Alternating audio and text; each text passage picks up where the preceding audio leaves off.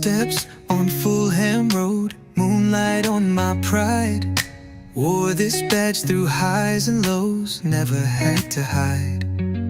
Memories in Stamford breeze echo through my chest.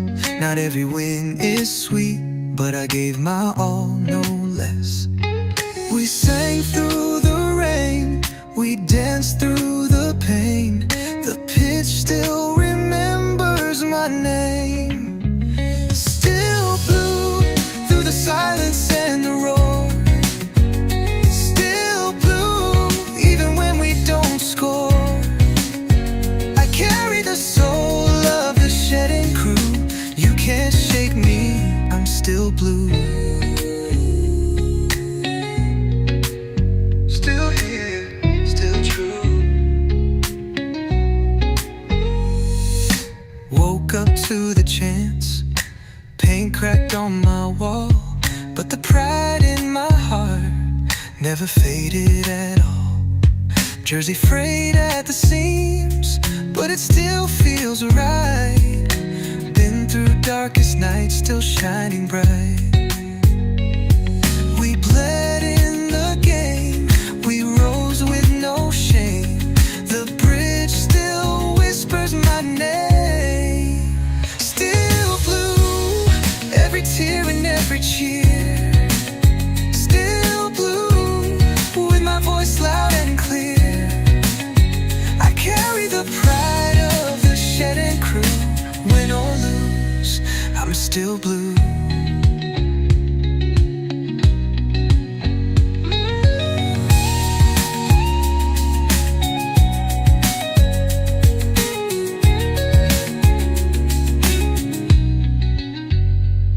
From Drogba's fire to Ritz's run, we stood tall under every sun. Through Abramovich nights to new days begun, this heart beats for only one. Still blue, even when they don't believe. Still blue, every year we grieve and dream. I carry the hope of the shedding crew, born for this, I'm still blue.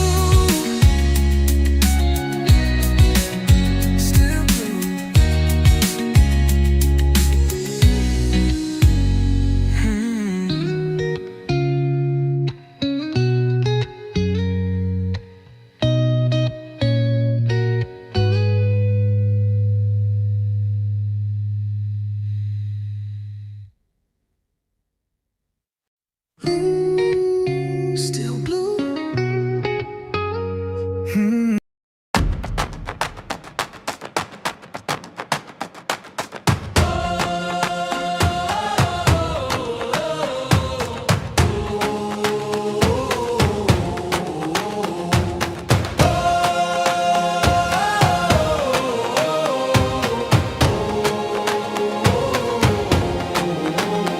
From the bridge to the stand, I carry that crest in my hand. Rain on my shoulders, still I stand. Tell me who wears it like we can.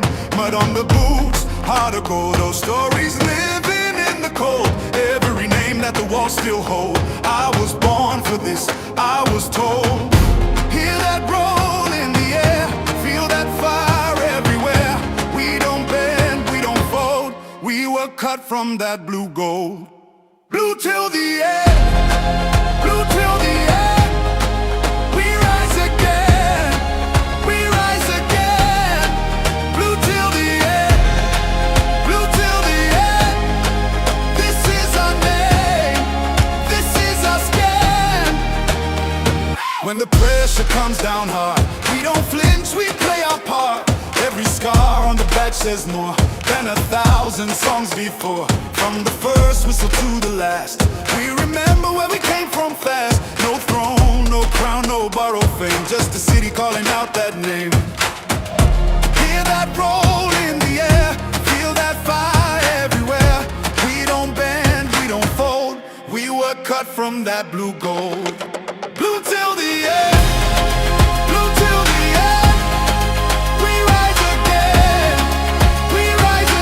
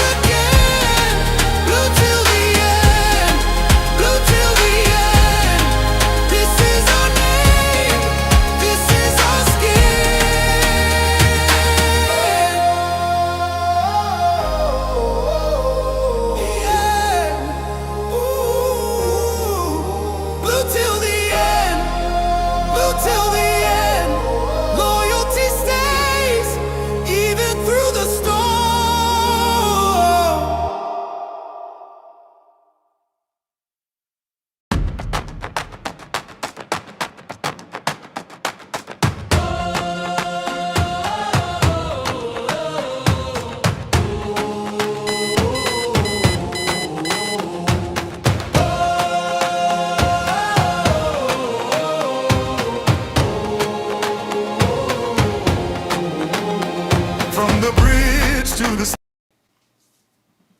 Yes, good people, big up to all of you. Welcome back to Chelsea Perspective, and welcome for another edition of the Blue Morning Show. I do hope you're all doing well. Quite a lot to talk about today, but the main topic is, the delicious, you know what we call it, the keep or sell exercise, where we not play around, we discuss and analyze why the club should keep certain players, sell certain players, and loan out certain players. So it's going to be a lot of fun today. And if we're not able to complete it today, then we will schedule a part 2. But that's, by the way, as usual, I do hope you're all doing well. The strength of this community is you. Yeah, and that's why it's always a debate and rarely a union. Without you, I don't think we'll be anywhere close to 30k subscribers, but we're getting there. And as promised, the moment we get there, we will do a Chelsea Kit giveaway, a custom Chelsea Kit giveaway, where you get your name on the back, or you can request for the cash equivalent, whatever you want. But that's, by the way, today we'll talk about Enzo Fernandez's future, Marc Cucurella's future, more about our new manager, the future of Josh Acheampong, Romeo Lavia, you name it. But more importantly, we'll go news hunting, because it's not structured. The aspect that is structured, it's just the part where we do the keep excuse me, loan or sell exercise. I do hope you're all doing well once again. Oh my God, what happened to me? But thank you. Excuse me.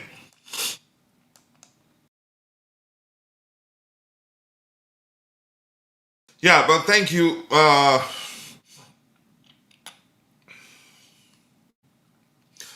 thank you once again for finding the time to join me. And as usual, I'm going to say hello to those of you in the chat. First person, Modmana. Yep, the live chat army, the AI, second AI that is helping us police the chat. But that one a little bit feisty, I must say. And then, of course, my bro, my Iraqi bro in MBF, Mabaso 5, aka MBO5. I do hope you're doing well. I appreciate you finding the time to join the conversation. Big up to the legend Cucurella, he said. Big up to you too. You're a legend yourself. Crystal Palace won the Conference League. Adam Wharton was their best player on the night. Imagine Adam Wharton at Chelsea. He is Manchester City's priority, I've heard. Correct me if I'm mixing the names up. I'd be shocked if he'd prefer to come to Chelsea over City, given that, we don't have Champions League football. But we'll see what happened here. He's a sell Cucurella and all the names. Badiashile, Tosin, Pedro Neto, Enzo Fernández, Liam Delap, Filip Jörgensen, Malo Gusto. I think Gusto stays. Alejandro Garnacho, Axel Disasi. And whoever falls under the category, others and etc. Excuse me. What happened to me, really? All right. Without wasting much of your time, I will go to the presentation window. We'll go news hunting. Mark our time there, and hopefully you get one or more two panelists to join me so you can get diversified opinion. You don't want to listen to I alone waffle, okay? All right, where is the window? And of course, my go-to place, Vince, my bro, my most trusted source for news, to see what he has for us out there. And as usual, because we're going news on this timeline and see in case anything new emerged as the show progresses. Okay, so the first item here, I have coffee, so I think there's some sort of seed I added to it, so that's probably what got into the wrong pipe. Yeah, but I'm still gonna enjoy the coffee anyway. All right, let's see. Thank you for the advice. And I'm gonna get Modmana to start fighting you since you don't want to talk about the show. So the first item we have here, let's look at it. Let's see what we can learn from it. Jan Diomande said, I had trials first in Scotland, if I remember correctly, Glasgow Rangers, then at Chelsea. Oh, really? Then at Chelsea, Bournemouth, Crystal Palace, Olympiacos. They all went well on the pitch, okay? At Chelsea, I even spoke with Mauricio Pochettino, but then I don't know what happened. It didn't work out. Maybe Pochettino didn't like him. That's a possibility, because if the coach likes you, he'd recommend that the club signs you. So I'm not sure again, but these things happen. He's not going to be the first. Mbappe had a trial at Chelsea, and other clubs too. So no, it's not. I don't think I can function without it. But that's by the way. So I'm not sure what we missed, why we missed him. But yeah, it happens. I'm not going to read about Neymar. This show is not about the Brazilian national team. Let's see. Barco, Gordo, and Pendas suffer score Conference League best 11. Oh, even though they didn't, they didn't succeed in winning it. So yeah, Gordo, yeah, okay, left wing. Pendas, best goalkeeper. Wow. Valentin Barco, one of the, you could get sixes. Let's just use that general language there, because it's just about the best 11. He say, or maybe Chelsea don't know how to develop youth. That's why Diamonde couldn't sign for Chelsea. I disagree. We're actually, if Chelsea was a school, it'd be still a school, because it's still some form of the youth level. For me, is still some form of educational institution. So, but if it was like a school for formal education, you'd argue we're one of the best schools in the world, where most people actually, knowing that their child might end up not getting the chance to play for Chelsea, still send them to come try out at the club and then get to develop under the umbrella of Chelsea Football Club. Mike Pendas is SofaScore Conference League Player of the Season. Are you serious for SofaScore? Okay, not the, not the. But yeah, I still think Sanchez for me is still a much better goalkeeper. Pendas still has a lot to learn. As we remember when we talked, the first time we talked about him, we compared his numbers to that of Robert Sanchez. His high claim numbers are very low, and we've seen, you could say, we've seen evidence that that's an area where he needs to improve. He needs to learn how to command his area learn how to command his area very well. One it was Bobby saw that, and I did see it too, where he was waiting for the ball to get to him instead of him being proactive and coming out of the 6 yard, leaving the 6 yard his line to come claim the ball, because you have the advantage with your height and hand as a goalkeeper. He didn't do that, and he was lucky that the opposition player mistimed his header. Had he timed it properly, the ball could have ended in the back of the net. And that's just not just an isolated incident. He still has a lot to learn in terms of defending, you can say, commanding his box. High claims, more importantly, a critical skill that every goalkeeper in the Premier League needs these days, most especially now that the game from a tactical perspective is becoming more physical, especially teams looking to unsettle goalkeepers to score from set-piece situations. All right, let's see. What else do we have here? I think I see Jay in the house, and I'm going to say hello to Jay. Big up to you too, Jay, my bro. You should do a keep, loan, or sell video on our squad. What does the title say? Did you just wake up, Jay? This show was supposed to actually air, I think, a day ago, but had to be postponed because we were switching systems, and I don't think the system is still perfect yet. When I turned it on, there was still a bit of an issue, so I had to turn off. Some bells and whistles to give the system some breathing space to be able to deal with you could say part of the bells and whistles that are critical to the process. But Jay, nice to see you. Good morning to you if you're just waking up. I appreciate you. MBO5, Mabaso5 always there. Mod Mana is on fire. Yeah, damn, indeed. All right, that's by the way. I appreciate you, Jay. It's all love. It's all love. All right, let's see.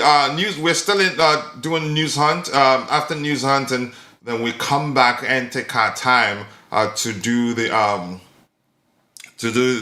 lineup prediction. No, the keep or sell, keep loan sell exercise. Valentin Barco's camp think he's not going to the World Cup. Probably they have abundance of talent in every department, so probably not mature enough. That's just my opinion anyway, but we don't know. If have they released their squad? Don't be surprised if Bayern show interest in NATO after losing Gordon to Bayer Leverkusen. Bayern, they've always known to sign pacey players. And who's to say Neto wouldn't kill it there? He would, but they have to pay up. He still has a long contract at Chelsea. High-pressing wingers are becoming hot cakes in the market. Every club is looking for wingers who can press tirelessly. What's happening? That's why teams are signing more and more younger players, but still mix it up with more experienced players. I think Enrique started that trend. Yeah, Enrique started that trend. And my MBO5 says, Cucurella always anchoring our midfield. Aston Villa protecting the back four. Thank you. But don't say too much so my head doesn't explode. João Pedro will surely be called up now. That Neymar is injured. Neymar got injured again? Are you sure that and other names that Ancelotti will probably call up and still find the excuse to leave out João Pedro? My world. All right, Frank Lampard, an option for Crystal Palace if Iraola declines to join them. But I don't think he'd take it. He's taking a huge risk. Yeah, okay. This is why I wouldn't mind having Dean Hudson on the screen here. Because you could argue the Dutch Spanish man. Because rumors suggest that that Real Madrid are even willing to offer players plus cash to get Enzo Fernandez. So which of the Real Madrid players do you think would be interested would accept plus cash to give them Enzo Fernandez? I don't know. I'd say maybe Dean Hudson, because we wanted him, and the only reason we wouldn't maybe take him is if maybe Alonso doesn't want him. But I think he's a talented young centre back, but still has a lot to learn, in my opinion. But let's see. It's an interesting situation, in my opinion. A lot deeper than a lot of people can imagine, given the fact that Madrid want him. Enzo Fernandez to the measure that they're willing to give Chelsea player plus cash. The question now is which of their current players are they willing will they be willing to join Chelsea plus cash to get their man in Eden Hazard? I really don't know. I honestly don't know. It's a difficult one to tell. But maybe Alonso would demand Adagula because he loves him. I don't know. He says here, Lampard isn't going to Crystal Palace. He is staying at Coventry. I think he'd be better off staying there. Build with a momentum, given how well they did in the Championship. It'd be a huge risk to join Crystal Palace. Militao, he's been poor since 24-25 season. I don't know why Mourinho is starting him. I'm not sure what you're saying there. Mourinho has he started work already? And this season, and why would you want a player that hasn't been playing? It's a player that has been poor. Adaguya, yeah. And because Alonso loves the kid, maybe. Samakwasi, thank you for joining the conversation. I do hope you're doing well. Maybe that'd be the reason that would say, okay, you know what? Adagula plus cash, then you can take Enzo Fernandez. That's a possibility. And usually during the election period, Madrid are usually desperate. The president would want to prove that, yeah, he deserves to be the president. Look, he's able to get the club certain one, we can say one particular signing and the other and all that. It's politics. It's all politics and Madrid, in my opinion. All right, let's see. Which Real Madrid player would you either go, in my opinion, plus cash? Anything important here to read? Patrice Evra talking about Chelsea. For Parma and his family, of course, it's beautiful. They go to the World Cup, but if you really need to do that surgery and go back to his best, yeah, it will be better for him. And you could argue, had he gone under the knife, you could say a few months ago, he'd be fighting in all cylinders right now, probably be at the World Cup, but we don't know. Of course, we're speaking in hindsight now. Patrice ever says, as a Frenchman, I would be happy if Cole Palmer doesn't go to the World Cup. England will be less dangerous. He has to take care of himself. More importantly, but I'd say if I were, I've said this before, if I were the English manager, I'd take him. Honestly, but that's my opinion anyway. Abe, thank you for joining. I appreciate you finding time to join the conversation. It's been a minute. Hopefully your absence simply means that you've been busy, and if that's the case, we're happy for you. For me, I'd go with Tchouaméni, Tchouaméni for Enzo. I think we're actually, with Enzo leaving, we're actually losing the balance we've always had in the squad. So bringing in Tchouaméni will actually make the lack of balance even worse. But that's my opinion anyway. All right, let's see. What else do we have here? Patrice Evra, we've read that particular comment. Evra also. Giovanni Kenda, let's see what he has to say. I like this kid. I am more mature now with a bit more experience, although there's still a lot for me to leave in football. I'm guessing learn. Okay, but Sporting helped me so much. I will always carry Sporting in my heart. It's not goodbye. It's see you soon. I hope one day I can wear the Sporting shirt again. Probably when you be on the verge of retiring. They should keep trying for João Pedro. They know their place now. Barcelona are preparing the first official bid for Julian Alvarez to be sent soon and without any players included. Julian informed Atleti of his desire to leave after rejecting a new deal months ago. Argentines and their lack of loyalty to clubs, really.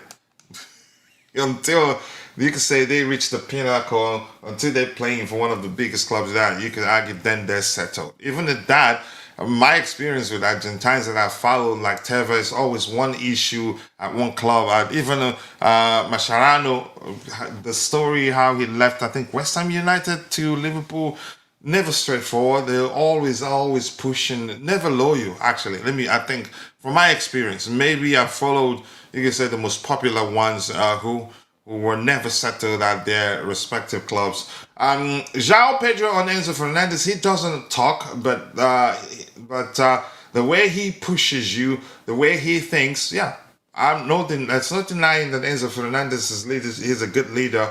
He thinks he's the best. That's why I like him. His mentality is, I am the best. It doesn't matter who he's playing against. He always thinks he's the best. So the confidence he has in himself is very good. It is what it is. It looks like it's goodbye at this point. But I've always said, like when I had that back and forth against my old friend and Bobby Fairview, I told him, look, I'm not arguing that he cannot leave. But even with the Article 17, he'd still leave on Chelsea's terms. Chelsea will not sell him for an L. He will still leave on the club's terms. I get it. He can leave if he wants to. Easy peasy. That's the easy part. The question now is, will the clubs that are interested in securing his signature meet the club's valuation? Which is, we're here in Madrid. It's going to be very difficult for them to do so. But let's read it. After the final whistle against Forest earlier this month, a number of Chelsea players stood a safe distance away from the remaining supporters in the Matthew Harding stand, clapping and gesturing apologetically, but afraid to come any closer. João Pedro was the only one who approached, greeted with a notably warm reception even before he identified a young fan to present with his bicycle kit scoring March kit. Chelsea through and through. I gotta love that. You've got to love that. You've got to love that. The heart of a lion. Yep, yeah, I think that'd be the accurate thing to say about him in that situation. And please, if you're following the show, if you haven't, take a second, drop a like on the video, and also do subscribe to the channel. If you haven't, the likes do go a long way. How many likes do we have now? Not a lot, but we don't have a lot of people following the show right now. We have 7 likes. We can do a lot better than 7 likes. 11 people following the show on YouTube. In total, we have 23 people following the show, 11 on YouTube, the rest shared between X and Facebook, whether equally Cucurella doesn't know. All right, let's see. What else do we have here? Okay, good. Continue having a good conversation with Mod Manor there. You know he likes you. Anything? Okay, Liam Tuomi says that it's arguable that no Blue Coat signing has a higher approval rate among supporters than João Pedro right now, as much for the way he carries himself as the way he plays. There's no performative remonstrating, okay, which I don't even know what that means. I haven't used that word before. With teammates, no petulance in adversity, no obvious downing of tools. His cool, confident demeanor and a consistent work ethic give hope of better time ahead. And yeah, a lot of Chelsea fans love him. Even though he struggled, there was a period when he struggled a little bit, they still didn't give up on him. I know some did, but majority did not give up on him. Some were at the time mentioned, you could say, comparing him to Nicholas Jackson and questioning whether he's even better than Nicholas Jackson, whether it was a mistake letting Jackson know, even though leave at the time, even though Jackson was the one that pushed to leave. But yeah, he's here. Slug it out with them. If Lampard stays at Coventry, it will be perfect for him. Yeah, it'd be stupid to leave Coventry to go, I don't know, take the Crystal Palace job. Barcelona were truly, I'm remixing that, of course, the way I'm phrasing it. Barcelona were truly interested in João Pedro. It's no shock that Chelsea success and sees he's untouchable and going nowhere. Bluco took 3 years to identify and sign a truly elite striker. Yeah, finding another one to replace him 12 months later, even with the help of a healthy resale profit, it's not appealing. It's not an appealing prospect. It just wouldn't make any sense if the club lets him go now. They're going to create a whole lot of problems for themselves. You could argue that could actually unsettle the club. Some players would want to leave. Since what we do now is sell our best players. Yeah, I'm out of here. All right, AS Monaco agreed deal to appoint Filipe Luis as their new manager. I think he's going to do well there. After all, I'd say the Brazilian league actually more physical than the French league, and more technical. But the French league is still a very, very good league. So not a huge shift in terms of not too much disparity in terms of quality. I don't know which one. I don't think it makes sense to argue that one of them is actually better than the other. So good luck to him. He seemed to have it in him. Let's see how well he does. And if he does well, he'd be. You could say he's gotten an opportunity now to polish his resume to show that he's capable of doing it beyond the Brazilian league, in Europe, to be more specific. And if he does well in Monaco, he'd get the opportunity to coach a much bigger club. Yeah, and who's to say that next club? I don't want it to be us next, because yeah, I want Xabi to do well. That will give him another 4 year or 6 year deal. But let's see what happens. AS Monaco would be a good move for Felipe Luis to polish his resume plus upgrading his managerial CV. Yeah, basically two things. You say the same thing you said in two different sentences. Differently phrased sentences. More inconsistent teams in the league, weaker league next season could be worse than this season. But I think we'll be in Europe next season. Yeah, okay, no. Okay, that's in reference to what Ben Jacobs has to say. Ben Jacobs posting that 9 English teams will be in Europe next season. We are actually going to be up there fighting for the league, because we will have a deeper squad than a lot of them. Maybe Arsenal have a deeper squad than us. Maybe right now you could argue more quality than us in terms of squad depth. No sugarcoating it there until we say, let's see what we do in the summer. You have skipped my previous comment. It's about Frank Lampard, the first two. I read them both, but we're not talking about Frank Lampard now. I don't have to. It doesn't have to be going back and forth. You know I love you, bro, but yeah. Sometimes try follow me, okay? Try follow me so we can keep the topics aligned and not be going back and forth, okay? All right, let's see. Julian, is it Julian or Julian? Julian Nagelsmann, to be honest, even at 70%, Jamal Musiala still better than many others in the world. He is that good. And I decided to read it, yeah, because he's Chelsea. Yeah, he's a product of the Chelsea Academy, and what a player he is. Any other news item here that we currently know that Enzo Fernandez is, he wants to leave Chelsea. That is nothing new there. It's everywhere out there. But that doesn't mean that, definitely he will leave.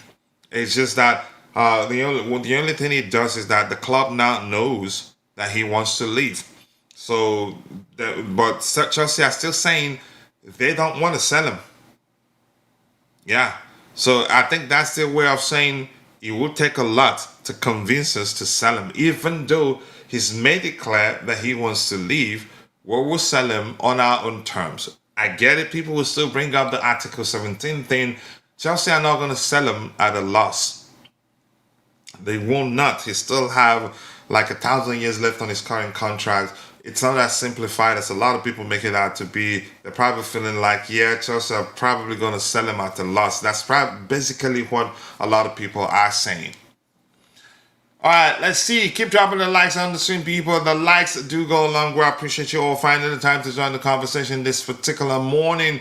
It's still 9:29 a.m. CST. So if you haven't, please take a second, drop a like on the video, and also do subscribe to the channel if you haven't. So Malo Gusto on Instagram.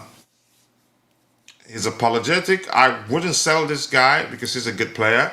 You can argue the reason for his inconsistency is down to managers using him in variations of ways, which has learned to him not, properly mastering the playing in a particular way.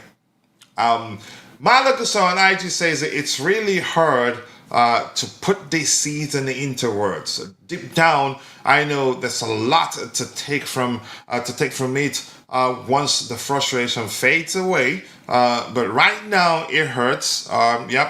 It hurts for us, and I know for you too that it hurts you.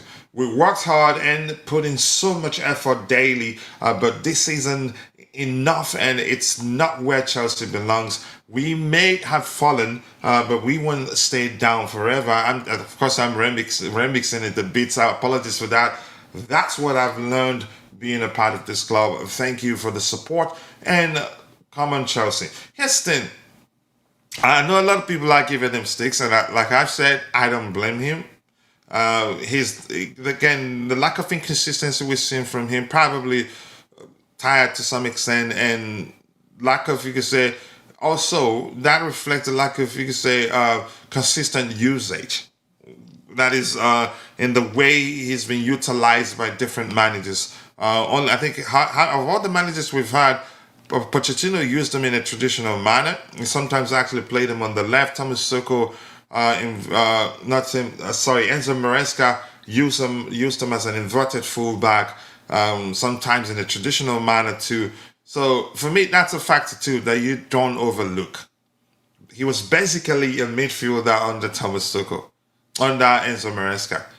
Yeah, didn't play he didn't play consistently as a traditional fullback. So that's a factor you shouldn't overlook, and he's such a talent.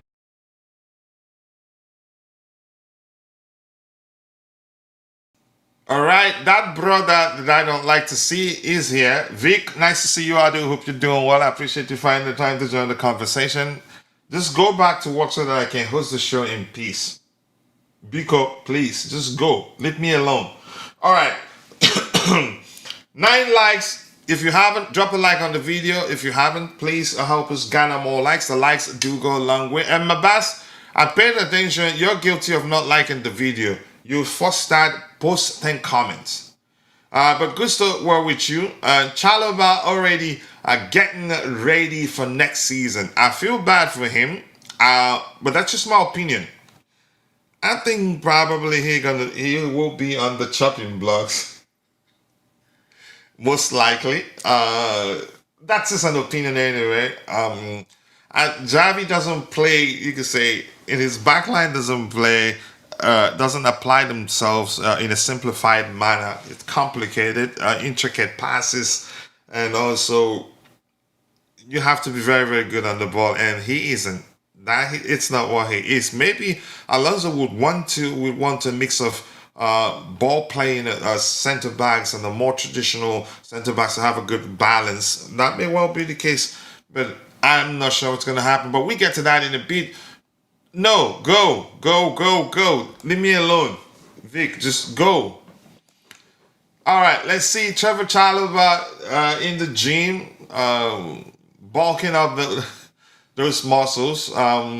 He's always, again, I'm not sure. All right, let's see. What else we have here? Newcastle cannot believe their luck. They didn't want to waste time before Barcelona changed their mind. I think... Houston, Barcelona getting Anthony Gordon, that's good scouting work. He's a very, very industrious player. His industry, undeniable. Very, very hard working whenever he's on the pitch. And he's a quality player.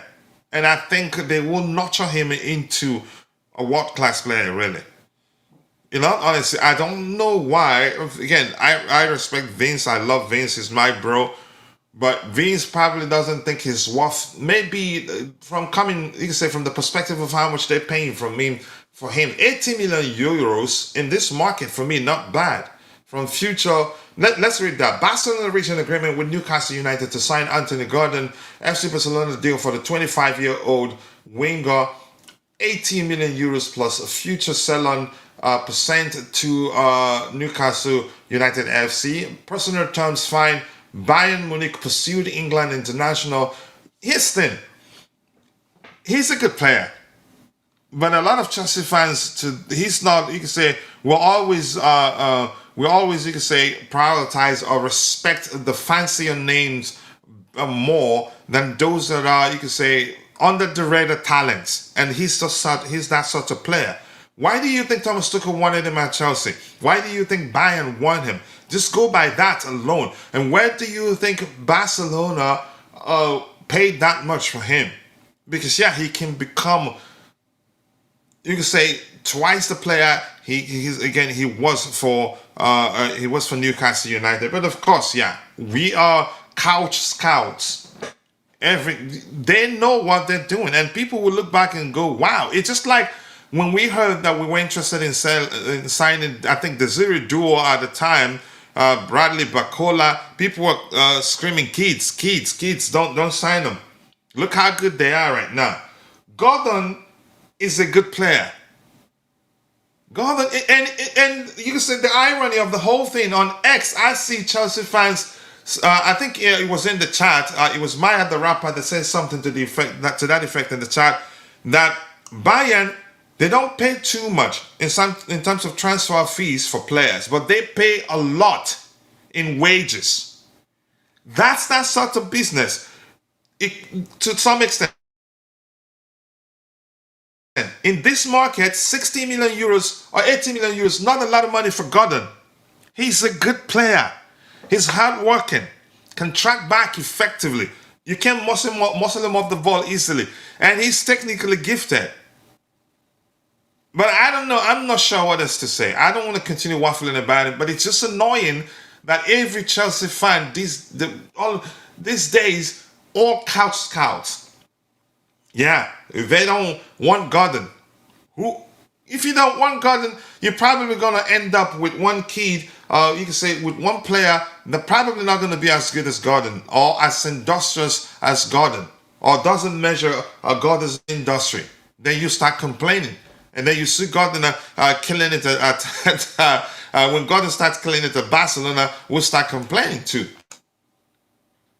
All right, just go. Just go, please. All right, let's see what else we have here. Keep dropping the likes on the stream, people. The likes do go a long way. Gusto isn't Xabi Alonso type of fullback. He might not be, but I wouldn't jump to that conclusion. Coach, don't take Vic like... No, I don't like him. He should go back to work. Are we linked with Adagua? No, we're not. But I'm just saying, we've heard that Real Madrid, that to get their man, to be more specific, Enzo Fernandez, they're willing to offer player plus cash. Then I was saying that, okay, since Xabi Alonso, he loves Adagula, the Turkey, the kid, and Ada is even saying that I think after they beat what team, that he sent him a text message telling him that that he was proud of him. So maybe we can get him. So maybe if they really want Enzo Fernandez, okay, give us Alda plus cash, then take Enzo Fernandez, and I'll be happy, really. But what else do we have? But Jeremy, nice to see you, Jeremy. I extended the first live quiz by 5 days. Okay, so in 5 days I'll create the second one. So let's see what else you have here. Why is Vic agreeing with me?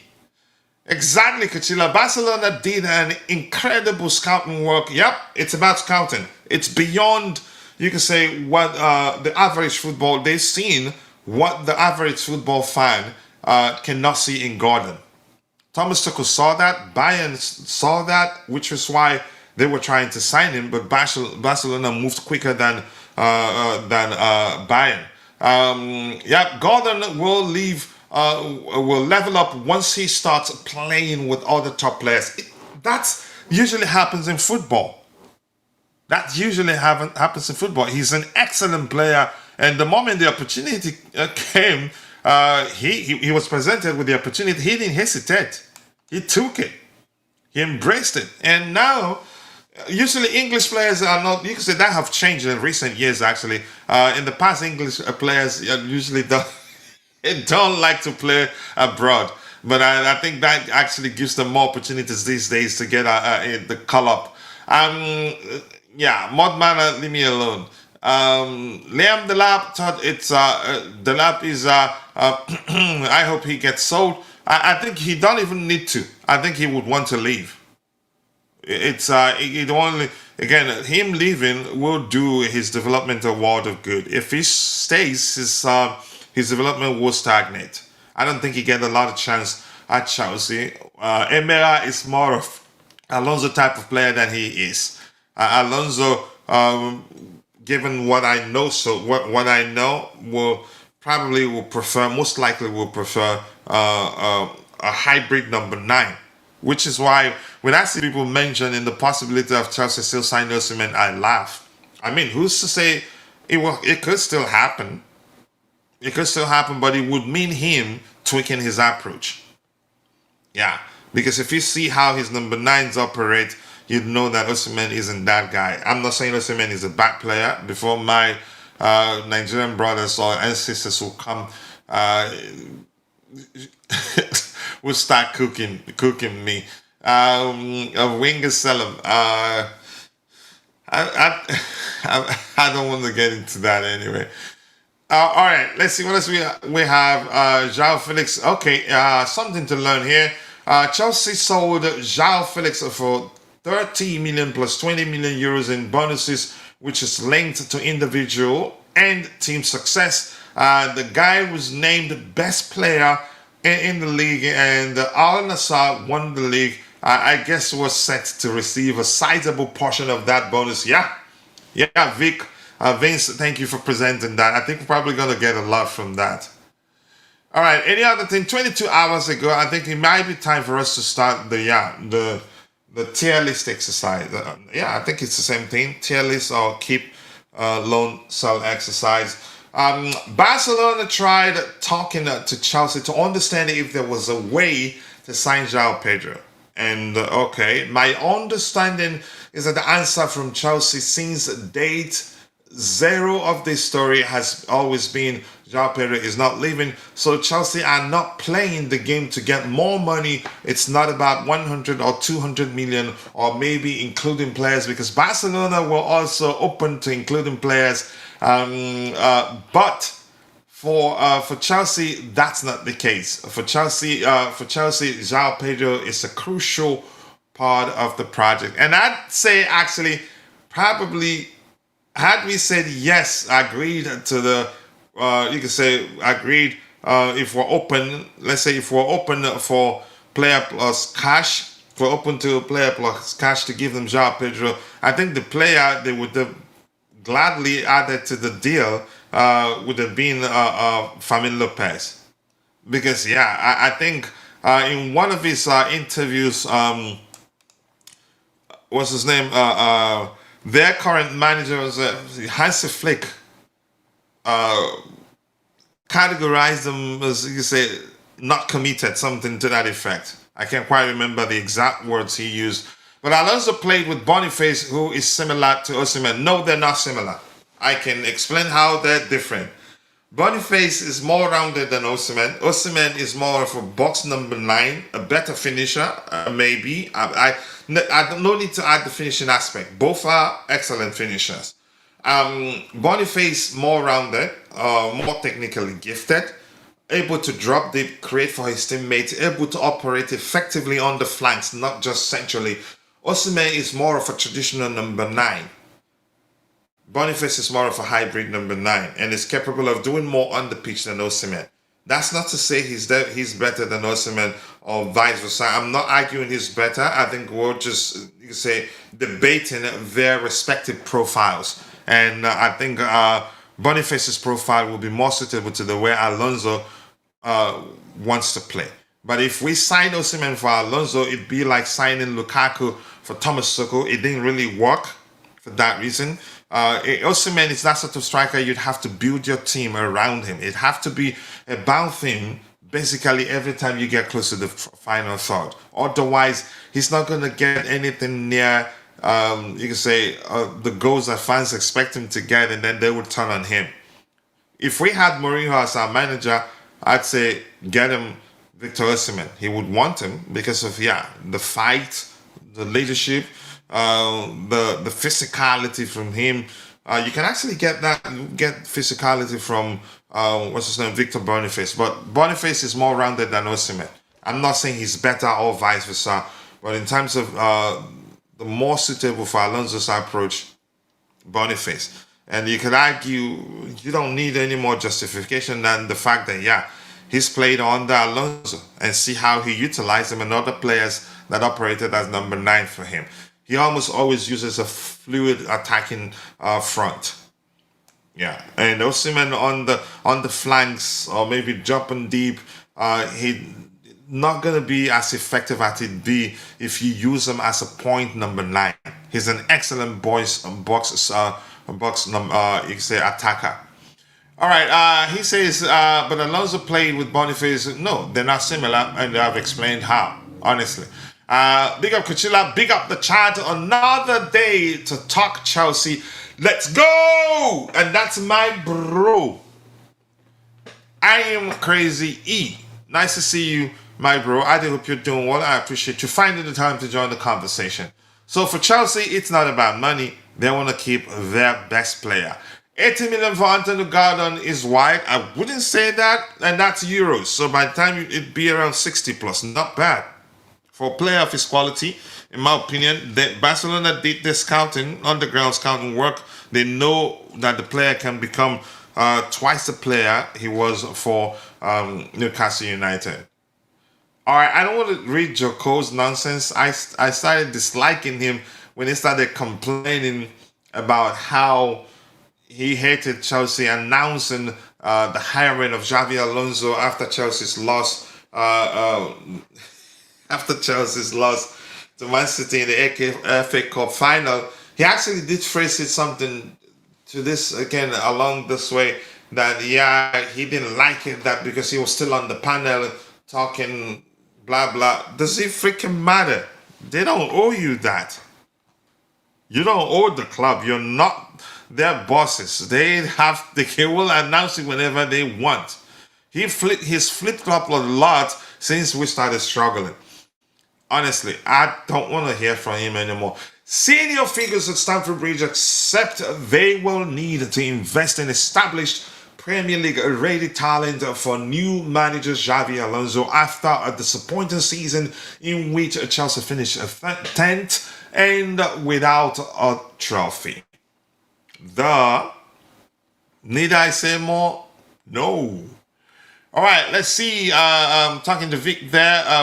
Boniface is not similar.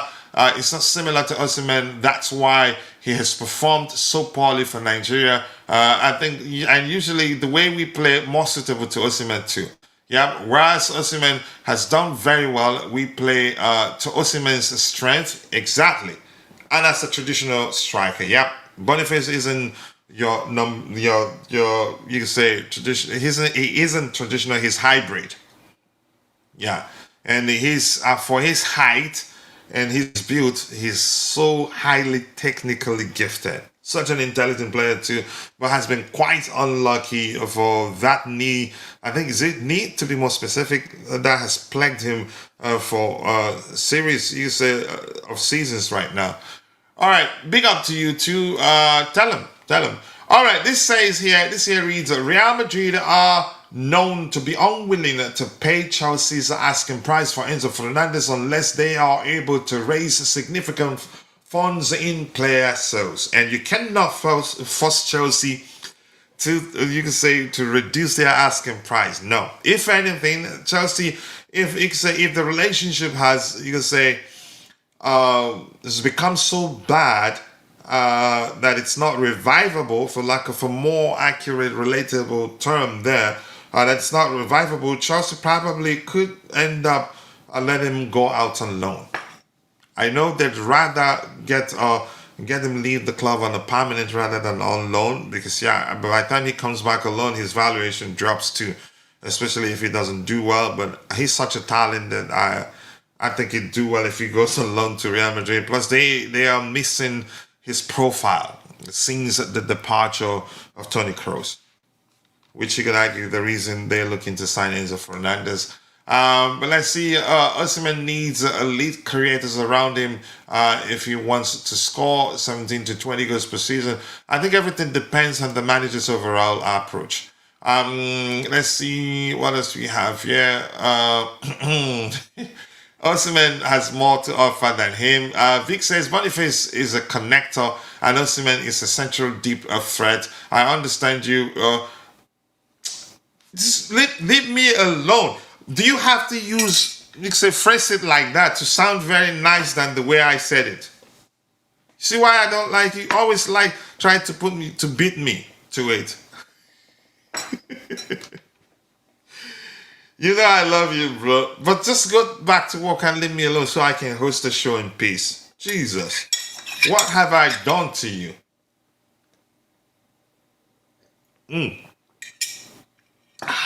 Colombian coffee. Still It's cold, but it's still enjoyable, really.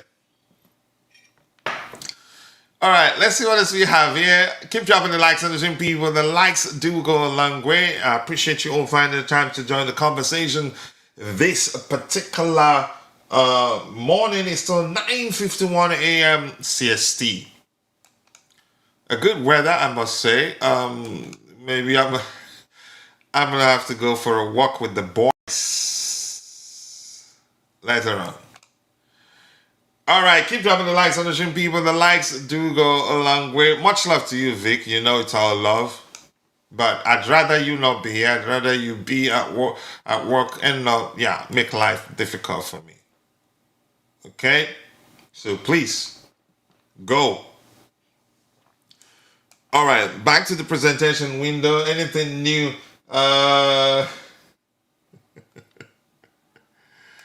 Bobby got 100% support now. Bobby isn't here now. Might join, but yeah, let's see how quickly we can round off. I'm going to go back to the presentation window. We've addressed this one in particular. This one, Javier Pastore, I think he made the situation worse. Enzo Fernandez agent is exploring potential destinations, notably his preferred option of Real Madrid. He might end up not moving to his preferred club. There's still a huge chance he plays 26-27 season at Chelsea. And it's that actually, the possibility of that happening, it's actually, you could say, more than 30, up to, you could say, nearly 30 to 40%. Why a new manager?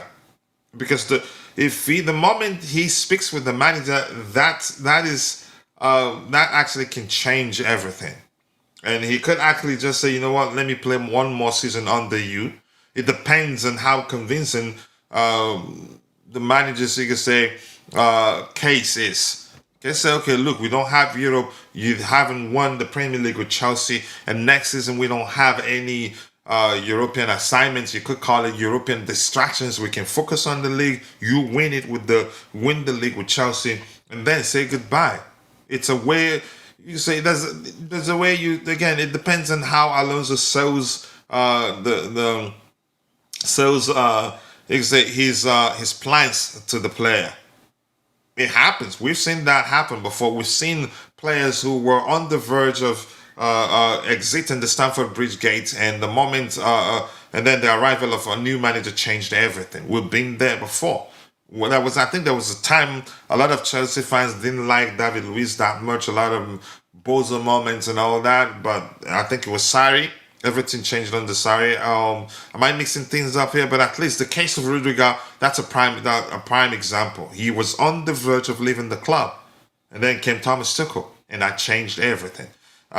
So there's still a possibility he stays. He still have a 1,000-year contract at Chelsea. Yeah, that's for me, because I can't, like, how to 2033 or so, I can't quite remember. Enzo Fernandez is not actively for sale and remains part of Chelsea's plans. However, he is exploring moves to other giant clubs.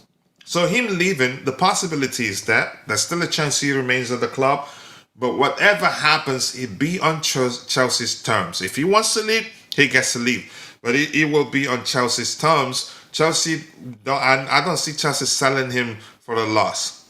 Chelsea will not take an L for him because it will compound, you could argue, already problematic financial situation. Not that problematic anyway, because you could argue we actually didn't really want to play in Europe next season, so we don't have to operate under the restrictions of UEFA.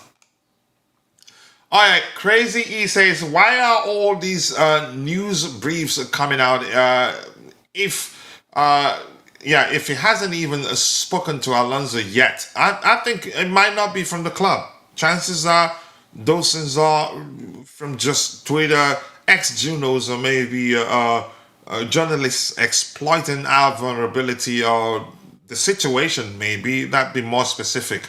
I think Enzo's agent is doing it too much. If Madrid does not come for him, Chelsea fans are not very forgiving. They will cook him.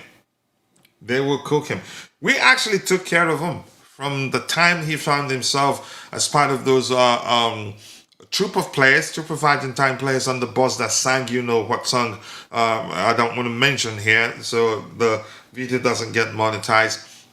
We forget him quickly, made him actually the captain after that incident. We took care of him, really. We took care of him, in all honesty. I think even if he wanted, even though, yeah, clearly, it's clear now he wants out. But I think him talking for Madrid the way he did, very disrespectful to the club, in my opinion. And I think the hierarchy did see it that way, which was why they were all for him getting suspended, because I don't think Rosinha would have suspended him had the club not okayed that. Look, and the annoying aspect of the whole thing, after the complaint from the fans, that wasn't the word. I wanted to use a different word, but yeah, I lost it. He doubled down, basically in the face of the club and the fans who weren't happy that he was talking for Madrid. I don't know why he thought he was gonna get away with it. I'm not too sure. You could argue anyway, I just don't want to start over speculating. Let me just leave it at my opinion that, yeah, what he did wasn't okay. And the fact that he doubled down for me showed he doesn't respect the club that much. Maybe he's done so well for himself that he's starting to feel that, yeah, he needs to be playing for a much bigger club than the Chelsea Football Club.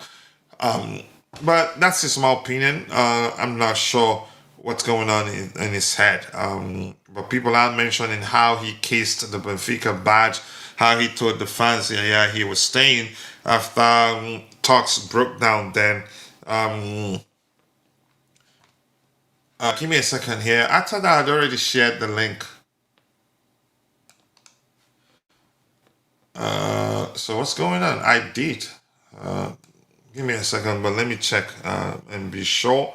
But keep dropping the likes on the stream, people. The likes do go a long way. 13 likes, but we should be doing a lot better than that. So we will get into the main exercise for today, which is Chelsea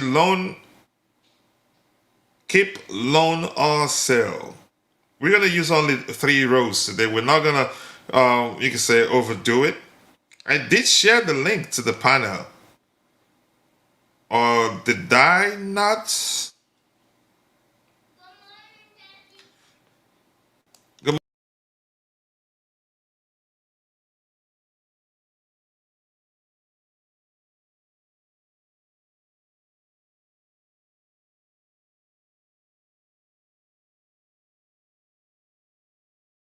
But that's what happens when you do everything alone. So just give me a second. I'm going to share the link to the panelist group so that you can get diversified opinion. I sincerely do apologize. I had it there, typed out the usual sentence, or the preceding sentence as usual, something to the effect of, please join me on the panel in 5 minutes if time allows, link. I thought I did. I apologize. But yeah, the news hunting been fun. Nothing much that if Dante was listening, I think, yeah, okay. Give me 1 second here. Let me share the link. But while you wait for me to share the link to the panelist group so that you can get diversified opinion from the panel, please keep dropping the likes on the stream, and also do subscribe to the channel if you haven't. I'm going to phrase it differently this time. Panel link. Right, there you go. Sincerely do apologize. I thought I shared the link. Maybe I did, because X has been quirky of late. So not necessarily my fault. It seems that Enzo Fernandez has made up his mind to leave Chelsea, but he's still on the contract for 6 more years. The club, they've made it clear they're not looking to sell him. He could end up staying, but yeah, I'd say 60, 40 or 70, 30 leaning towards him leaving, and that's my opinion anyway. It could end up Madrid might actually meet Chelsea's valuation, and he's gone. And I think Chelsea probably they know that if he has a good World Cup, then yeah, chances of the club getting even more money increases. But I have Constantine Dunn, the captain of the community, on the panel with me. Sorry, I can't speak this morning. But Dante, big up and welcome to the panel. Ozyman, I do hope you're doing well.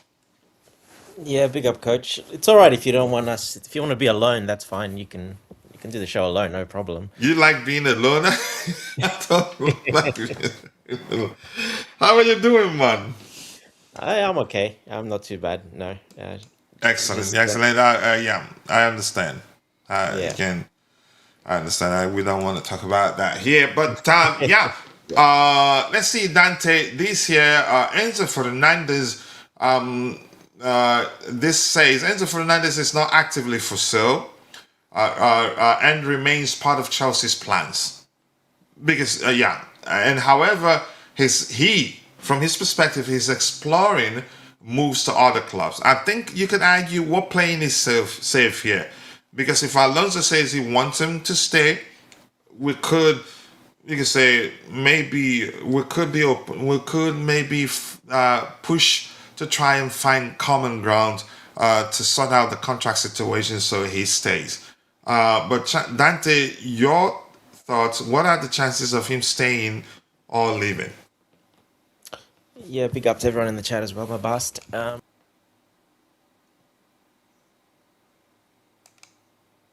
Moment, it's just talks. We'll see if they can meet evaluation. If they can meet evaluation, and Enzo says, "I want to go," well then, okay, let's do. They'll probably do it because they're not going to want Enzo staying here if his heart is not into it, and he doesn't want to Even commit. Alonso wouldn't want that. Alonso wouldn't want that either. So yeah, they'll chat. They'll chat on the phone. Obviously, these days it's easy to do that. He can't come to the club or anything, but he can on the phone from Spain. So I'm sure they'll chat about it, and he'll tell him what the plans are, etc., what he wants from him, how he wants him to play, where he wants him to play. So he'll go through that with him for sure. And then he just got to make a decision if he wants to stay or not. Now, he knows he's not dumb. Him and his agent know that he's not cheap, especially the season he had. They know he's not going to go And cheap at irrespective all. of the Article 17 that every content creator is mentioning, Oh, you God, can't force please. Chelsea. You can't force Chelsea to sell with an L. And please don't come up with that. That is But unbelievable you've to me. seen, you know about that, right? I saw it. Yeah, I saw it come up yesterday. I saw it. Of course, our good friend Bobby Fairview, Mineral Lieutenant. And those guys you're mentioning, they actually want him to leave, and they want Chelsea to sell him for a loss, so that yeah, talking point for them. Correct. Yeah. So, look, I'm not. That's rubbish. That's Article 17. It's just yeah, trying to be smart, bringing up trying to look smart and bringing up conspiracy theories again like that. Well, good luck to them. Whatever. Anyway, like I said, look, Chelsea will sell him if he really wants to go, but only if they meet evaluation. It's fair and simple. So, uh, don't even talk at all. They won't even talk to Real Madrid if they don't even come close to it. So we'll see what happens. And I think that would be quite a high evaluation. It's probably it's at 120 now. If he wins the World Cup and has a great World Cup, well, that could rise. That could go even higher. And I don't So think he would want to go through the process of, you could say, doing the Article 17 thing, creating issues, because the decision won't come down in a week. he can't apply. Article 17 doesn't apply to him anyway. It doesn't. I thought It it doesn't go. applies after 2 years. Yeah, it doesn't apply now. So there's nothing you can do about it. So it doesn't matter. He's not eligible for that at the moment. So it makes no difference. So yeah, let's just see what happens. There's a chance I think he stays because of the new manager, the philosophy, how he wants to play. I think that'll suit him really well. There's a chance he goes, obviously. I think it's balanced at the moment. I think it's probably a 50-50, just because yeah, the fee, obviously, the World Cup coming up, and yeah, Enzo could knock on wood, but Enzo could get injured tomorrow or at the World Cup, and then he's out for 6 months or a year. then they won't buy him. They can't buy. No one can buy him, obviously. So, yeah, there's a lot, things that can happen in the meantime. But yeah, I think it's a 50-50 at the moment, in my personal opinion.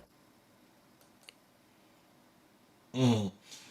Yeah, I mean, he could.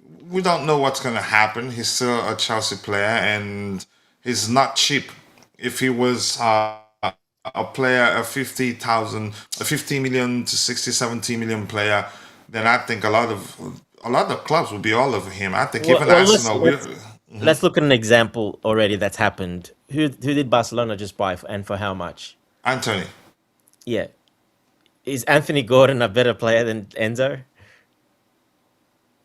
No, I don't think he is. No. Not even close. And he went for how much? Yeah. So that just tells you where the market is and how much, you know, which is a big surprise. Barcelona chose that player and paid that much. They Well, could have he's got not a bad Garnacho. player. Forget Chelsea fans not wanting the club to sign him. He's He's not not a a bad bad player, player. but I'm saying, No. they could have got Just good Garnacho scouting first. work. Barcelona know that he can become a much better player than he's been for Newcastle United for them. But go ahead. It's still a big risk, though, a player like that to send Absolutely. that hasn't really performed at the level for a club like that. And he hasn't done that well at Newcastle, to be honest. He's done okay, but not that type of fee. But I'm just saying that is where the market is. So if you can, excuse me, if you can compare those two, for example, you've got a world class player and Enzo Fernandez. Anthony Gordon's not a world class player, not even close to it. So he might become that in the future, but he's not a world class player at the moment. So yeah, that just tells you if they get 80 million for him, well, Enzo, you're not even talking about 80 million. Like I said, you're not even starting close to that. That's at 120, your starting price is probably 120. And then he goes up from there with bonuses, add-ons, etc. And here's everything we're hearing about that Article 17 or 15. All big Chelsea YouTubers or from the camp, you could say the section of the fan base that you could argue definitely want the club to fail. Go ahead, then I'll be right back in a minute. Yeah, it's definitely they want to fail, and it's like I said, it's that Bobby Fairview guy, and I think Eunice Hamu, or whatever his name is, he's the one that put that out as well, in conjunction, with the minerals. Obviously, it's the ones that, especially, they don't like the owners from the start, and they just want to be proven right. And they're, reveling that we finished 10th when we were in 4th and we finished 10th. So they love this at the moment. They absolutely love it. But they didn't love it that we signed Alonso because they kept saying, making videos, no, a club like, we're not selling Alonso. No, there's no chance, zero chance that we're signing Alonso. It's all PR, it's all rubbish. Well, we signed Alonso as the manager. So they're trying to come up with something else now, and that is exactly what they came up with, the Article 17 rubbish. They had to push some sort of narrative, and that's what they came up with. So, yeah, I'm not too fussed about that. Those people, to be honest, let do what they want. It's a shame they're in our club and they're just putting our club down and everything, but it is what it is. We move on. But yeah, look, Enzo will be expensive. He knows that. His camp knows that. And he knows he won't be able to leave unless Real Madrid, put that money up on the table. And yeah, and that's why I say it's a 50-50. If they can't do that, if they're not willing to spend that, it depends when they want to do it. If they were smart, they'd probably do it now. Like I said, the price is probably now 120 right now. World Cup comes along, he wins the World Cup again, and is a key player in that Argentina squad and has a great game. Well, that price rises from 120, probably another 20 million on top, 140. So yeah, let's wait and see. I mean, it's very unfortunate that you can say content creators, big Chelsea content creators, we're our own biggest enemies. We don't even talk that much about how bad those guys in question, you don't hear them speak much about how bad the officiating in the FA Cup final, how it was. You don't hear them talk about how the FA seemed to not care about how the referees treat Chelsea. All they wait for to pounce on is the slightest of, you could say, what's the language I'm looking for? Bad event, maybe. I think that's a simpler way to phrase it. But Yeah. yeah, it gets the point across. That's the sort of thing that they just, you can say, pounce on and take it and run with. They have been there, but before Fairview, one of them, Louis, what's Unistocks Football, one of them, Minerals FC, one of them. All they do is just pounce on the failures, or you can say issues, because they're all not failures. They become the biggest, you can say the best accountants in the whole world, yet some of them actually earn into finances. In Yeah, all Coach. honesty, but the main experts, I'm talking about the Article 17 thing, I get it. Even if I told Bobby Fairview, I'm not saying Enzo cannot leave if he wants to leave. If he wants to leave, he's definitely going to leave. And that's Of because I course. don't think the club will be open to keeping a player that wants to leave. But the truth remains, irrespective of Article 17, 18, 19, whatever you want to call them, Article 17 times by 2, that'd be 34, right? Even if you like, call it Article 34. Chelsea will sell Enzo Fernandez on their own terms. You can't force them otherwise. But Bobby, let's hear your thoughts on the situation. Oh, he's on mute, Sorry, maybe. guys, I was trying to unmute. Yeah. I don't really know anything about this. What's the Article 35? What's that about? It's just sorry, Bobby. It's just a conspiracy theory. Well, it's real. Or It's there, but the European yeah, sanction? it's just like a No, I thing think where Article 17 is a FIFA thing. I think it's so. if players want to leave, they've got like rights, a bit like the Bosman rule, sort of, one of those kind of things. That if the players want to leave, they can leave, etc. Like in a 2-year window, it's a lot to read. You got to read it, but it doesn't really apply to our players anyway. Not to Enzo Fernandez, not now. So it's just something they've come up with. Minerals and Eunice and all these guys that hate the club, and It does exist, but it's not as simplified as they make it to be. exactly. It's just Well, something it's they've come funny, up with funny because how we've signed Alonso now, and they they're pissed off always that we find signed these Alonso. things where Chelsea's concerned, isn't it? How many players all over the world have wanted to leave various clubs and haven't been able to? It's normal, If you know. yeah, if you want to leave, you get to leave, but you can't force the club to say you can't basically, even if, let's say, even if Enzo Fernandez hands in a transfer request, it changes everything. But you can't force Chelsea to sell for a loss. Six Hmm. years is a long way, and if you want to play with your career and slug it out with them, good luck. Well, They that's will, true. Plus, yeah. the fundamental thing is who's looking for him anyway?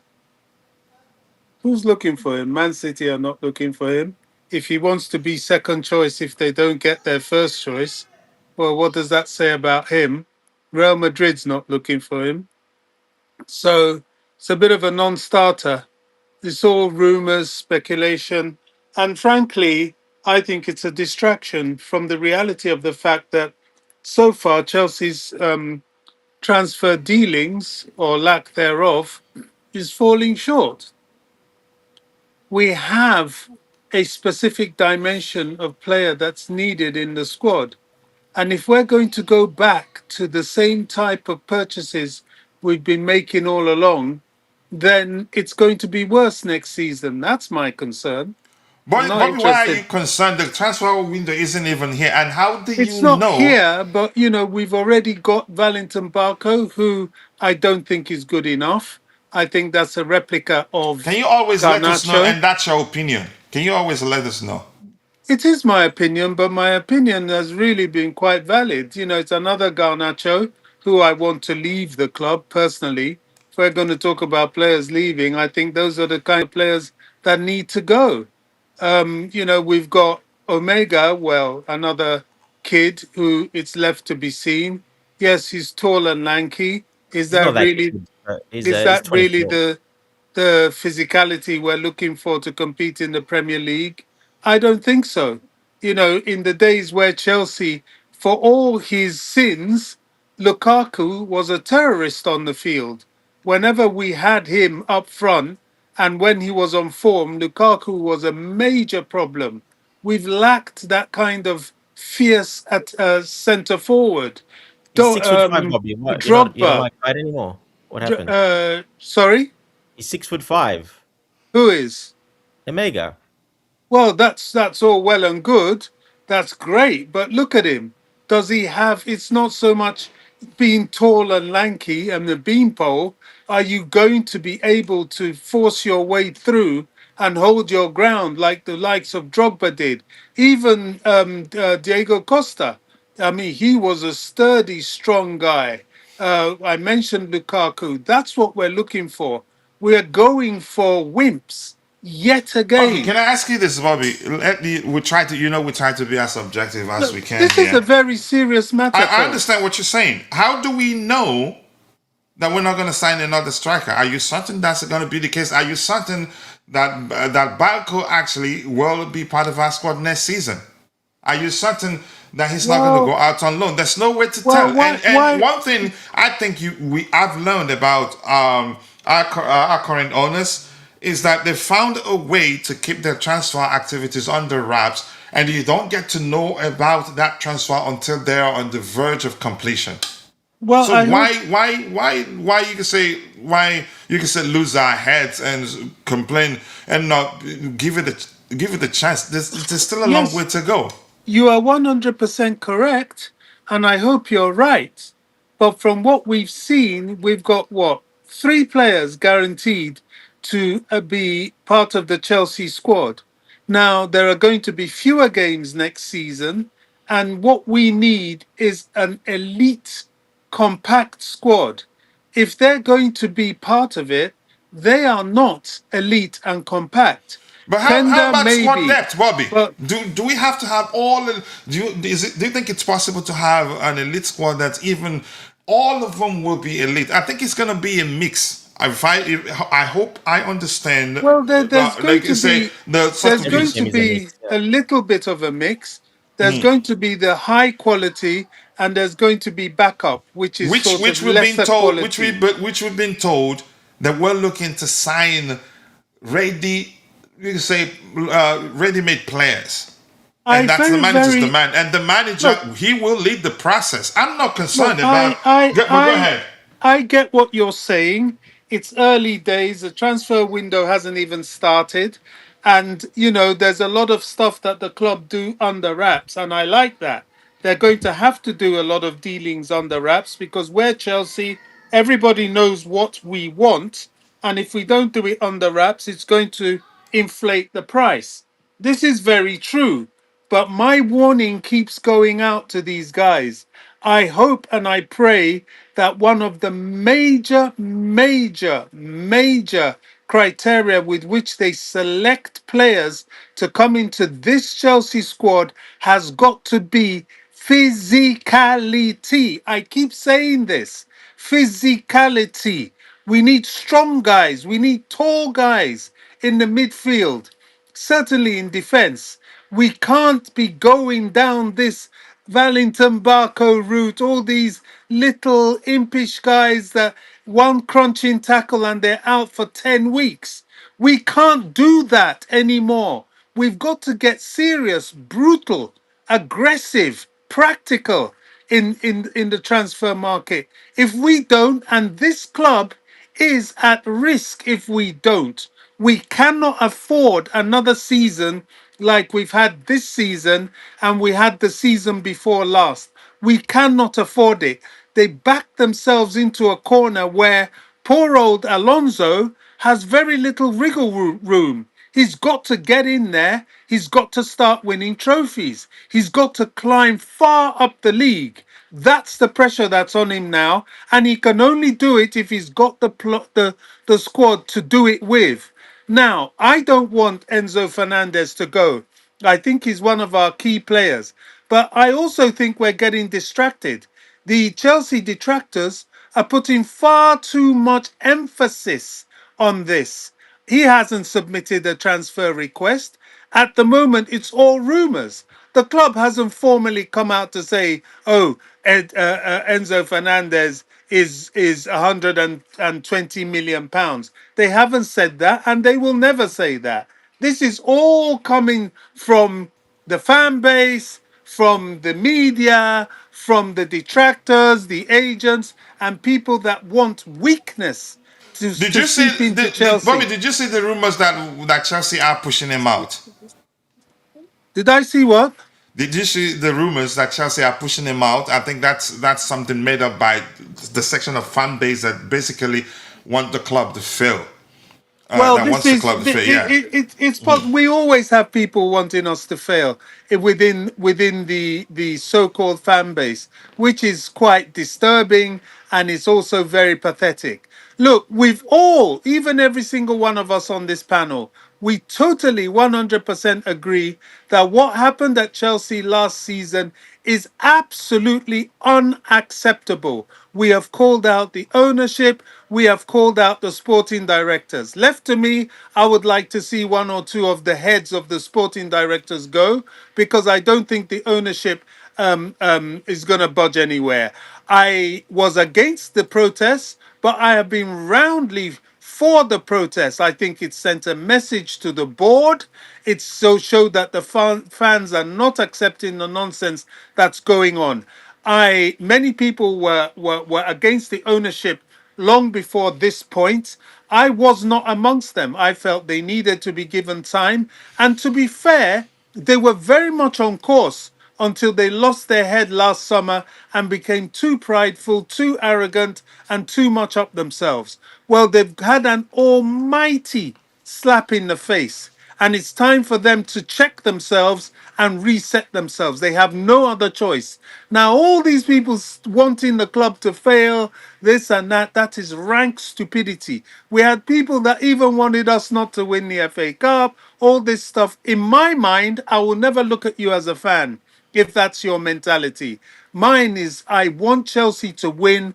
I want them to succeed. I don't care who's in charge. I have no personal issue against Blueco. Blueco have one job as far as I'm concerned, and that is to bring success to Chelsea Football Club. Anything else, I'm not interested. I don't care. All right. So anybody else coming up with this, that, and the other, we know what it is. We have it even when we're not in problems. We have people looking for the demise of Chelsea. So my eye is on the success, bringing in the correct players.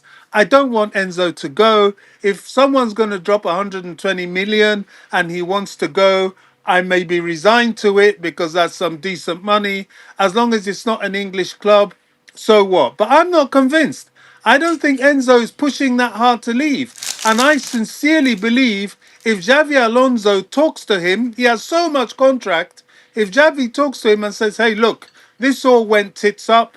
Give it one more go. Let's sort this thing out and go for it. You are one of the main players here. Himself, Caicedo, João Pedro,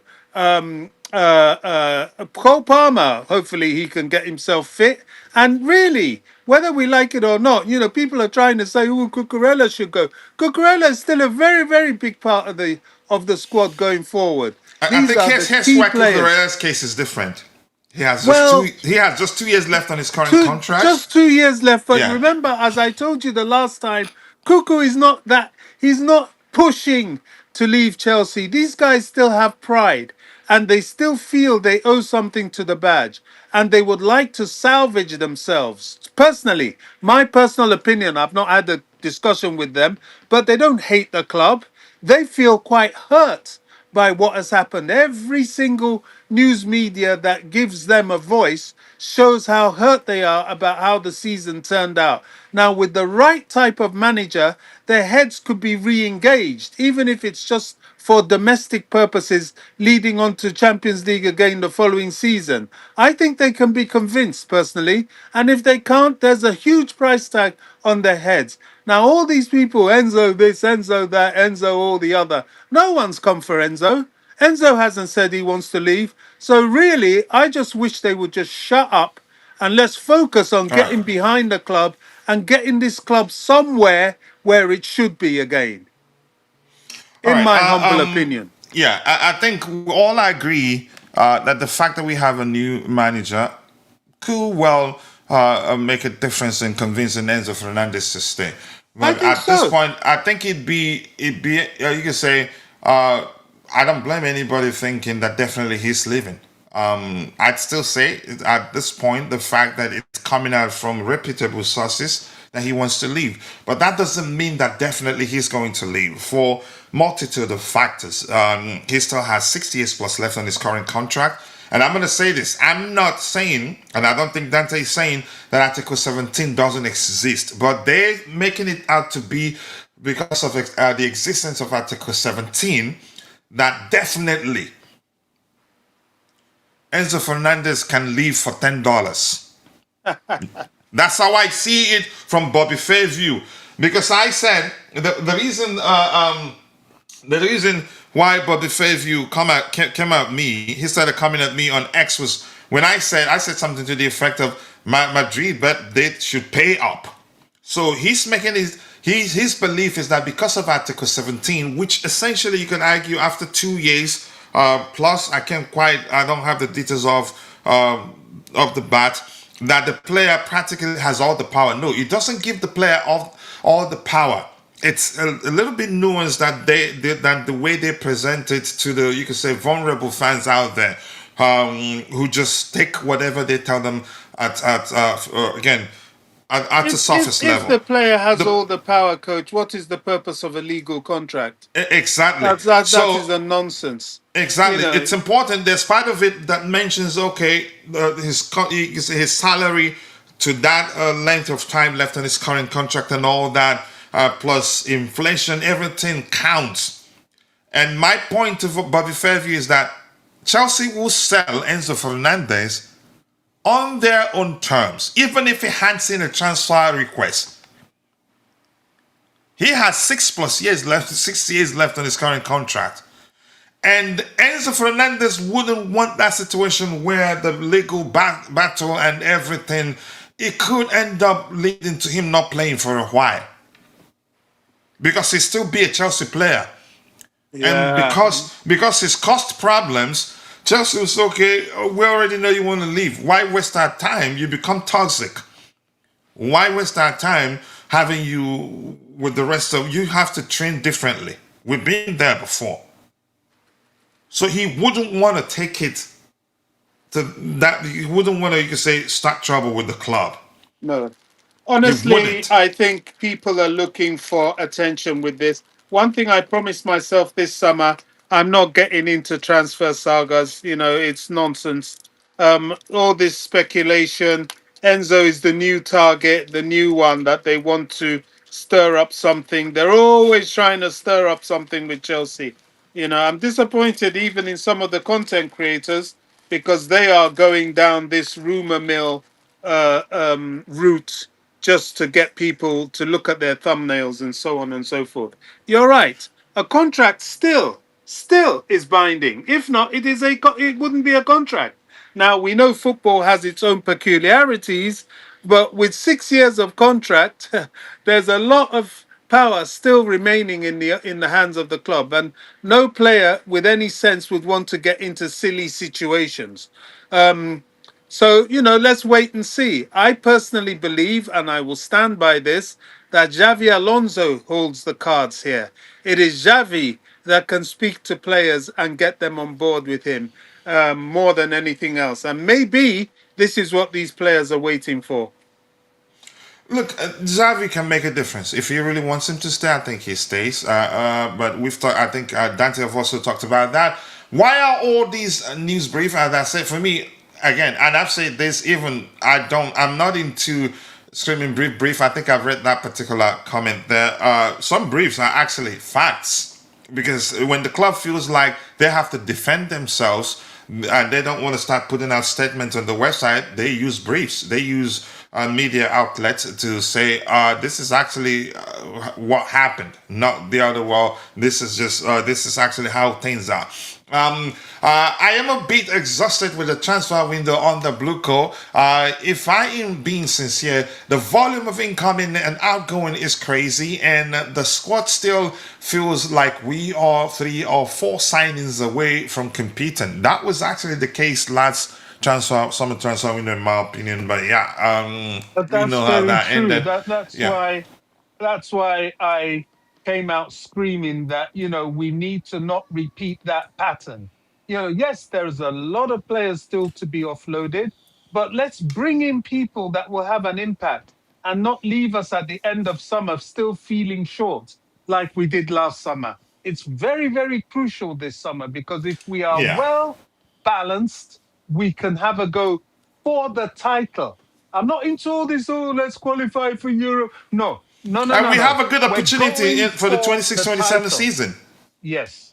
We're going for the title.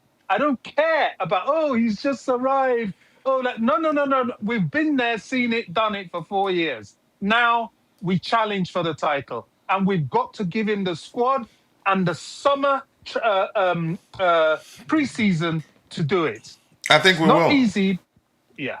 I don't say this, I don't say this lightly. I haven't said we will challenge for the title for how many, but I think, But we yeah, have to. We yeah, have to. we have to, yeah. All the signings will pay off. I disagree. I think this, I mean, come on. What else do you need to see EJ twice too? But nice to see you.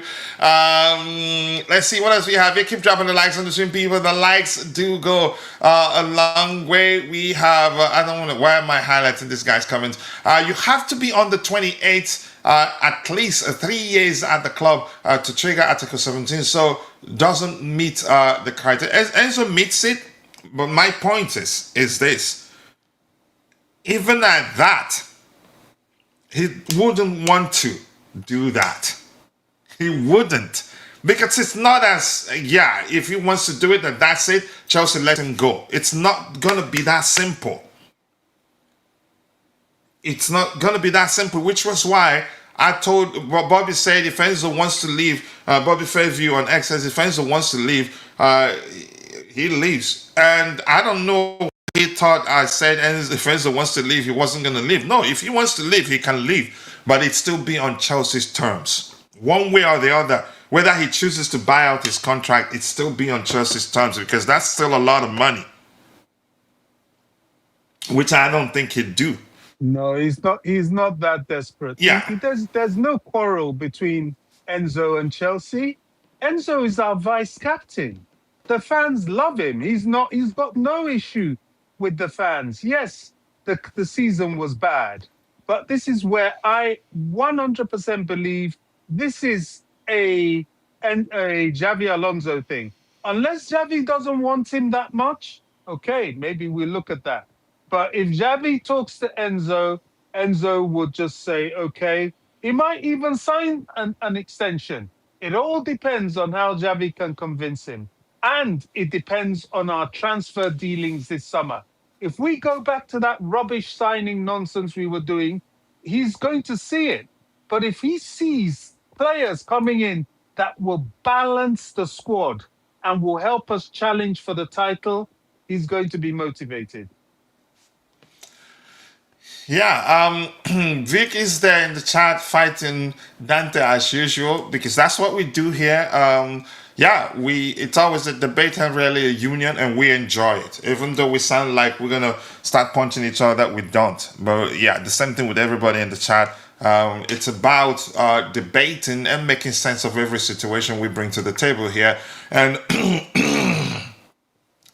Rich Money Bekos, he says, forget the Article 17 and no player will use it because it will lose. You can say it will. And here's the thing, even the buying club will be cautious too. They wouldn't want to ruin their relationship with the club, the player's current club. They wouldn't want to be the reason why a player, you could say, started fighting with their current club. They wouldn't want to ruin. They will prioritize maintaining a healthy relationship with the club they're dealing with. Even when Enzo Fernandez was twerking for Real Madrid, and I must say twerking naked for them, because after the first one, he doubled down. I said on X, at some point, Madrid would tell him, I get it. You want us to sign you, but please, can you turn it down? Yeah, exactly. Madrid doesn't customarily like to go for players with years and years left of contract. They rather have it on a lower contract. They like to spend less and cover it on wages. This is what Bayern do, and Chelsea need to learn that. Spend less, but make it up on the wages of the players. That's a new tactic that has to come into our transfer dealings this summer. Give shorter contracts, spend less on the purchase of the player, and what you were going to use for the purchase, add it to their wages. Then you can give them higher wages. But this is nonsense, coach. This is nonsense. Enzo is not that kind of guy.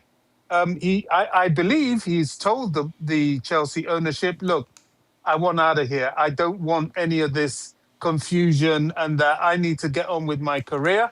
And they've told him, and plus the excess money he's asked for, which I think is based on that, is like, well, if you want me to hang around with this chaos, you got to pay me. But if a manager worth his salt comes in and says, look, the chaos stops now, we have a project to get on with, and this is what we're going to do this season, he will accept it because of his length of contract. And it is categorically important to note that all these so-called clubs are not coming for him at the moment. So what are we saying? That I doesn't mean think to say they it'd be won't. accurate, actually, Bobby, you mentioned contract. I think it'd be accurate to actually say, maybe it's believable to say, like you said, the driver behind this whole thing, transfer saga thing or transfer rumors, is the contract negotiations with the club because, yeah, they haven't come to an agreement. That's it. That's it. That's the sole thing. And of course, the media out there and content creators, plus the detractors, they like to jump on these things and spread rumors. Haven't you noticed how the kind of rumors they always spread about Chelsea is all this negative shit around our players? It's the same old troll that we get every summer. And this summer I'm not having it. I'm not even gonna give it any attention. Any transfer saga, count me out.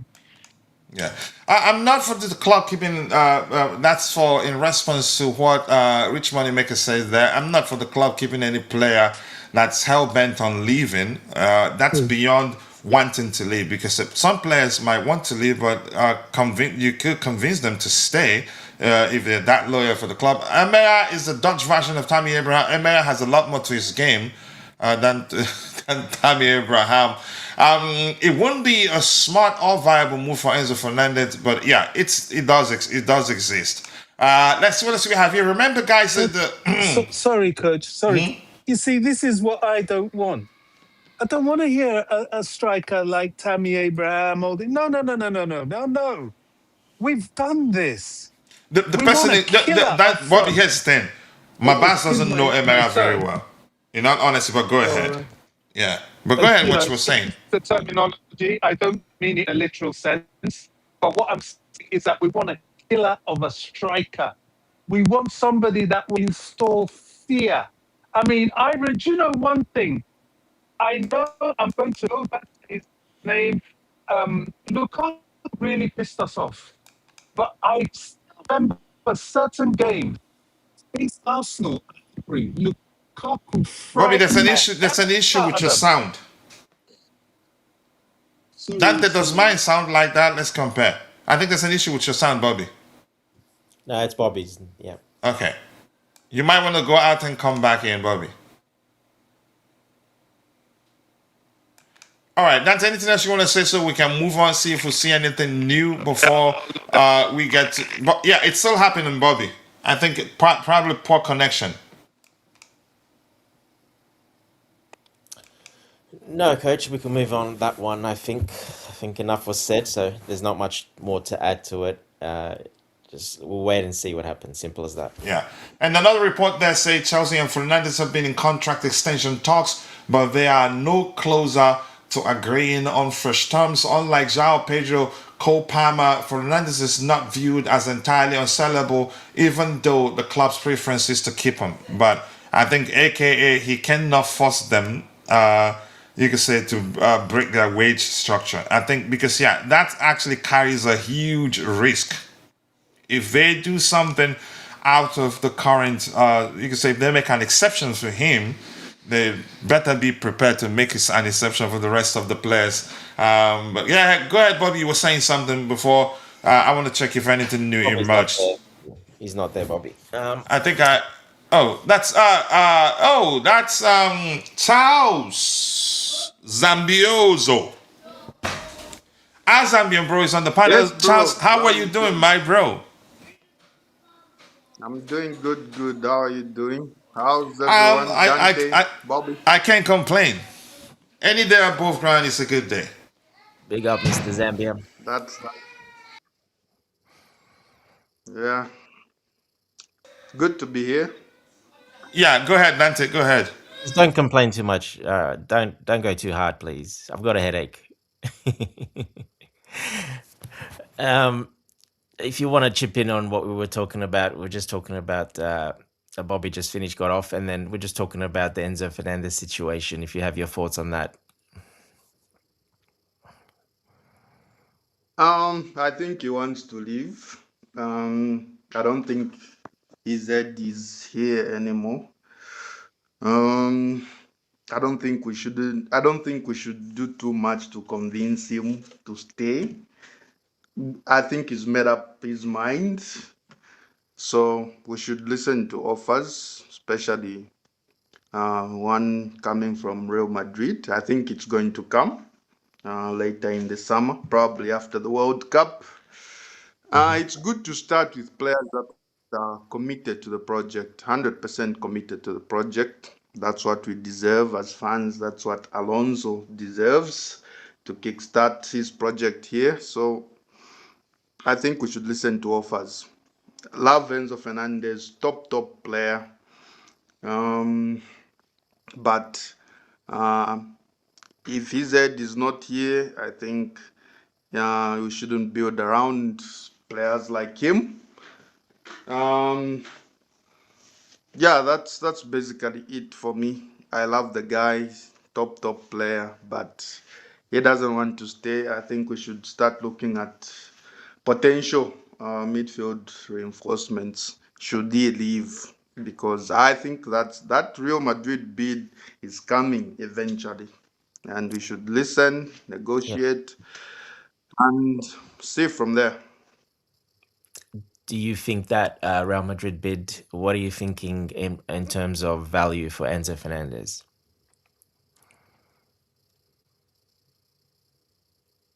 In terms of value, I think we'll accept what we paid for him, around 106, 105, just over 100 million pounds. I think we'll accept. His book value right now is in the 70s. So yeah, I think 100 million, 105. We might even demand for 110, but I think it eventually gets sorted between 100 and 110 million. Yeah, I was looking at that. Just interesting. Obviously, we saw Anthony Gordon going to Barcelona for 80 million, pack 80 million. Now, for me, Enzo is a much better player than Anthony Gordon, so definitely he will be much more than that. And if he wins the World Cup, if they don't bid before the World Cup, and he has a really good World Cup, which Argentina hopefully will, if they win it, well, his price probably goes up again. Just imagine he probably wins, like another award there as well. So, yeah, I think for me personally, I don't see Chelsea selling less than 120. I do not see them selling less than 120. And that is before the World Cup. So, That means, I is think that it's 120 pounds or plus euros? only. What was that? Sorry? Is that pounds or euros? Pounds. Yes, pounds. That Yes, would be we're talking around pounds. 130. That in euros, that would be around 130, nearly 140. I don't think it More. It's goes closer that to high. 150. Yeah. But this would, I don't think it goes that high.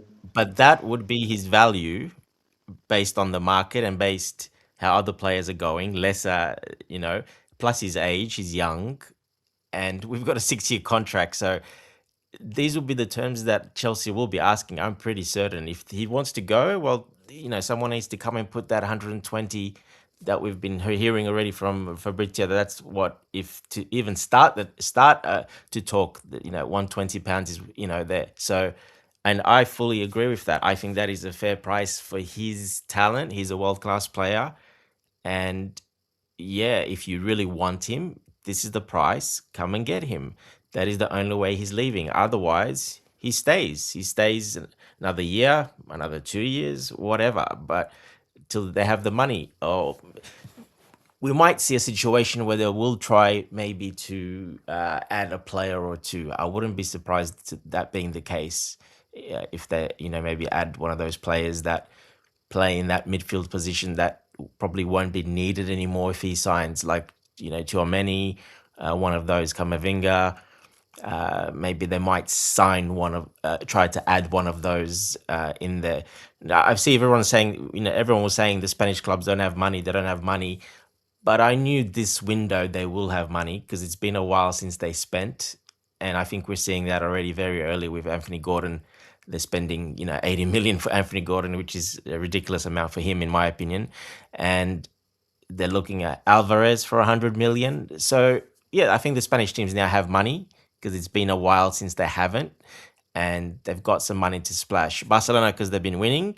Real Madrid, because they haven't been buying players, only signing them on free transfers, basically. And, you know, been saving up that money. And they need to make a splash now because they need to be up there. They need to sign that type of player, like a Galactico kind of signing that the fan will make the fans happy, and obviously, you know, help them as well. But it just helps them, you know, be, because they're not doing that well at the moment, as in being second to Barcelona. So that's why both clubs, I was thinking they're going to go pretty hard this summer. They should have money this summer, and so far it looks like they will. Yeah.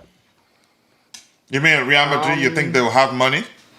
Yeah, yeah, and Barcelona And as well. politics also does play a part, right? Because the what's his name would want to sign him to get more votes.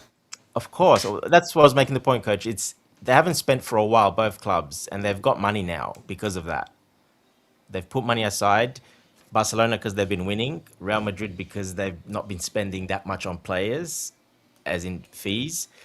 So now they've both got to make some statements. And Barcelona's come out swinging already with 80 million for Gordon. Looks like they're doing 100 million for Alvarez, maybe. So yeah, they're gonna both spend. I think they'll have the money, especially because Barcelona's spending this money. Real Madrid will have to spend that money and get a player of 100 million because they have to do that, because otherwise their fan base will kill them if not. And like you said, for the elections, etc., they have to sign a player more better than you know, that Barcelona signing. Yeah, and I think them not pushing to sign Rashford, you could argue sell on value. Anthony Gordon has that, but Rashford doesn't really have that. Go ahead, Bobby. Yeah, it's not Bobby. Go And ahead. it was, Go ahead, Charles. Sorry, apologies. yeah. I would still be very, very impressed if we managed to squeeze like 100 million pounds for Enzo. Um, I understand Why would you that be surprised at looking that? at Do you think he's not worth it? I think they'll value him at around the same money that we got him for. Looking at the fact that he wants to leave, he is a world class player, yeah, but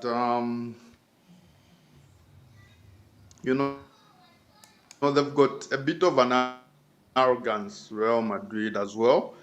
They feel like playing for everyone should jump at, and I don't 20 million for him. I think they might even identify someone. Jose Mourinho doesn't like to mess about as well. I don't. I don't see it going that high. It's good player, but he wants to leave, and they'll use that as leverage as much as possible. So I'm expecting it not to go further than 110 million.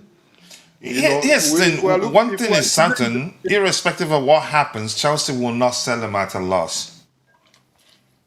They won't. They won't. They won't. And if we are using the Anton Gordon transfer to Barca as a benchmark, Newcastle signed him for 55 plus 5. That's around 60, and it's gone for 70, nearly 70, guaranteed. So looking at what they spent. It's not that high. Looking at what they spent on him. So I don't think we will also demand too high looking at what we spent on him, especially that his book value now is in the 70s. So for me, 110 and below, yeah, that's how Yeah. I see it ending up. Yeah, thank you so much, Charles. Sorry for calling you Bobby severally. I forgot you won the panel, actually.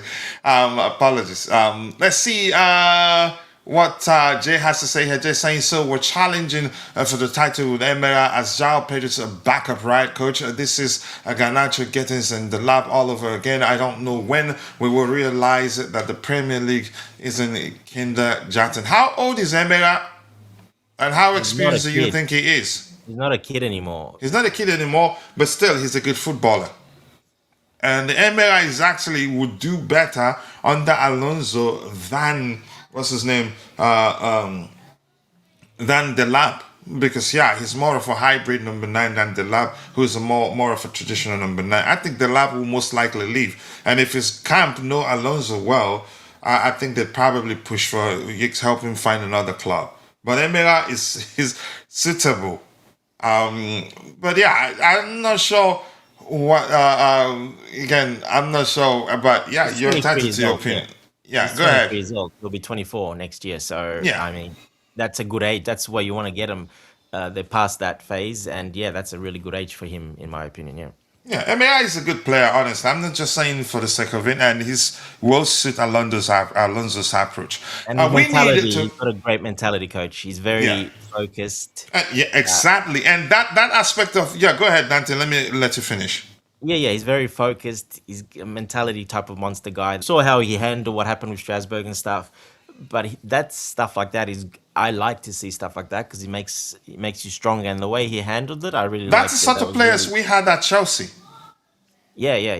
A bit of So arrogance, plus you yep, could say him wanting the best of everything, not settling for where I am, always want something bigger. That's the correct. sort of Yeah, mentality we're actually looking for. That so-called he has attitude issue that Chelsea fans are running with, that's that's rubbish. actually what you should be looking for in a player. And they are actually referencing how he talked about Strasbourg being a much smaller club than Chelsea and something to that effect. And the way he deals with, you could say, setbacks, follow him well. But go ahead, what you were saying. Yeah, and like I said, I've been following Strasbourg, and I've been following how I liked how he handled everything. It showed quite a lot of maturity, and wasn't emotional, didn't overreact, and like you said, his mentality is strong. He wants to, move up and do better and more, and he looks after his players very well. He was the leader in that dressing room. He's that main guy. Well, he was the captain, so yeah, he's that main guy in that dressing room, and even though there was a bit of trouble with the fans after, he was looking after his players, and he still stood strong even in the face of adversity and the criticism, which I think is a great trait to have. He led them well. Yeah, I think so. Yes, in my opinion, I think that's the He led them mentality you well. want. And to answer your question, do I think we can challenge for the title with him, João Pedro? And more importantly, Alonso's approach, you could argue, not reliant on number 9. It's not about you being number 9 that every goal. You could say they don't play in a manner that every time they get to the final third, they channel all their goal scoring chances through a single individual, or let's say a point man, a traditional number 9. They don't play like that. it's almost always a fluid approach. Sometimes you see number 9 being the creator from the deeper area or on either flanks. And Emera gives you that. And he's very physical too. You can't muscle him on the ball easily, even though he looks lanky. Yeah, that's one thing that I think helped him actually be injured a bit more this season. He worked a lot on his strength, body strength, his core, and I saw when he came back at the end of the season. Now he's put on a couple of kilos as well, so he looks pretty bigger now. He's getting bigger as well, as more stronger as well. So that's why I say he's at that good age. He's past that phase where he stopped growing everything, and now he's just putting some meat on, as Jay would say. And yeah, he's getting really strong. Get him. Yeah. And here's the thing: if we're being honest, we're not even certain whether Alonso will approve of him, because Exactly. he was signed before Alonso. If Alonso doesn't approve of him, if Alonso decides to go for someone else, so be it. But if he's coming, I will support him because I know he can do it in the Premier League. He has that attitude, never die attitude that we've always wanted. But now we're seeing one, and a lot of people are questioning his signing. I don't know, but go ahead, Dante. I want to hear Charles. When you're done, I want to hear Charles's opinion on Emera. Yeah, look, it's just people, again, negative people that have already made their mind up. And I keep saying that I'm not a fan of that. People already made their mind up. So, yeah, that's unfortunately a big problem we have in the Chelsea fan base. A lot of fans already makes their mind up before anything happens, before they've seen the player. They don't even know the player, most of them anyway. And the ones that do all speak pretty highly of him and had the same sort of concerns that I had, that he just needs to get, he's got everything. He just needs to get a little bit more strength, big core strength down low. And I think he's done that this year. And this was at the start of the season, I said that. And that's why I said when he's been out injured a little bit, but that's actually helped him because I see he's worked, like I said, I follow Strasbourg quite a lot. And I see he's worked a lot in the gym and off the field to get much even stronger. And I saw it when he came back. I'm like, oh, okay, that's a different. He was able to hold defenders and push them off completely with his bottom half. So, yeah. But he was never a weak player, anyways. No, it's just, it was very, because he's very tall. One little, would put him off balance. Like a shove would put him off balance. And that's the thing with really tall players. If you know how to handle them, you can, when they're not developed, you just give them a little pushes, a bit more physicality, and they lose their balance because they're so tall. So, yeah, he's worked on that, and I didn't see that anymore at the end of the season. When he came back, he's definitely worked on that. So I was happy when I saw that. I'm like, that's what was missing in his game. I think that was very important, especially coming to the Premier League, and I think that's why he's probably worked on that in the a lot during the season because he knows it's more physical there. Yeah. All right. Thank you so much for that. I'll come to you in a bit, Charles. Just give me a few seconds here. Let's give the microphone a bit to those in the chat. We need to break this wage structure. We don't need it. That's what every club is trying to do right now in one way or the other. If the club is not willing to go above 200K, then how will they sign any top player? I don't know. And who says we're not willing to go above 200K? We are willing to go, but how much? Reece James's new contract, how much is he on? 2 something, right? I think he was on 250, if I remember right. And after the new one, probably a lot. I'm not sure how much they added. The point is, we pay well, but you earn what you work for. It's heavily incentivized. We don't just pay you for the sake of it. I think that's the difference. I don't think we pay well, but it's. Yeah, you have to achieve something to earn certain amount. For me, 4-3 in the first game against you. All right, Madrid offer will come after the election, but he's promising them right now. He's promising them that right now. Madrid will put on the table. I think we will take 100 or a little more or a little less, but I don't. Whatever we take will not amount to us taking an L. Real Madrid won Rodri. Is that what you're trying to say? Yeah, I'm guessing. But let's see. He said Chelsea will absolutely sell at 100 million. Of course, they will try 120, but both Madrid and Chelsea know he will be sold for 100 million. That is still an assumption. We don't know. I think if we want to force him to stay, we will say, yeah, 120 or nothing. Is that a possibility, Dante? Of course it is. I expect that to happen. And we've seen, how do we sell? How do we sell players? Do we sell players cheap? We No, don't. we don't. We sell very The well. instant it will drag on until we end up saying, okay, just go on loan there. Yeah, exactly. Give us another 15 million for a loan, and plus on top of it might happen. It might The actually 100, happen. yeah, it's a possibility. It's a possibility. Like we did for Jackson. We got 16 million pounds in the end for Jackson, just being on loan this season. That's like ridiculous amount of money for a loan. So, yeah, look, We don't no play one. to lose in terms of Yeah, transfers. I don't think you can argue about these ownership selling capabilities and selling skills. We've seen it how well they've done with the players we have sold, most of them. Yeah.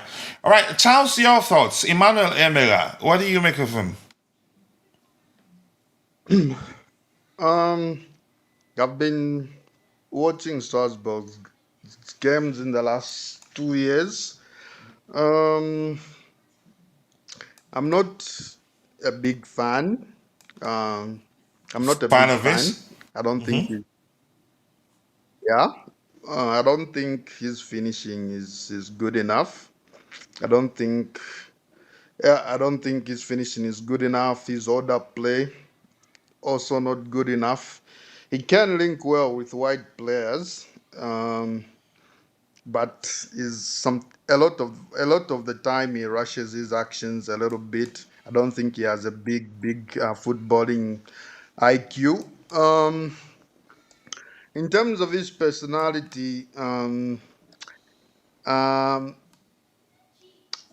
the fans got to him.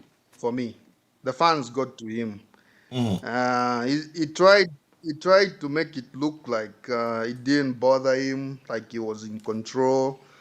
But mentioning the fans that criticized you in Instagram posts, and coming out a bit arrogant, like no, Strasbourg is here and Chelsea is here, and now I think all of that he was trying to hit back to the fans, and he was trying to hit back into the criticism, and for me, for me, it got to him. It affected him. It got to him, and I don't think he's a vocal leader actually in the dressing room. He's vocal. He's got leadership qualities.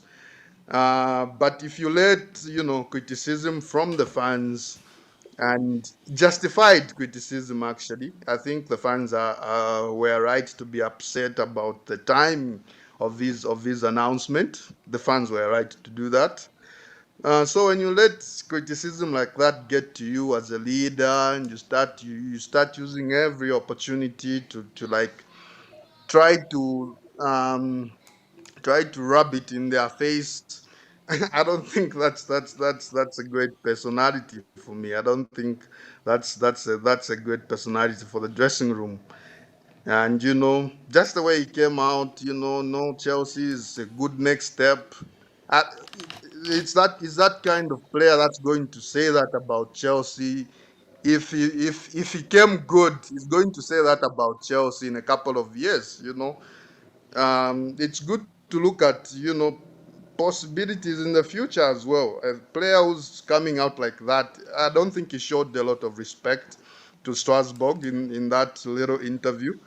Uh, he didn't show a lot of respect for me, and there was arrogance, and he was trying to hit back at the fans. So for me, it's not the right mentality. It's not the right personality to have in the dressing room, and I don't rate him much as a footballer anyway. So yeah, that's my Yeah. opinion on Emega.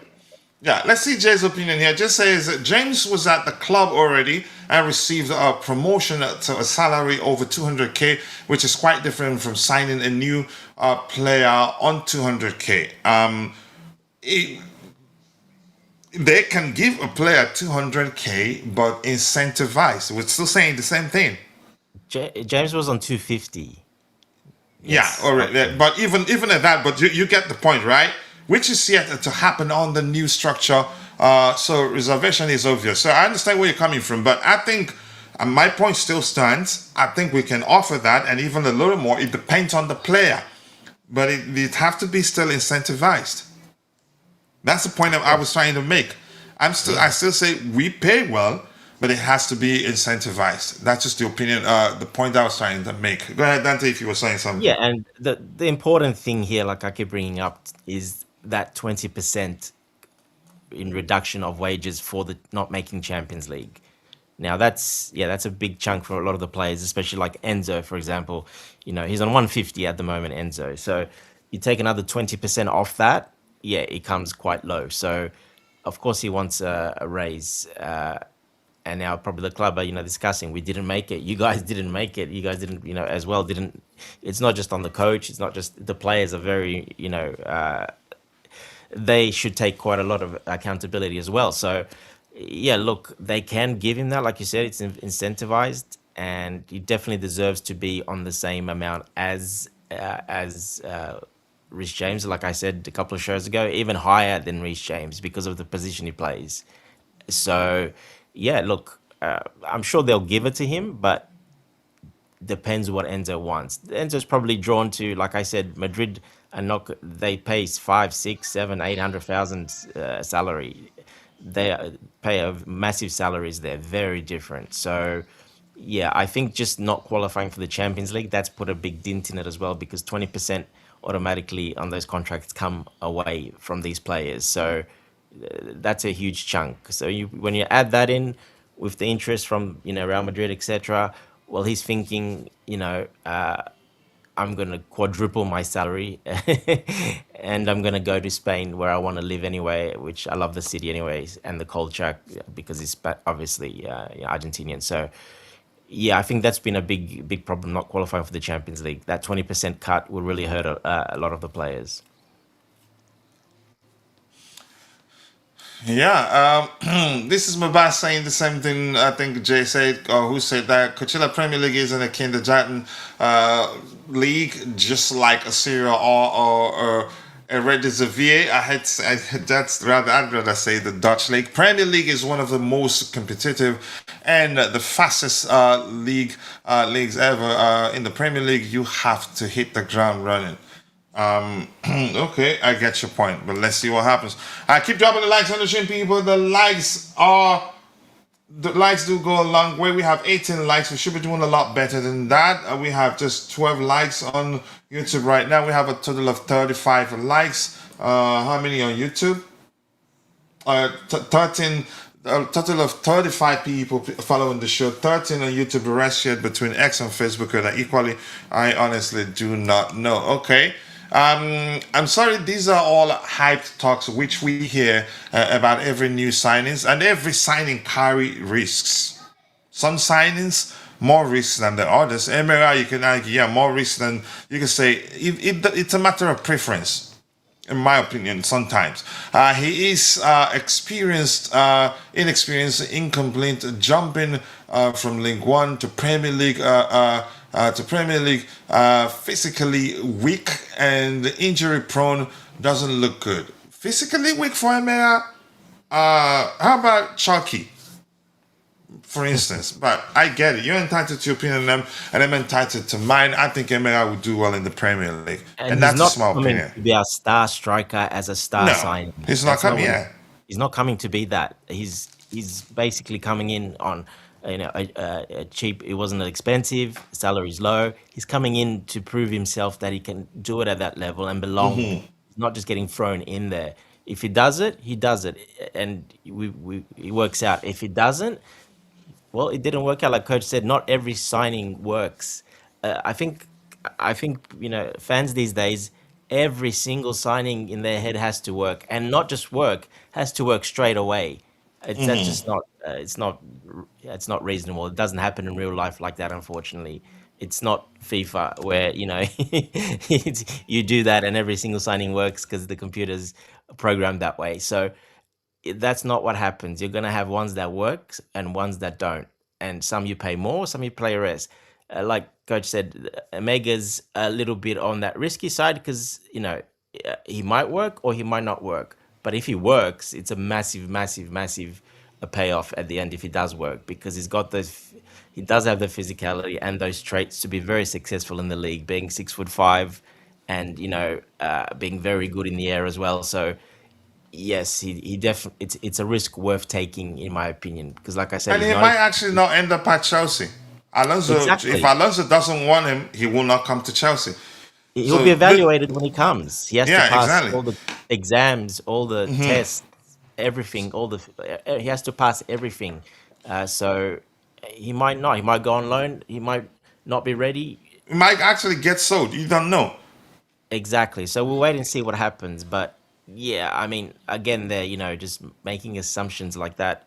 He's already made his mind up that he's no good and etc. So again, give these guys a go first. Let us wait and see what happens in the preseason, how he does, and then we can make our mind up.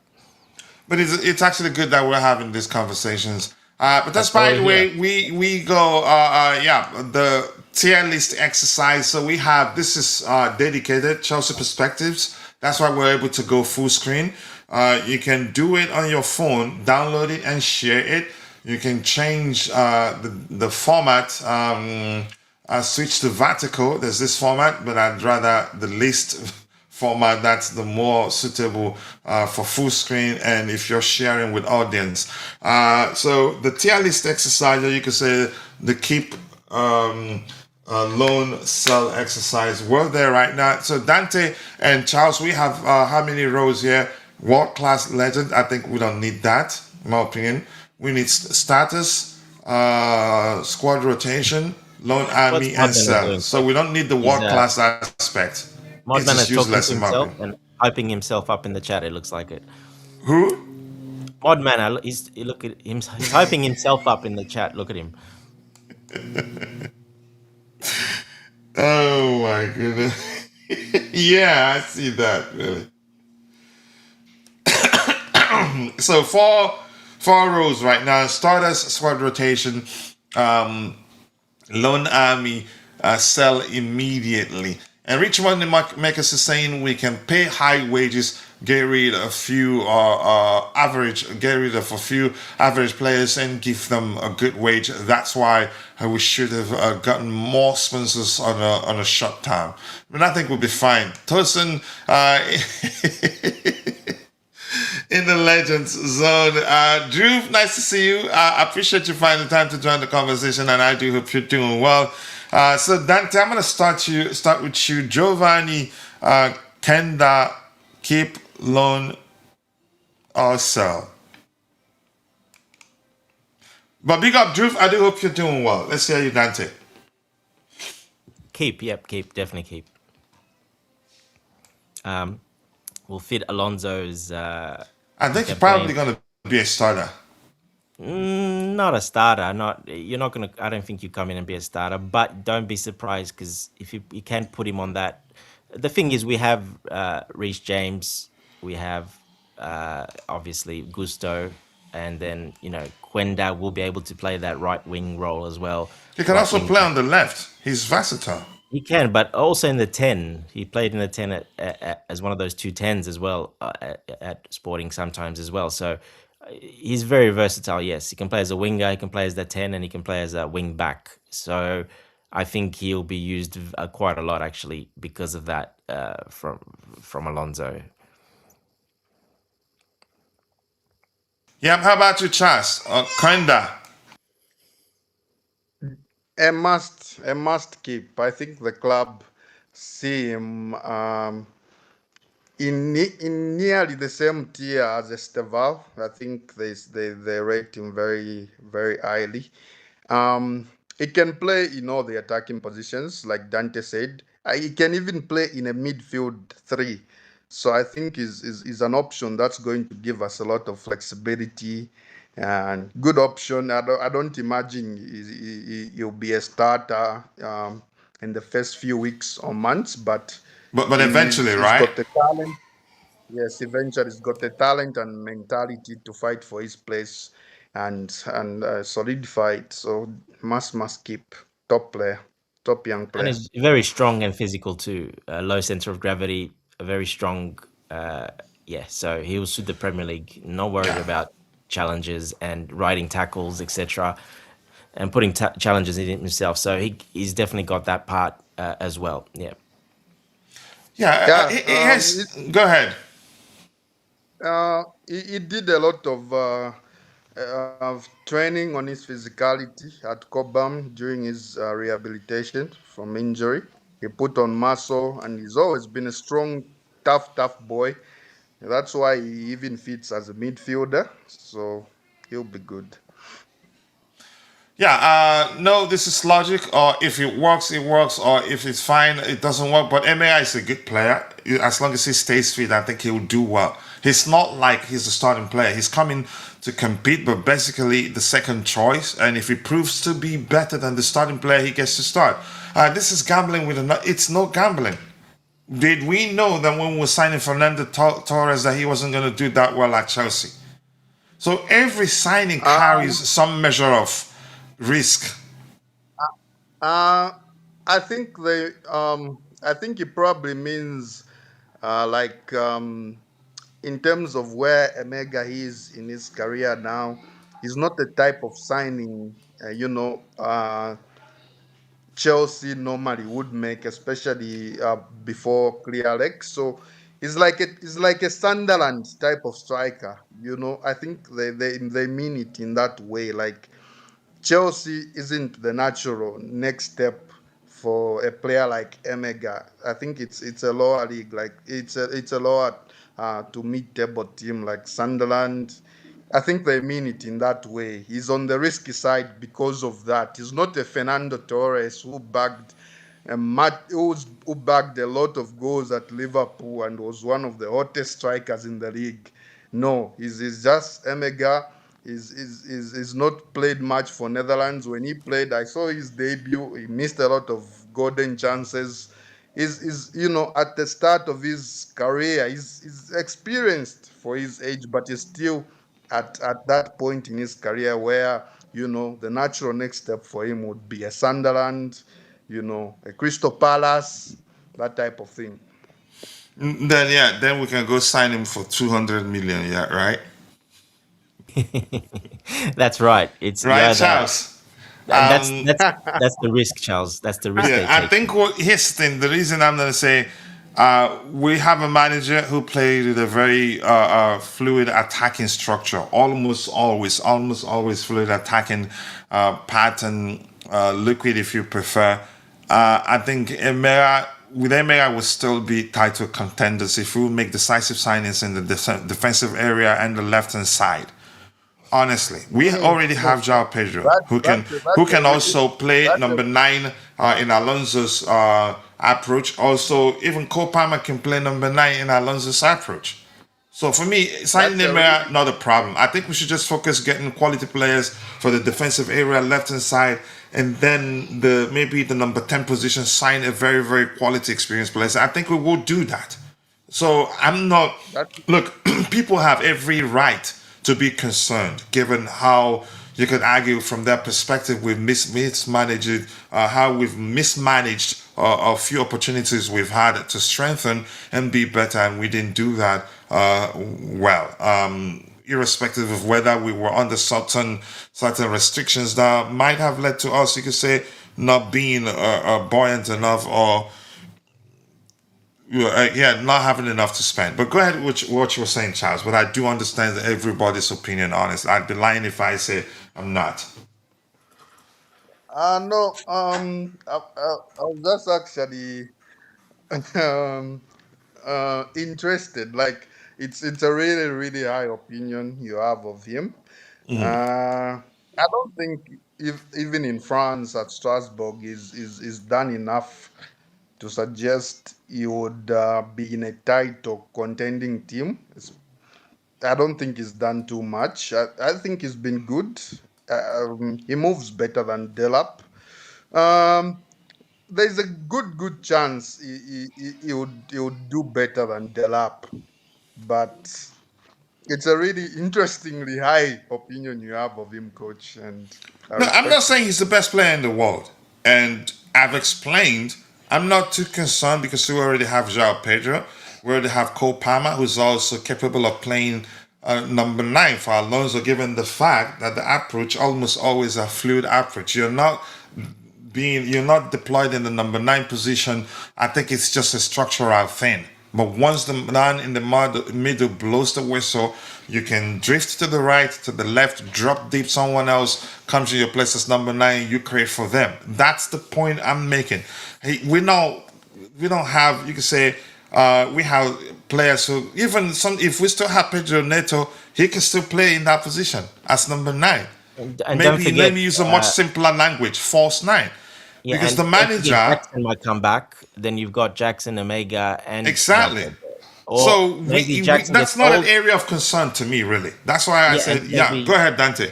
maybe they get sold, and maybe we sign another striker as well to add as well to it. So we'll see what happens. But he's been brought in because he's at that next phase in his career where he was going to leave Strasbourg anyway. There were other clubs interested. You sign him cheap now, and you keep him. You take that risk, and he works out as a squad player. He's getting signed as a squad player now. He's not getting start or like a star signing. So he's one of those a bit lower in the pecking order. But that's what we're signing him for. We think he's worth the risk, and they're taking that risk as a squad player. I say it's not expensive, low wages. It's worth taking that risk because even if he just comes to Chelsea, give him that exposure, you can then sell him no problem, and you're not going to lose on him. So, but I think there's a very high chance he will succeed because he's got those attributes that work in the Premier League. And it's not a certainty that he's coming right now. So this is just like that popular Nigerian story: two friends walking, and then they started discussing if we find $20 now. If I'm the one that picked it up, I'll give you just one. And they He's started coming, arguing, how are you going to give me one? But we're together here. I'll get 10, you get 10. And they started fighting, actually, but they He haven't is even seen coming. the money. He's Yeah. coming, but we'll see if he stays. In other words, yeah. I think we should aim higher. If we are looking at a guy that can step in when João Pedro is injured or out of form, I think we should aim higher. I think even Jackson is much more developed. Oh yeah, Jackson is more experienced, but he's better than Jackson aerially. That's off the bat, And finishing. and We a don't know if better finisher in my opinion. Yeah, He is. It's proven. The stats. but to go back it up. ahead, Charles.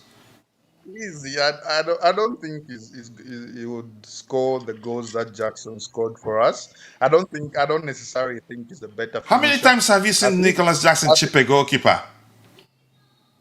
Not many. No, let's start from there. He's I'm much not better saying than Jackson is a Jackson. bad player. I want him back, and I'd rather Jackson over Emera because he's more experienced and already, you could say, have good chemistry with the players we have. But just a simple question: how many times have you seen Jackson chip a goalkeeper? And he doesn't have that in his locker. He hardly ever does chip a goalkeeper. He's done it multiple times, Omega already. Yeah. Yeah, I'm just saying that's a start. That's to show you how well I know Omega. But I'd rather, in all honesty, Jackson because he's more experienced and already have good chemistry with the players we have. And Even I hope technically Jackson is better. He that's a links up possibility. I haven't actually compared both from that perspective or aspect. technically, and even in terms of IQ, intelligence is better. I think I don't know about that one, Charles. IQ yeah. and Jackson, that doesn't mix too well usually. All right. Huh? But go ahead. I wanted to go ahead. I'll let you finish. I wanted to ask you about Kenda. Your thoughts? Stardust or rotation? I think you already said, yeah, he'll be here. Right. Probably not going to start playing week in, week out. It's going to be for a while before he starts. But Yeah. he might they treated actually Esteban. start playing week in, week out immediately, given the fact he's going to be part of full season. If he doesn't, I don't know whether he's going to the World Cup with Portugal. Yeah. I don't know if he is. I can't remember. So if it doesn't and He was injured. Neto goes, he might actually start on the left hand side. With full preseason I think he might He actually might. starting week in, week out. Yeah, he might. You know, No, he's not going to the World Granit Cup. No. He's not going, right? Granit, So Yeah. probably he's going to Granit start. Go ahead, Charles.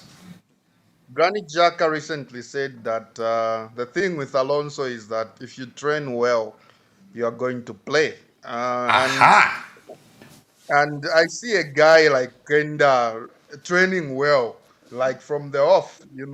There were reports he's looking to steal a match on these guys that are going to the World Cup, like Neto, like Estevao is injured.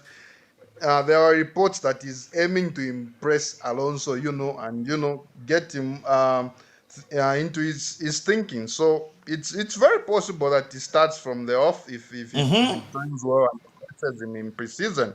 He has the quality, he has the mentality. It's possible. I think it is. It is very possible. So why I'm with you, Charles, Dustin Sakpai, for me, definitely on loan. He's still very young, and even a mega for me ahead of him.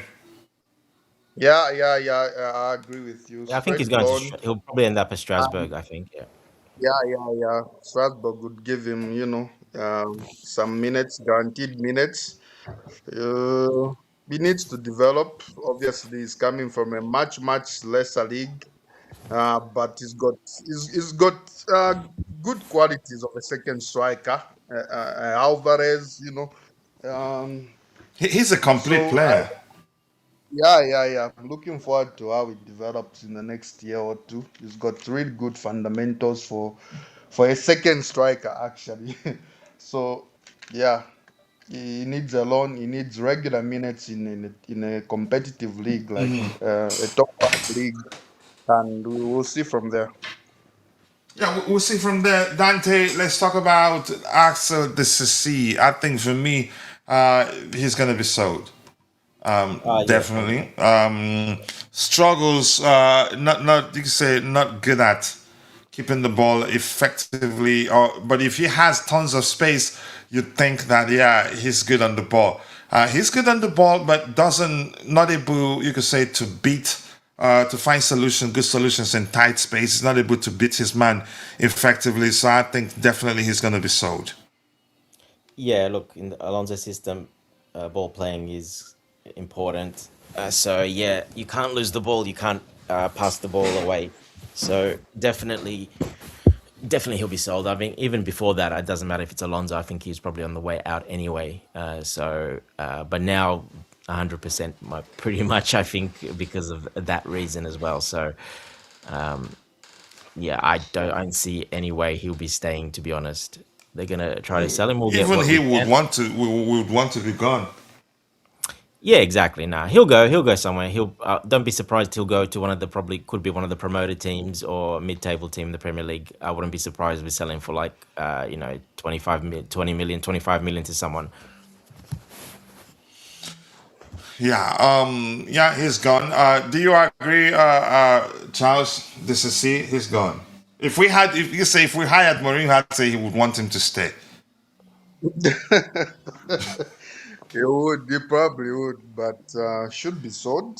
I think we are going to need some money from sales, and we need a bit of a defensive clear out. So he should be one of the names that we will be looking to sell, recoup some money, reinvest in the squad. This is done well at West Ham actually. He's shown great box defending that he always had in his locker. He's been I think it's unfortunate that West Ham got relegated. I think it was going to. Had they not, had they stayed up, we were going to get. It was nearly a guarantee that they were going to sign him permanently. So it was 25 to 30 million missed out.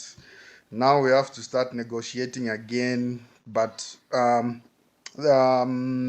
his football is there to see what he's done at West Ham. It's there for all to see, and I think you retain his value in the 20s. And yeah, Yeah. Dante, coming to you, Tosin, I'd say keep as a squad player.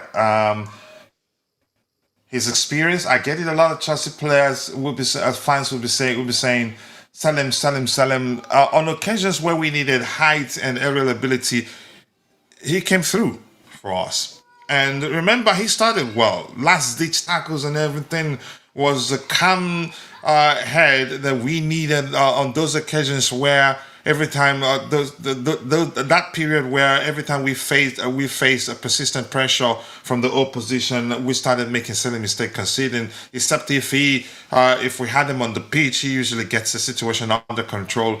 He's not a bad defender. I think what has exposed him is, you could say, some unfavoring approaches which expose them 1v1 in most cases, or him needing to catch up with players, because acceleration is his biggest you could say a weakness in my opinion.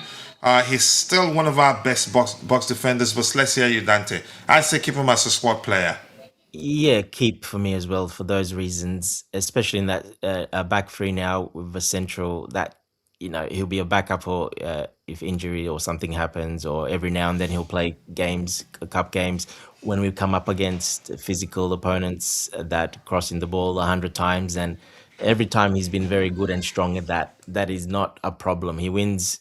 He's got the highest ratio winning in the air in the whole of the Premier League. Van Dijk is first and he's second. So he was second, if I remember right. So he wins all his aerial duels when that happens in the box. So yeah, I think definitely keep leadership as well. Not expensive, obviously. He was on a free as well, so there's no money there. The only way I do see him getting sold is he wants to go somewhere. He gets his, someone calls him and says, "We want you as a starter," and we get good money for him because it's basically pure profit. Maybe that's where. Otherwise, I don't see him going. I think he's staying for those reasons. Like I said, leadership, that height and physicality in against teams that like to cross the ball a lot, and we are not really that good in that area. And he's by far the best. Like I said, second in the league for that. So Yeah. definitely keep for me. Yep. And numbers every time we knew he was going to start because we need a defender that's good aerially and able to defend set piece. He usually racks up his high numbers in terms of aerial duels won. Nobody in the squad has ever come close to him. The next one is Fofana, second at 60%, I think. He's at 90%, 60 to Fofana. Then he goes, the rest are all 40s in the 40%, all of them. Yeah.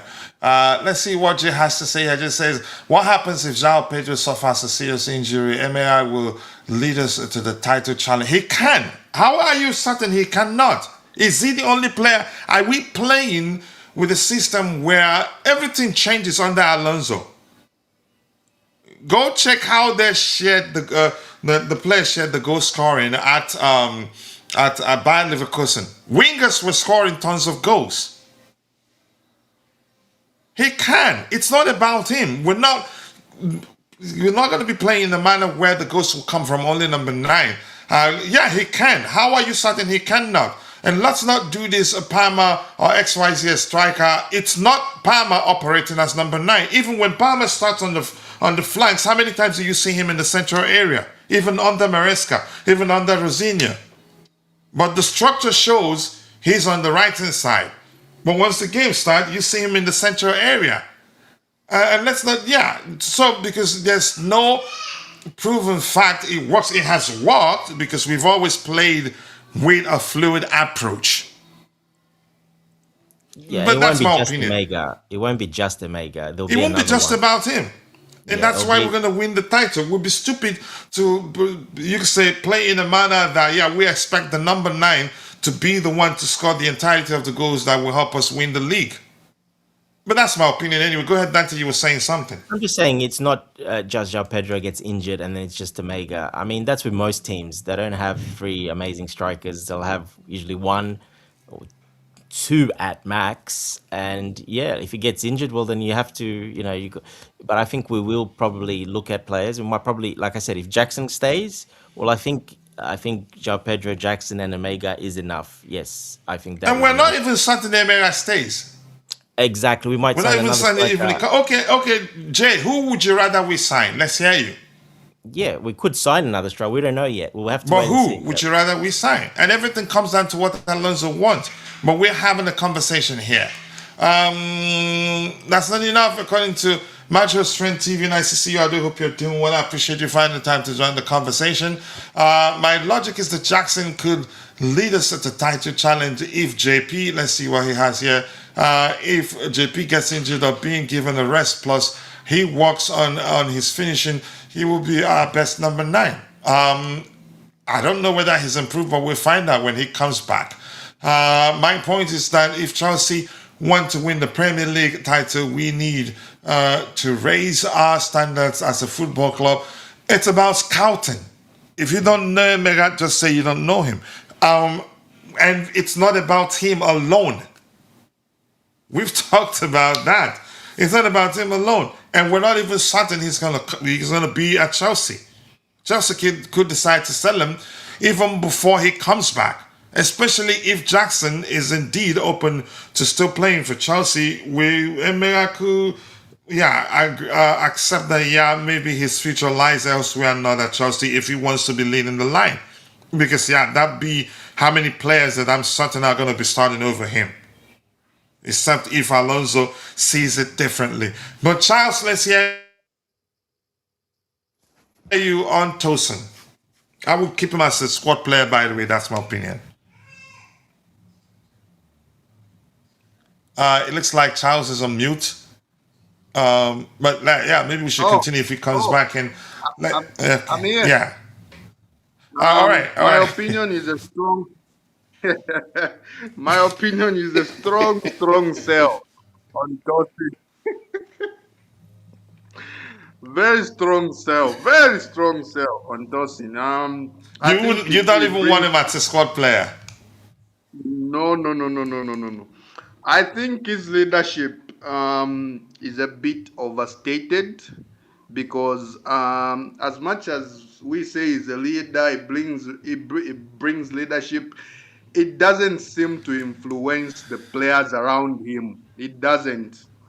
There's just petulance all over even when he's in the game. It doesn't really show that he's influential in his leadership to the other defenders.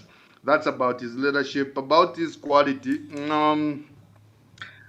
When we talk about aerial duos, I think his sample size is really small to say he's so strong in the air. I don't think he's really that strong in the air. If he started week in, week out, I see a lot of set pieces where he's in no man's land.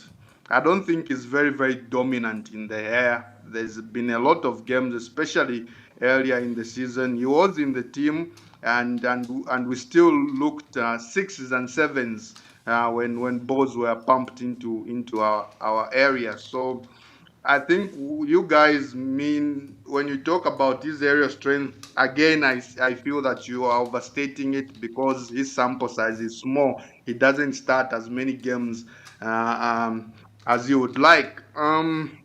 Recovery pace is poor. He gets exposed 1v1s because, he's like a bus trying to turn, he's slow like that.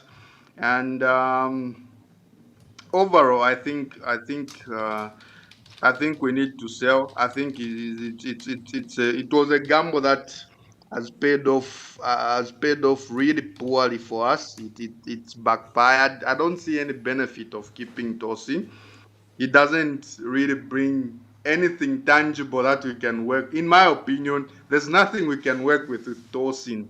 His box defending, again, I feel you guys overstated it. He's not dominant in the box because of his pace. No, yeah. Because of his, pace, I think the game moves too quickly around him, even in the box. So I don't really see that box dominance that you guys talk about. I would even if we were going box defending, I would take Disasi over Tosin actually.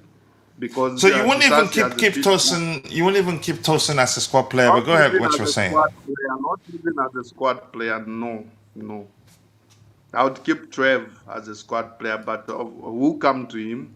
Yeah, but Tosin has to go for me.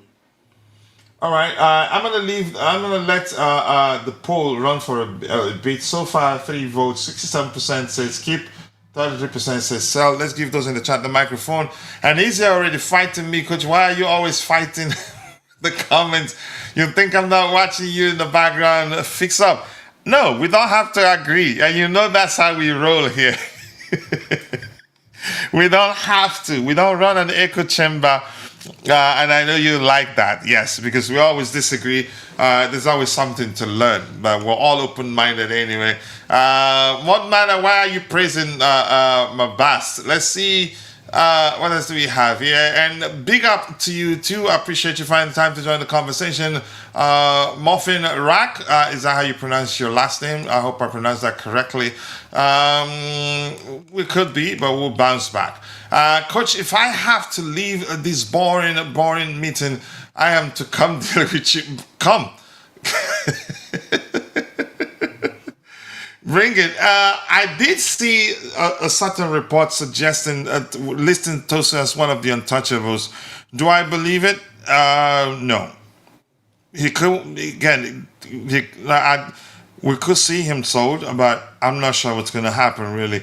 But I'd keep him if it were up to me. But if we can do better than him, why not? Honestly, I never said you said that. What else do we have here? Mabas want him gone. Okay, doesn't bring anything good to our defensive growth. He's too slow, and that's what I'm saying. Approach exposed him in a bad way. The managers didn't do much to conduce or maybe mask his deficiencies. He is only good for heading. He's just a Temu version of Kozuma. I think he's a much complete player than Kozuma, in my opinion. All right. My bad. Without signing one João Pedro to Jackson Emera, without signing, we're gonna make no the me saying we're gonna contend even with Emera. I mentioned how we'll also sign good players for the left hand side, good CBs 1 or 2. Yeah, I'm not sure what points you're trying to make now. But that's by the way, we're going to move on to one more player here. But Charles, since I'm still with you, we'll find out where to put Tosin. Let's just hope, wait for more people to vote. We can move him around if more people decide he should be sold. All right, Charles, since I'm with you, Badiashile, I liked him a lot. He had a good start to life as a Chelsea player. Was excellent. We didn't add him to our Champions League squad at the time. And once he got to play in the Premier League, a lot of Chelsea fans were like, wow, why didn't we add him to our Champions League squad? But I think since after that long layoff due to injury, it's never been the same since his return. But you never know. Something could still change for him under Alonso, but I don't see that happening. Chelsea fans shouldn't disrespect Mason Mount because, yeah, your Champions League win, he was key player. Nobody's disrespecting him. The time came. He wanted to join you guys because his family are United fans. So, yeah, good luck to him. Coach can get a lift to the airport in the same Uber as Tosin, one-way ticket. You just hate him, don't you? But I would keep Tosin as a squad player. Can we do better than Tosin? Yeah. If we can sign a much better player, I'd say do it. But Santiago Amuno, big up to you too. I appreciate you finding the time to join the conversation. And you on purpose, every time you come here, call me Minoras. But that's, by the way, Dante Badiashile, I'm dragging him into the sell immediately row. It looks like he doesn't have a place anymore at the club. Given the way he's been treated of late, he's been fit, full of it, and actually hasn't been selected to participate. Yeah. I think he's had his time, and yeah, I think it's time probably for him to move on.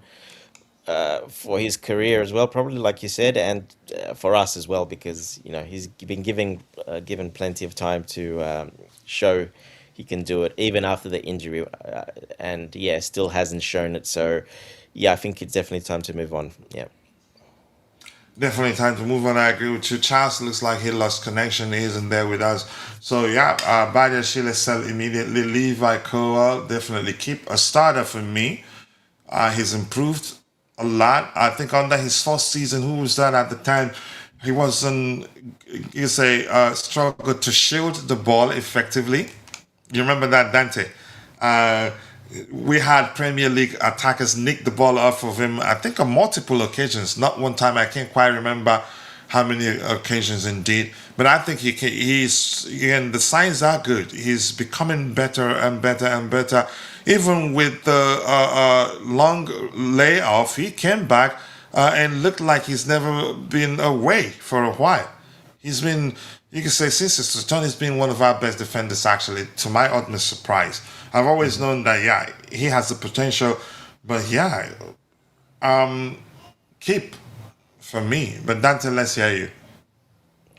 Yeah, yeah, of course, keep. Yeah, again, perfect system player as well for what Alonso would need, especially on the left hand side as well of the centre back three or the actual centre CCB as well. So yeah, I think he'll be pretty important, definitely. Hopefully, he can keep going that way. He did. One of the goals we conceded, he was out of position a little bit because I was watching a bit carefully to see. But other than that, he's been very good since he's come back. So, yeah, signs are good. Hopefully, with a proper preseason, yeah, I think he should be ready to go. As long as he continues that way, he stays. Yeah, I think he stays. Yeah, and the club likes him. Actually, I get it. We're hearing rumors that some clubs are interested in signing him. I don't think Chelsea will be looking to sell him. But let's hear you, my Zambiano brother in Chaos. Your thoughts? We talked about Badiashile. You weren't on the panel when we talked about him. Did you talk about this? See, I think you did. You talked about Tosin, but yeah, you missed out on Badiashile and Cowell. Both, let's hear you, Charles.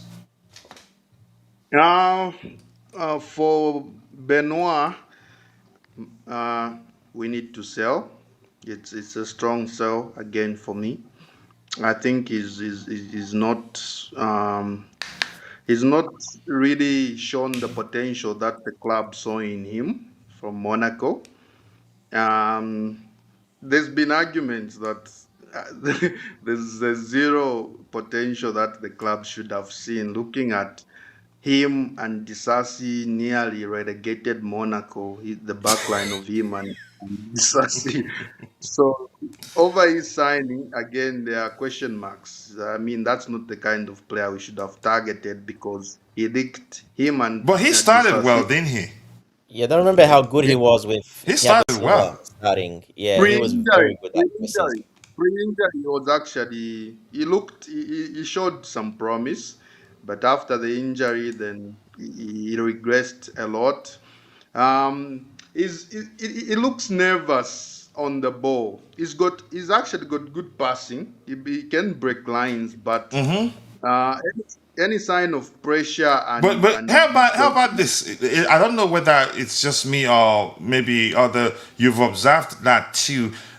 He picks the wrong person to pass the ball to. yes, picks the What we wrong call person. hospital, you could say hospital pass in Nigeria at the time, risking a situation where the opponent should be should you could say meet catch up with the whoever he passed the ball to, or maybe even sometimes cut off the pass, or be able to nick the ball off of Badiashile's teammate. But go ahead. Yeah, it's confusing how a player who's got good passing, ends up making the wrong pass, and it's because of any tiny little bit of pressure that is exerted on him, and he'll make a wrong pass. You give the ball away to the opponent, and he's not aggressive enough. There's not Every time he much that tried to be aggressive, he commits foul.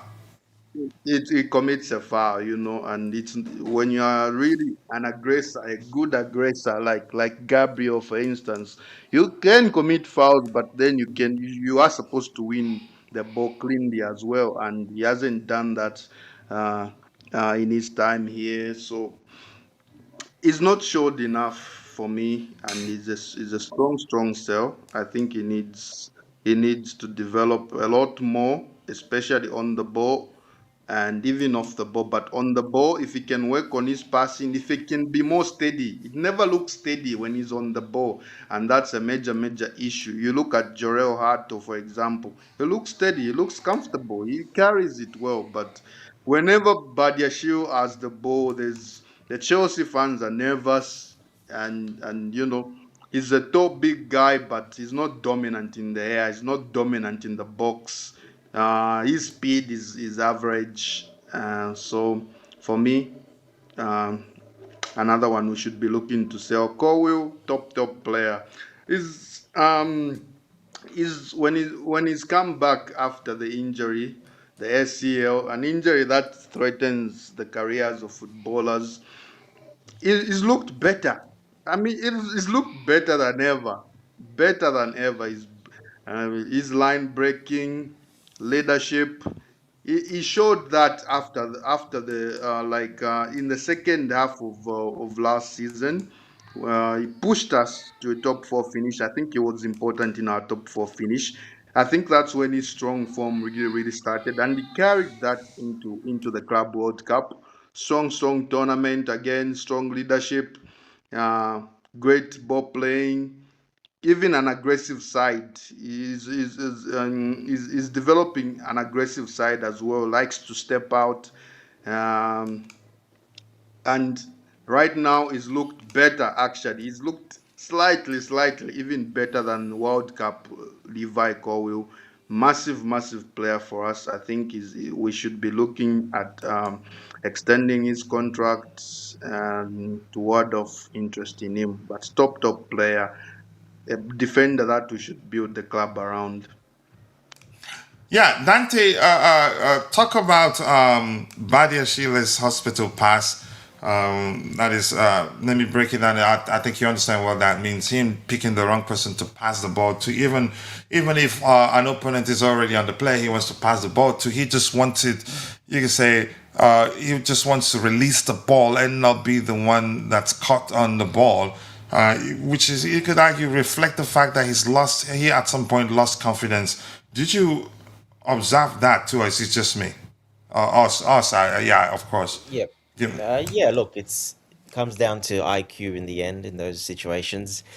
You've got the IQ to think quickly and make a quick decision, or you struggle with it, and it takes you an extra point 0.5 of a second to think what to do next, and that's his problem. He's a bit slow on that thinking IQ in those situations when there's pressure around. So yeah, look, it is what it is. That's just who he is.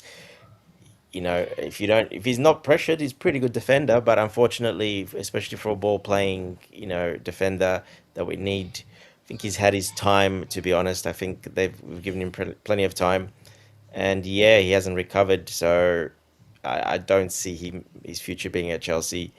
Um, he might. That's something you don't really get, that IQ back. You're not going to get that. That's just a bit like Robert Sanchez. It doesn't matter your age.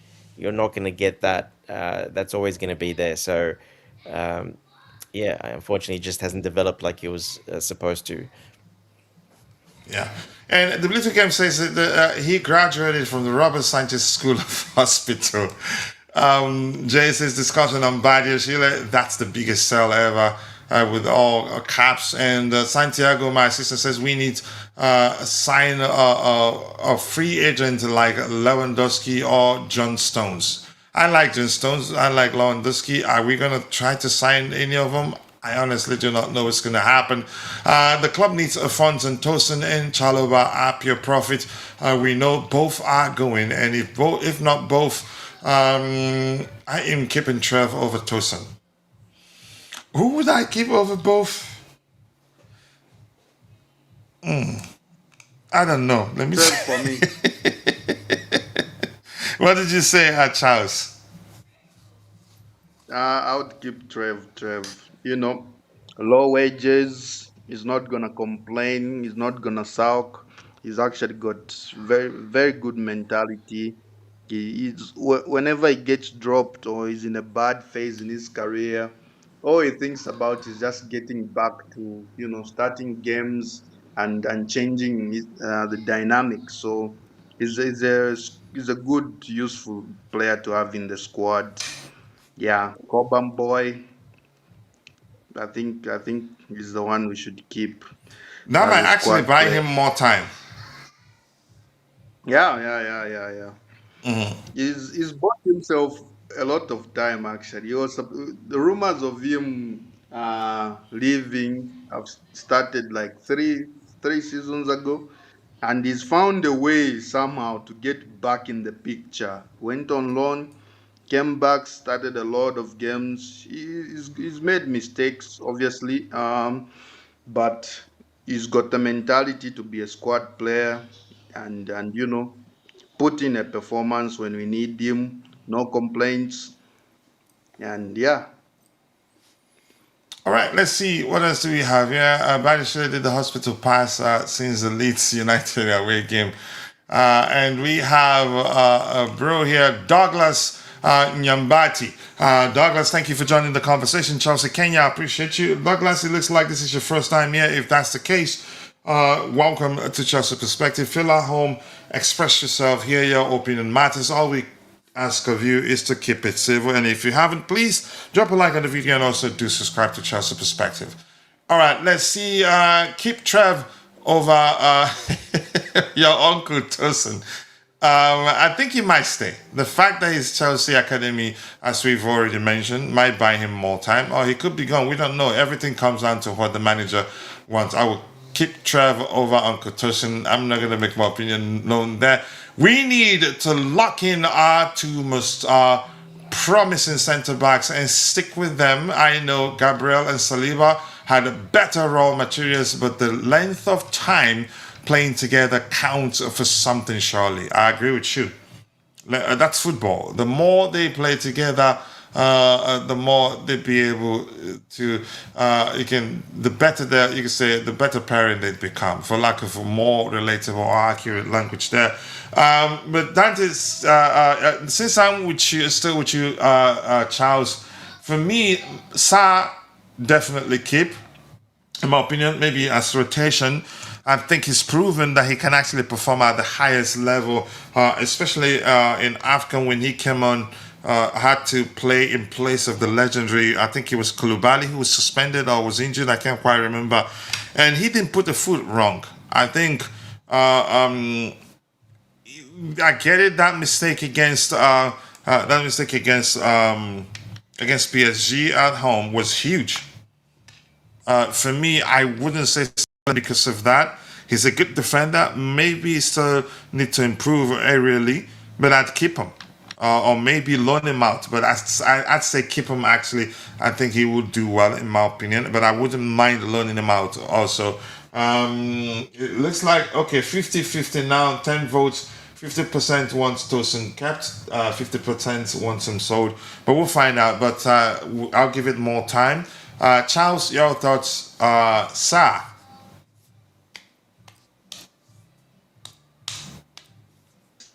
Charles, you there?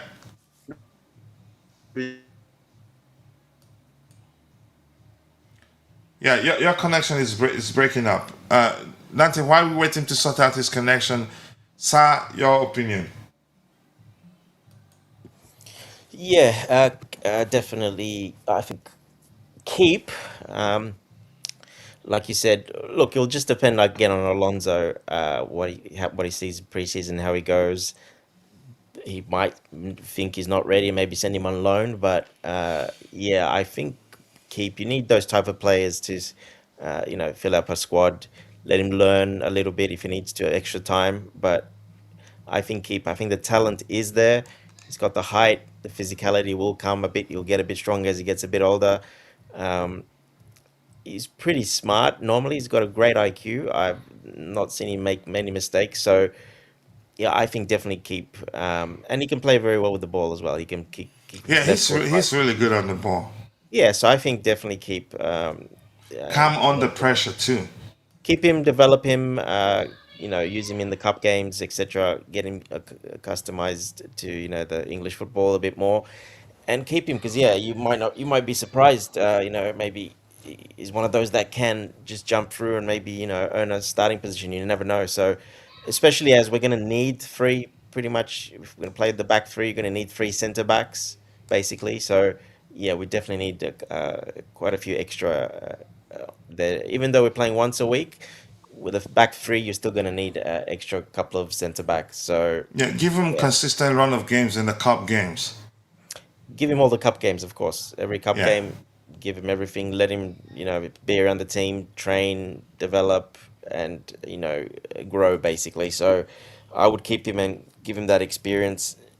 Um, yeah, look, unless there's a really really good loan that can guarantee him a starting position somewhere on a loan to play in week out, well then maybe that would be more beneficial. But yeah, it all depends. We have to wait and see. But definitely not sell or anything like that. So definitely keep. Yeah. Yeah. Daniel Knights, thank you for joining the conversation. Welcome to Charles Perspective. Daniel, feel at home, express yourself. Here, your opinion matters. All we ask of you is to keep it civil. At Chelsea Perspective, yeah, always a debate, rarely a union. I disagree almost always all the time, so it doesn't matter your opinion. So yeah, for me, Sa keep. Maybe not starting until he proves that he can compete at the highest level. Um, I'm sorry, Daniel. I'm not answering that Coach. question. Why are you asking? And it doesn't. If you know me, you don't know. I'm not gonna go there. I'm sorry. I'm not answering that question. But Charles, let's hear you. Mahmoud Sa. Yeah, Mamadou Dusa, someone I've watched very closely in the last couple of years, both for Senegal and for Strasbourg. Sa is very calm. He's very calm on the ball. He keeps him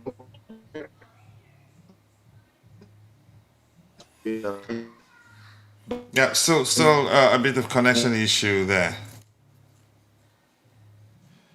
All right, it looks like Charles is. Go ahead, Charles.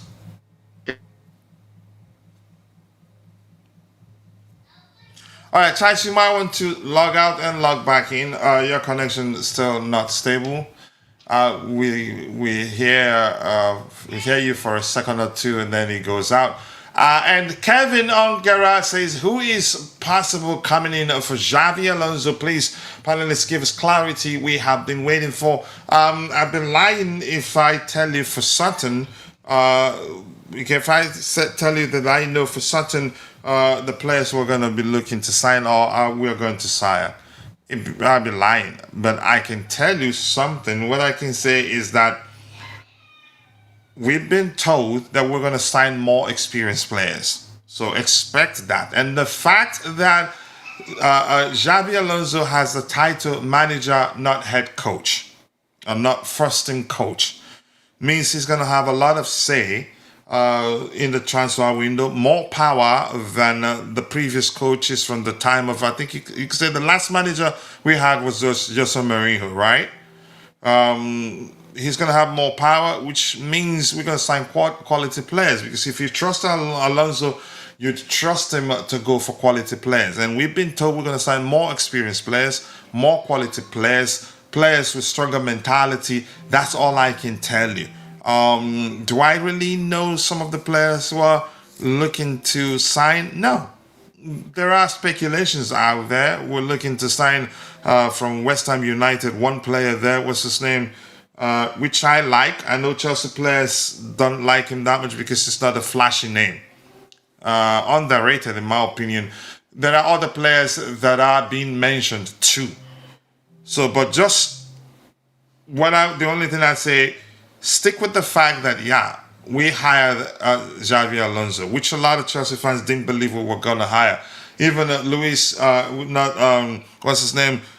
Eunice on X said, if you believe that Chelsea will actually hire Alonso, that he has a bridge to sell to people. Whatever way would be the more accurate way to phrase that, but you get the point. It turns out Alonso has always been the club's top priority all the while, and that if anything, all the names on the list that we saw at the time were the smoke screen and not him. As some of the biggest accounts on X were making it to be, say, we'll probably end up with Iraola. And Iraola, for me, wouldn't have been a bad hire. I just didn't want Marco Silva. Iraola, the only issue would be the profile of players we have probably not going to work for his approach, except if he's open to tweaking his approach to make to get the best out of the players he has. But let's hear you, Dante. Anything you want to add to that? Yeah, I mean that will depend a lot on what he's asking for, what players exactly. We kind of know system players that he would probably need, so we probably need a 10, another 10, maybe obviously centre backs. There's the key probably. It depends what happens to Enzo Fernandez as well, if he leaves or not. Maybe another midfielder as well there. So yeah, look, it's a bit hard to say now. I think it's early, and I think the World Cup probably doesn't help that too much at the moment because things can get dragged out when it's a World Cup year because of players just concentrating on the World Cup. So yeah, look, it's pretty hard to say now, but he's gonna get players that suit his system. He's a very much a system coach, so he will definitely, like I said, those type of players. Probably what we lack is probably another good number 10, technical number 10 that we probably lack another one there, to be honest. And A good creator. a good creator in position of the players we have coming in, because we already do have some players like Omega. We spoke about the striker. We've got Quenda, who's very versatile, can play all around that area. Penda's the goalkeeper, so we've got another young goalkeeper coming in. So yeah, look, hopefully that centre back, I think that's where number one is the most important, in my opinion, that centre back position. Getting another really strong centre back like Schlotterback is my preference. A name like that, someone like that. I mean, he's not the You flashiest like of him a names, lot. You've but always mentioned his name. yeah, he's my favorite probably to But that doesn't the mean we're modern. looking to sign him. Apparently, he's due for that move now. I think he's done enough at Dortmund. He's probably due for the move. So, yeah, perfect.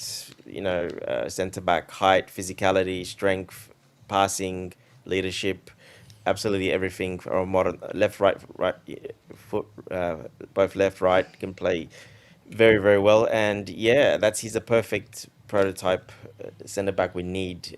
What is he? 25? I think he just turned 25. So he's at that age as well where he's going to start entering his prime in a couple of years as well. So yeah, we need that centre back. That is where we need one minimum like that. Even two, I would actually sign, to be honest. We need to clear out, as we're doing right now. As you see, there's already some defenders there on the way out. So yeah, I think that's priority. The tens and the centre backs. Yeah, thank you so much. I appreciate you for that. And we have says it's the Blue TV game says Sa needs another season. It's too early to judge. I need to see more. If you know him well, you'd know that I think he'll come good. Just give him a consistent run of games in the cup games. He will prove himself, and then he gets a chance to be part of the Premier League starting 11. My point is that our attackers are poor. 8 goals and 10 goals for a club like Chelsea is good enough. I am used to watching players like Joba, Hazard, Pedro scoring 20 goals. Quenda increases that, and Estavo is capable of getting you goals too. I'm not too concerned about that, really. Southampton, Jeremy says Southampton, and Daniel Knight says Garnacho needs to go. Definitely, I think he's probably gonna go. We knew he was an opportunistic signing at the time, but yeah, good enough to do well under Maresca. Maresca wanted him too. In my opinion, I would loan out Mamadou Sarr to teams in the Bundesliga or Serie A, or a team like Frankfurt, Hoffenheim, Leipzig, Leverkusen, etc., Como, Inter, Bologna, Napoli, and all that. Maybe one of those teams might be open to taking him, but I think I'd rather we keep him. I'm a bit concerned about summer transfer window for Chelsea. You shouldn't be. Honestly, you shouldn't be. If anything, see it from the perspective that Alonso has the category or maybe tag manager, not coach. That changes everything. So whatever signing we make, be rest assured, yeah, he wanted that player. Okay? All right, what else we have here? Anything else important, Coach? He says, I would happily take Edmond Tapsoba at Chelsea if Xavi Alonso wants him. Then I'm all in for whoever the manager wants, honestly. Prioritize CB, Enzo replacement left wing, and a goalkeeper. Yeah, and from what we're hearing, it looks like Robert Sanchez is considering his futures too, if we're going by the rumors. And also, Filip Jörgensen already asked to leave. He did that in January. I think this time he gets sold, as long as clubs can meet Chelsea's valuation. I think Pendes will come in if, in fact, that's the case. But I think the club, Chelsea, will probably want Robert Sanchez to stay. I don't think he forces him his way out, except if he's concerned that Pendas could take his place, which I don't think he'd do. It depends on, again, what he hears from Alonso. Yoro Hato, I'm going to say keep, actually. If we're going, I think he's a starter, in my opinion. I love Cucurella. You guys know how I told people at the time I'd take Cucurella over Ben Chilwell anytime, any day. Except for his experience.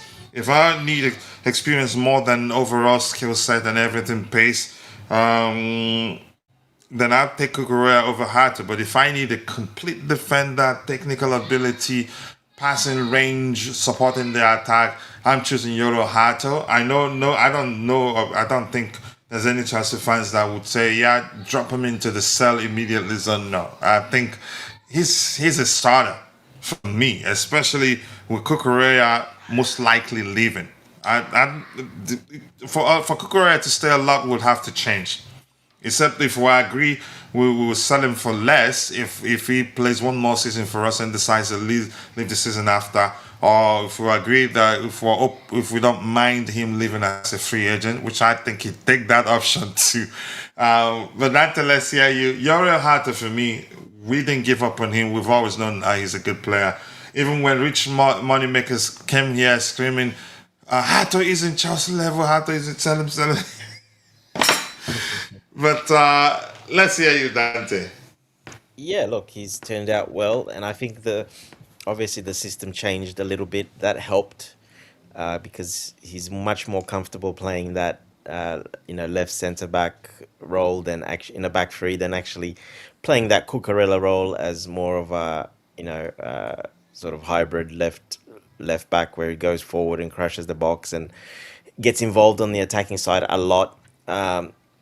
Yeah, I think that change that Rafinha did, and that's why we saw him play well under Rafinha because, yeah, he was using him a bit more like that, and he did very well. So, yeah, especially he's going to do well under. I think could definitely be a starter in that left centre back position. I wouldn't be surprised he's there, but of course can cover that Cucurella position as well, no problem.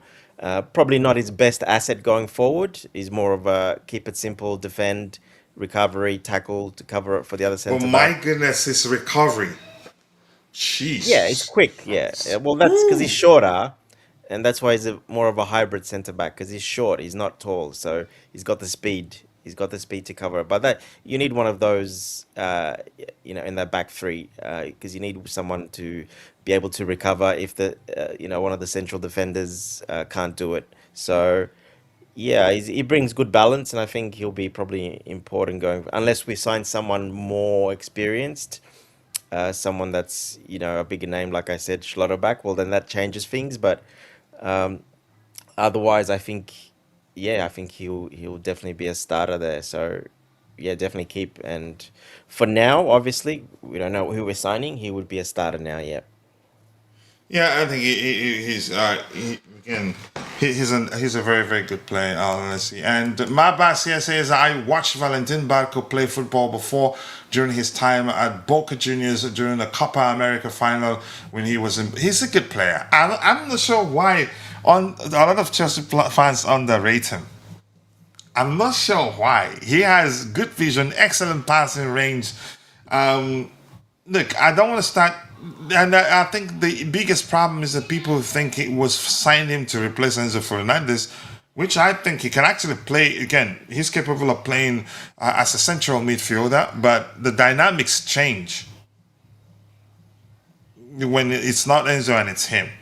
but we're not comparing them. I mean, Libertadores.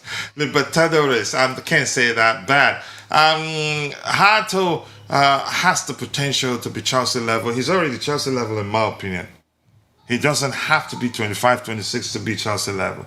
He was a Ajax captain at a very, I think, 19, 18, or maybe 19 at the time. Look, I'm I like Hato, and I'm glad he's here. So Chelsea's back on the panel. Charles, we talked about again Hato and Sa. Well, you were speaking of Sa, yeah, Sa and Hato. Your opinion? Yeah, like I was saying on Sa, Hmm. um, I think he's a very, very good defender. I rate him extremely highly, having watched him in the last couple of years, both at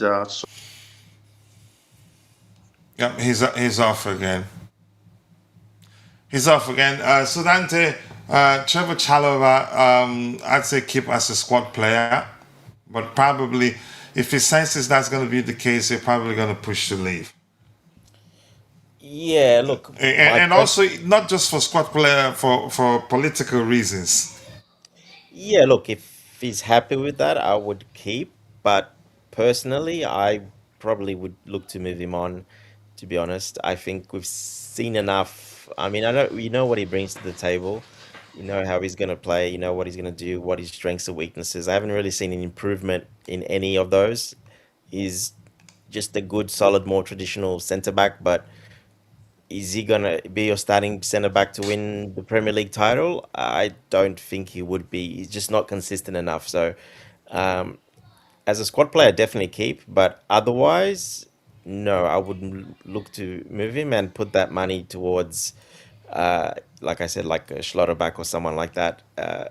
Because yeah, you're gonna get a lot more from a player like that than Chalobah. Unfortunately, Chalobah's not the best in the air.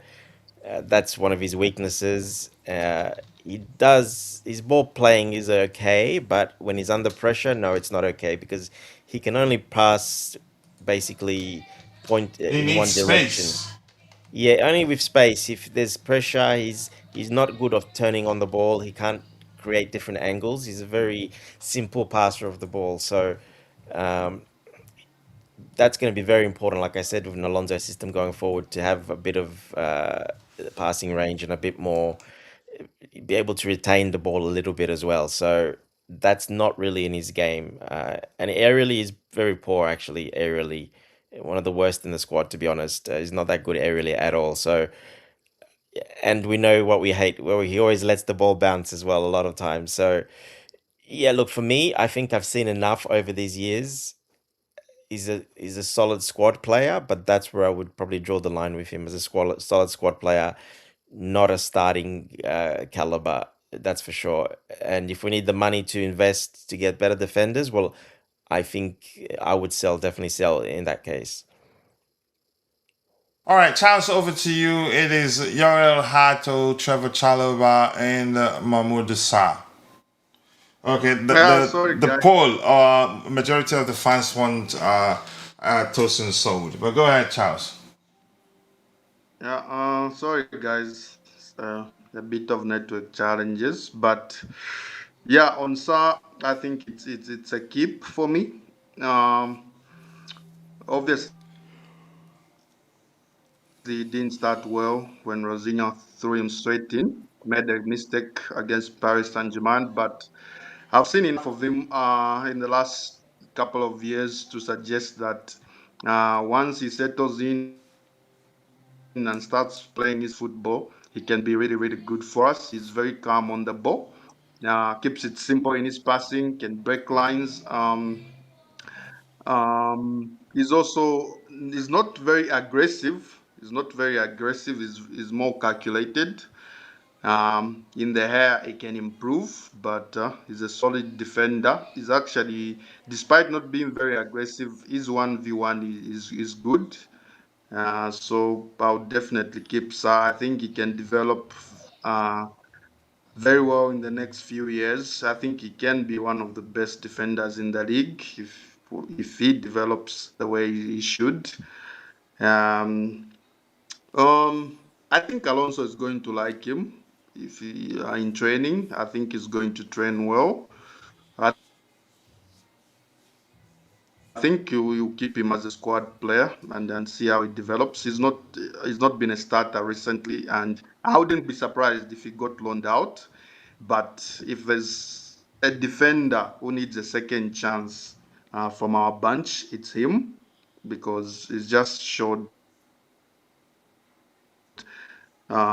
enough, I think, in the French league. It doesn't always translate to the Premier League, but he showed enough to deserve another chance and see how it develops from there. But from what I've seen, I really like him. Top defender. Hato, I would confidently say he's been our best defender in the second half of the season.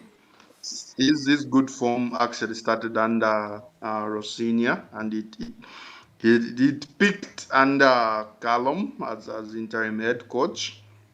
He's shown versatility, can play Cucurella's role. He's a left centre back and left back hybrid, so he can play both of those positions to a very, very good level.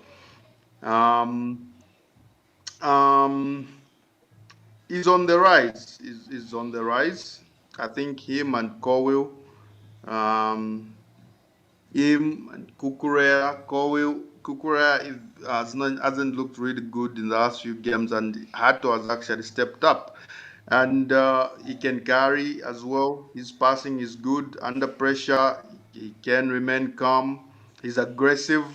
I think he's shown a mix of both Fofana and Cowell. He's actually shown that he can step out. He can also, stay in the box. He's good 1v1. He's rapid. I think that's his best quality. He's rapid. I mean, he has bags of recovery pace. So when you are playing in a high line, like we mostly are going to do under Xabi Alonso, he's one of the players you need for that kind of system. So I think Kato is a player that's going to the top, a player that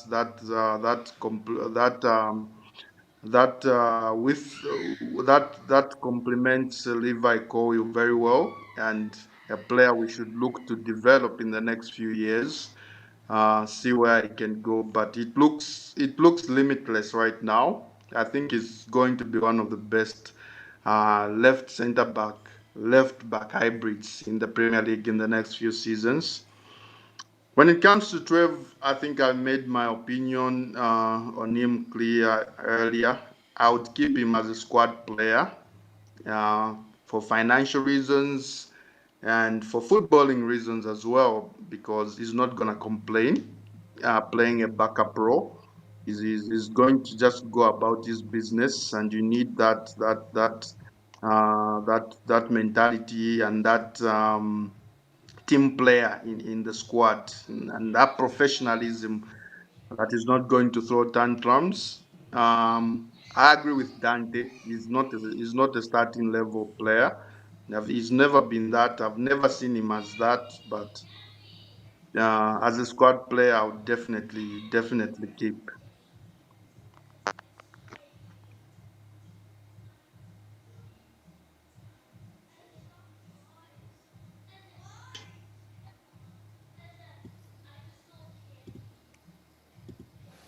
Coach, can you hear us? Wake up. Sorry, Did you fall asleep? I dozed off for real. I'm not gonna lie Wow. about it. Sorry, but did you call upon me? I thought I was on mute too. All right. Oh, wow. I'm not gonna Hopefully the lie. beautiful game saw that. That's a good Yeah, one. Chalobah, not good. Really, he's not. He is 6'3" all tall. How is it not good enough? The question isn't you having a tool. The question is, are you able to use that tool? And it's not been able to do that. But big up, Charles. In my opinion, Chalobah, we will regret this decision if we sell him. Probably gonna sell him. Chelsea looking. I'm not really mud miner. They said that this video might need a part two. It might need, yeah, 3 hours plus. We'll be running up soon.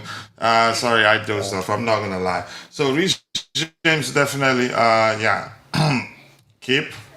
But let's talk about one more one that's not gonna be that straight, and that would be for me. Let's talk about Anselmino. Keep it short and Loan sweet. for me. Go ahead, Loan. Lon. I think Lon. He still has it in him. He can be good. He was so good for Yeah. Dortmund. They played him consistently, leading to him getting in. They overplayed him, in my opinion. Yeah. Yeah, Dante. How about you? Go ahead. Yeah, look, he's got the talent. He just needs consistency and game time. And I think that would be on loan. Don't be surprised he stays at Strasbourg next season as well. I think he stays there for another half a season, maybe another season. Depends how well he does. But he definitely needs another loan just to, the quality's there, but he needs game time and to work on his fitness and the other side of football, which is the off-field stuff, the professionalism. So I think just stay there, work on it, get some game time, and show that you can be consistent. Uh, and yeah, that's he's a great defender, but definitely not selling him. Definitely keep him, But loan let's him. try and get it to 20 players so that the next one we have 20 players to deal with.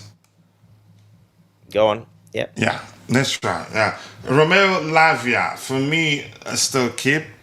Rumors suggest that Chelsea might actually, you could say, be over him. That is, be tired of him at this point. I don't think so. I think he will be, as Alonso's approach. I think he will be key because he likes those vertical passes that Lavia is able to orchestrate from a deeper position. He has it in him, but I'm not sure why he missed the last two games or so. Was he injured? He wasn't, right? He was. No, he He wasn't. was, bro. No. He was? He was. Yeah, He he was had a injured knock. again? No, no, no. He was on the bench. He had a knock. He was on Okay, the but bench. go ahead, Charles. Let's hear you. What do you want for him? Sell him, keep him, or loan him out? I'd say keep him. Um, I would keep him, but I would understand why the club would be open to selling him. We've been carrying him for 3 seasons, basically. He's been injured like 75% of the time. He has the quality, he has the passing that we need from deep. He breaks lines with ease. He's very press resistant. So he has the quality, but I think he's not looked as good as he normally does.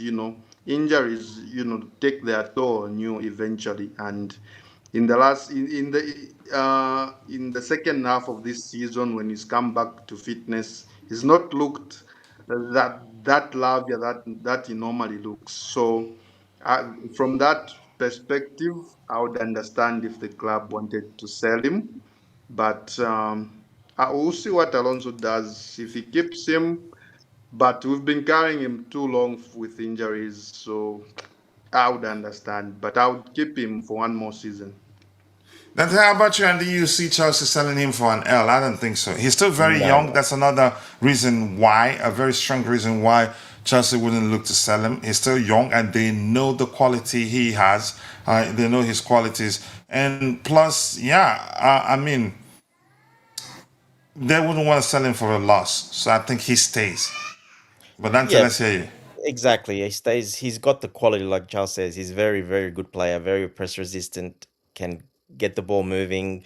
Uh, he's actually quite physical. He's very strong on the ball. Very hard to get the ball off him. Keeps it close to his body. Strong, shields it very well.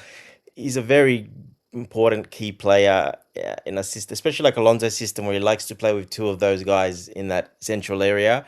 Well, he would be very key in breaking the press and spreading the ball out wide or to the forward. So yeah, I see him.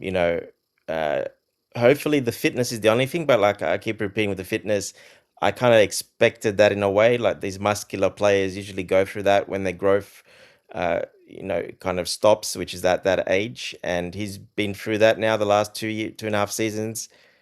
he should be over it. There's muscular problems, and look, we can't really sell him because you're not going to sell him because he hasn't played enough. So there is no point selling him because you're not going to get hardly anything for him. So no, if he wasn't a good quality player, maybe then, but he's way too good to sell, and he's very young, so he should recover over these injuries from now on. I expect him to have a good run at it. I don't expect too many more injuries because, like I said, that growth stage is over for his body. So, um, yeah, definitely keep. I'm a big fan of his. I love what he does in that area.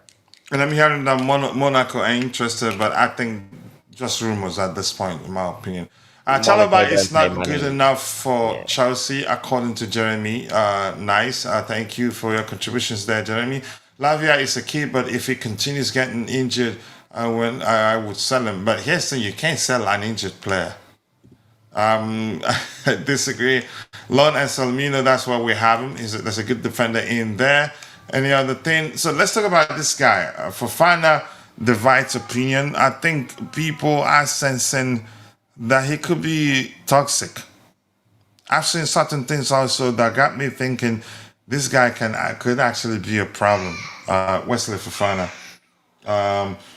honestly. But Dante, while I'm still with you, your thoughts.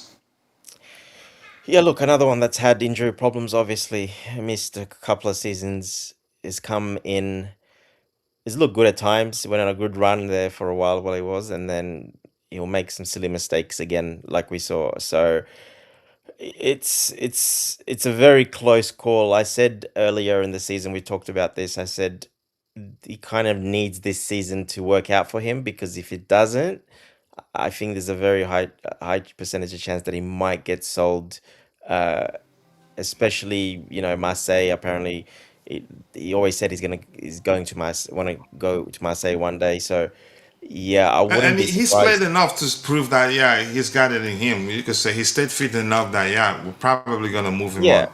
exactly. So I think if there's an offer there, we'll move him on. If there's not, I think, well, obviously you're going to have to keep him. I don't know if they're going to loan him. I think it'll be one of those decisions. Who do we sign in? Who do we bring in? And then at the end of the window, if we got those players, then we can maybe loan him out and then sell him the following season after that. Otherwise, he would have to stay because look, he's got quality in there, and in a back three as well. It suits him more in a back three. It does suit him a bit better, uh, playing that right centre back role out wide. So, yeah, I think we'll have to. It's a big question mark on him. I think it's one of those where we have to wait and see. I can't. It's very hard to know what the club will do because of that. It's difficult to say what the club would do, but in my opinion, I'd say you could say maybe still keep him. Probably gets to what I think will happen. Probably he's going to stay, play more and more exposure. You could say increasing the possibility of club wanting to buy him because there aren't too many clubs interested right now. Well, that's the thing. If we need to sell him to make a spot for another centre back we are signing, well, then I sell him. I would sell him. I think probably because Badiashile will be gone. Uh, well, I'm not sure who's Disasi. going to leave who stays. Yeah, yeah. Look, that we know we need a overhaul of that centre back position. That's probably the area that it hasn't really worked out for many of the signings. Only Colwell, obviously, in that centre back role. But that's where they've got wrong more than any other position. Just they haven't developed how they're supposed to. There were talents, but they just didn't develop to the level we needed them to develop. So, um, yeah, look, Fofana has more than just ability. Like you said, off-field stuff. Uh, you know, if he's toxic, like you said, if there's other issues in behind, we don't know that. The club does know that, so they will make the right decision if they're going to keep him or not. So, like I said, I'm in between. I'm okay if we sell him, and I'm okay if we keep him. Whatever happens, I'm okay with it. Charles, how about you, Fofana? Let's hear you. For me, must sell. He has not lived up to the potential that we thought he had from his Leicester, even the Marseille days. He used to be good. He used to be good, very, very aggressive. But obviously, this time at Chelsea has been interrupted with injuries, and when he's come back, he's looked strong in some parts, but not consistent enough. I think other areas of his game where he has weaknesses have shown. He has got positional issues. I've seen positional issues. I've seen intelligence issues. I've seen timing issues. So also likes to carry and lose the ball. And that's also an intelligence thing. Doesn't always know when to release it. Not dominant in the air. For a player that we pay so well, I think his value to the team is nowhere near it. And if we are looking to build a new core of centre backs, he should be one of the first ones out the door from both a financial and a sporting perspective. He's disappointed. He's not been good enough, not consistent enough, and nothing close to what we thought. I actually rated him very highly. I liked him. I was desperate for him to join Chelsea, but he's just not lived up to it, coupled with injuries and disappointing. So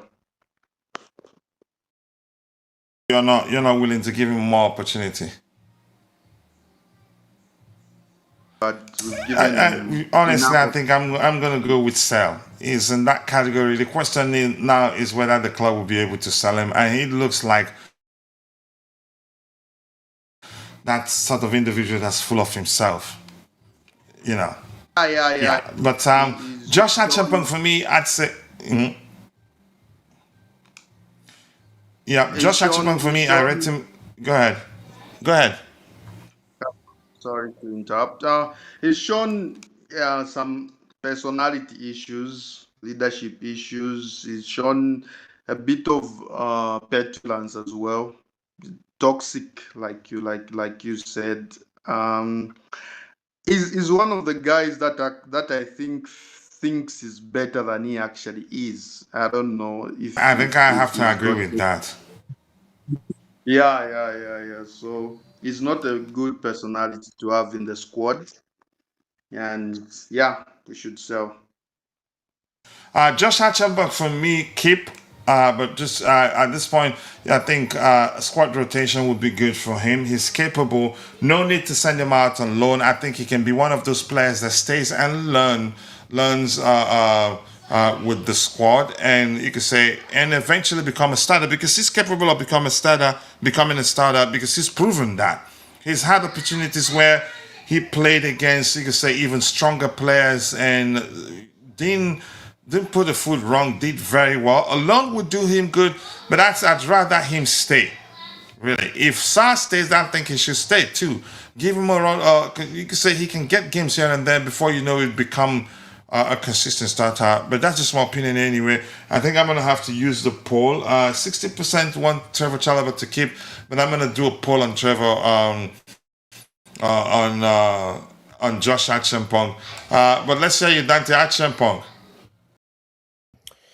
Yeah, look, I would agree with that, but it just depends what he wants as well. And again, who we sign. I mean, if we're going to go sign a couple of really I good agree. It also defenders, depends on what he wants. Yeah. exactly. So if we sign a couple of really good defenders, a bit more experienced defenders, etc., well, he's not going to get too much game time, to be honest. So I'm looking at probably loaning him to. I want to see him go play somewhere consistently. That's probably my preference for him. Not sell, but go somewhere and play, and let's show us what you can do playing week in and week out. I mean, we've seen him play. He's had one good game, but he's also had a lot of bad games where he's made a lot of errors. And yeah, we know he likes to run with the ball. Obviously, people forget that he's actually naturally a right back. He's not really a centre back. He played right back pretty much all his youth growing up, so he didn't play centre back till Which he's basically means in the right back position, he's you could say third in the pecking order. correct. Yes, so Because he's also Gusto that. will always come first because of at least his experience. Yeah, and his running ability, he can run all day, not get as tired. He's got that in his locker room. Whereas in Acheampong, little burst here and there, but then he's kind of tired, so he hasn't quite got that yet. That level of fitness, to run for the whole, for a long time. So, look, I think staying would be great, but yeah, I think probably a loan might work better for him this season because I I think don't I see him. agree. If we're going to sign defenders, well, that's yeah, it's going to be very hard for him. Yeah, I think I agree. A loan would do him more good than him staying. There's no guarantee. You say staying actually probably will dwarf his development. I think, yeah, it makes sense. Go elsewhere, play very well, be ready to become a starter. And if the club doesn't give you the opportunity, Oh, the kids, go check on the kids. Yeah, look, if the club not going to give you the opportunity more, and there is reasons. I know people are saying, "Oh, he's a generational type of defender." Well, he's gotten game time, and every time he has, most of the time he hasn't looked good. He's made a lot of silly mistakes, and really not which is suited for that centre expected back. given that the fact that he's inexperienced. Yeah, exactly. So it's hard to make those mistakes. The coaches are not going to choose you. It doesn't matter how, everyone thinks you're a generational talent, you're so good. Uh, but if you make those mistakes, and I can guarantee you he's made a lot of those mistakes in training, hence why he hasn't been starting over a lot of other players, because otherwise, Rosinia, Maresca, they all would have started him a long more. It's a big, usually with one coach, but when you see another coach do the same after you realize there's a little bit of a pattern there. It's not just that coach, didn't quite prefer him. It's obviously what happens in at training as well. So we obviously don't see that, but for that reason, I don't think he's played enough because obviously he's making a lot of mistakes, etc. at training. Probably getting a grip of exactly what those coaches want as well. So yeah, look, I think now to develop his career further, he needs to go on a loan and try to play every week. Yeah, I think I agree with you. Charles, you want to add to that? And just please, when you get a chance, can you inbox me your Twitter handle, please? And do you agree, Achibong? I think he will be better served going out on loan. Yeah, I very much agree with Dante on this one. And then Pedro Neto, I'd say keep Neto.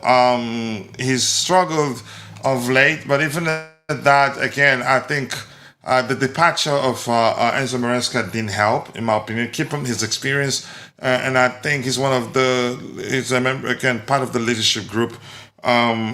He can create chances. I think everything comes down to how the manager wants the players to be.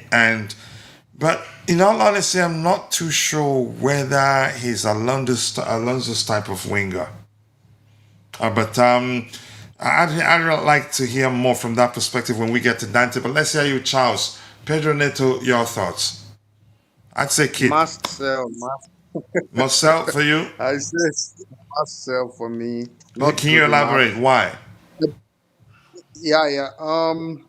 First of all, his output is not good enough. But has it Then always been like that? yeah, yeah, it's always been like that. He's never scored a lot of goals in his career. Not What's at his output, Wolves, not Charles? Do you know his output, his numbers? for this season. Yeah. For this season, last time I checked, he had like 11 goals. Last time I checked, yeah, but it's never been good enough at Chelsea. When you look at his dribbling, it's not good enough. He can barely beat his man. He's got bags of pace, but decision making is also not very good. I think it affects his dribbling a little. I see him as very one dimensional. I mean, that cross that he likes, it doesn't bring much more to the table. It doesn't bring much else to the table than that cross he attempts. He's versatile, but it's not enough for me. Doesn't beat his man enough. Doesn't score enough. Doesn't assist enough. his creativity is in question. There's nothing that I see that's outstanding about Neto. So for me, it's a hard sell for me. Yeah. Dante, how about you? Uh, Definitely he was doing very well. He was actually doing very good He for started us. well. Very well, yeah. He was got player of the month as well. He had the most goal contributions halfway through for the season, so he was very important in the link up play. Now that changed quite a lot when obviously Rafinha came in because it's a little bit of different. He started him at left wing back a couple of times, then he put him at on the left wing in that 10 position a couple of It doesn't look times. like he likes to be deployed on the left hand side. No, all his assists come from the right hand side. Even we saw the last couple of games of the season, both his assists on the right hand side. So, uh, yeah, look, he's been played a Or bit all maybe over. more As a new accurate, system, majority of his assists. yeah, the system didn't suit him. It doesn't suit him because he's a touchline winger. He's a powerful running winger that will, need space one on one. Can be creative as well, but look, he works his socks off. He works extremely hard defensively as well. He can do the job, but That's you're another asking him. reason I want us to keep him. Yeah, He look, can contribute a lot defensively. yeah, well, the only position really he will probably But play is that wing back. coach, Yeah, What's that? uh, he's an attacker first. I yeah, but know. I Yeah, understand. But you want the attackers too to be part. You could say to contribute defensively. you You know, want them to again, he was contribute. one of our best players. He didn't score a goal on the day, but he was one of the main reasons why we beat PSG in the Club World Cup Yeah, final yeah. the way we did. He, he works his socks off. That's obvious. But as much as you want attackers to help out defensively, it's not why you should want to keep them. I think No, no, I'm saying one of that the stands. reasons. One of the reasons. I still believe he's a good creator. Everything comes down But it to, you can say, doesn't to the have any manager's demand and approach. But go ahead. outstanding quality. Go ahead, Charles. Yeah, for me, it doesn't have any outstanding quality that he weaponizes to a consistent enough level. You can say he's a powerful dribbler, needs space, but even when he gets space, he hardly, I don't, in terms of dribbling, actually, I don't Not a rate him powerful that much. dribbler, I don't actually rate Charles. his No, dribbling that much, actually. no. He's a power runner, as Yeah, in He's a doesn't running. get power that. runner, exploits spaces if you can find him. Once he gets the ball, And he's he gone. doesn't find it. Yeah. He doesn't find that space much, and when he does actually find it, he ends up maybe a poor cross. His final product is nowhere near good enough for us. Here's the reason I'd say maybe sell him is that he's looked disinterested to some extent of late.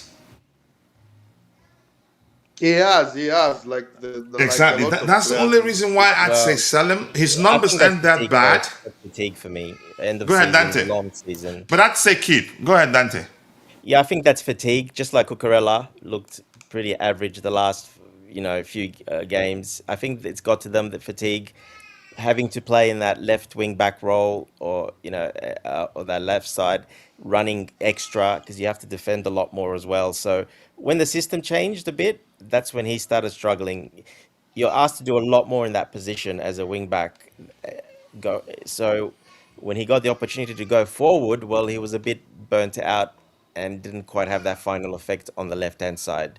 Now on the right hand side, when he does switch, sometimes like he did, he's got a very high assist rate, high goal contribution from that right hand side. So look, the only reason to move him on is you're going to get a big offer for him. And he might Like want to go. he might want to go because Quenda can do what he does as well, very Even well. better. So He's just more yeah, experienced than Kwenda. Kwenda is a much better dribbler. much better dribbler. Much But better look, talent overall. Much better talent overall. yeah, Yeah, but yeah, I Wesley agree. But is an international for Portugal and he's won for Portugal. Quenda's not. So He's more experienced, yeah. And the he's still club a might very good value that player. experience. He's got the maturity, but system could be a reason why he leaves. Like I said, under Maresca, perfect, and halfway through I don't think he's properly equipped for the Alonso approach, Dante. So I'd say sell him. well, I agree. That's what I said. That could be why him and Garnacho, etc. They're not going to work very well under this formation. Any touchline winger is not going to Dante, work. just a question, Dante.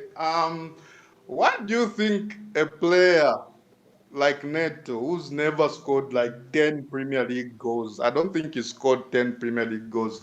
Why do you seem to think his output is good enough for I Chelsea? mean, go ahead, Dante. That question is for you. Well, because like I said, he's a very hard worker. He defends as well. He does create very well when you're giving him the opportunity and playing him in the right positions. Like I said, if you check goal contributions and passes to assist, he was leading by far that stat. By far, he's always involved in all our build-up play. He doesn't get the final assist, but he creates the space. He creates the mismatch, and that draws other players as well and draws people out. And if you look at those stats, He, he's one of the highest in the actual Premier League of pass to No, his assists. numbers were actually really good, Charles, if you were paying attention. Yeah, yeah. Well, that's that. Yeah. I'm just giving him a stat that people don't really look at, but that is very important. The build-up play. He doesn't get the assist, but he's the one involved in opening that space up and creating that assist. And if you look at those I stats, don't like I said, he's one of the highest percentages. I don't agree that he has a lot of influence before the final ball. I don't think I would like to see the stats, but I don't think he has a lot of influence before the final ball, the final decisive action, because his lack of dribbling limits him. The lack of dribbling and when there's no space. But even Yeah, the but you're times not that he looking at his finds, work rate. That's the problem. You're not looking at what he does with his Yes, I hands. think we've all agreed. I but think we'd be I better don't off selling him, think given the fact that, yeah, he's going to be, you could say, probably not going to be playing a lot under uh, Xavi. Yeah, and that's the thing with I'm Esteval, looking at Quenda Except coming if in. Xabi adjusts his approach to accommodate him. But go If he ahead. does, yeah. yeah. Otherwise, we had an offer. Apparently, Bayern Munich wanted him. We turned the bid down in December for him. So, l- well, we'll see what happens now. Can you still get that money? Probably you can, because like I said, he's still a starting international for Portugal, and they're a very good team, and they've won with him playing as well. So he's not a scrub. He's a very, very good player. It just system fit has to work as well. The system, and he could struggle a bit with I think with that because only really he's not going to play in that 10 position. He's going to be a more likely out wide, so it's going to be very hard for him to play too much. I think because Quenda's coming in and Esteval's in his second season, so yeah, there is a high chance that we could sell him. Look, if the price is there, you probably do, and you can invest somewhere else. But sometimes you got to be careful moving those players. You don't realize how important they are and what they do off the ball and how hard they work and how much they create space until you lose that player and realize, oh, why is that so different? So he's got a lot of qualities that people don't see because he's not a flashy player. That's why. One of the reasons I wouldn't keep him for his work rate is that it's something that's coachable. And we have a young squad. Like you said, Esteval in his second season will obviously need much more playing time than he's had in his Esteval's first going to take season. We 5 years till also he gets to Neto's level of running. That's a long. have There's no chance no you're going to get strongly, Esteval do strongly what Neto disagree does that and how much he runs. Not even close. He's yeah? not. No, He's no, not comparable. not 5 years.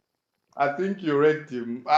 I don't know. We rate him differently, obviously, but 5 years, nope. His Esteval Esteval will is never be the already. player Neto is what he does off the ball and how he does it. No, that's not his game.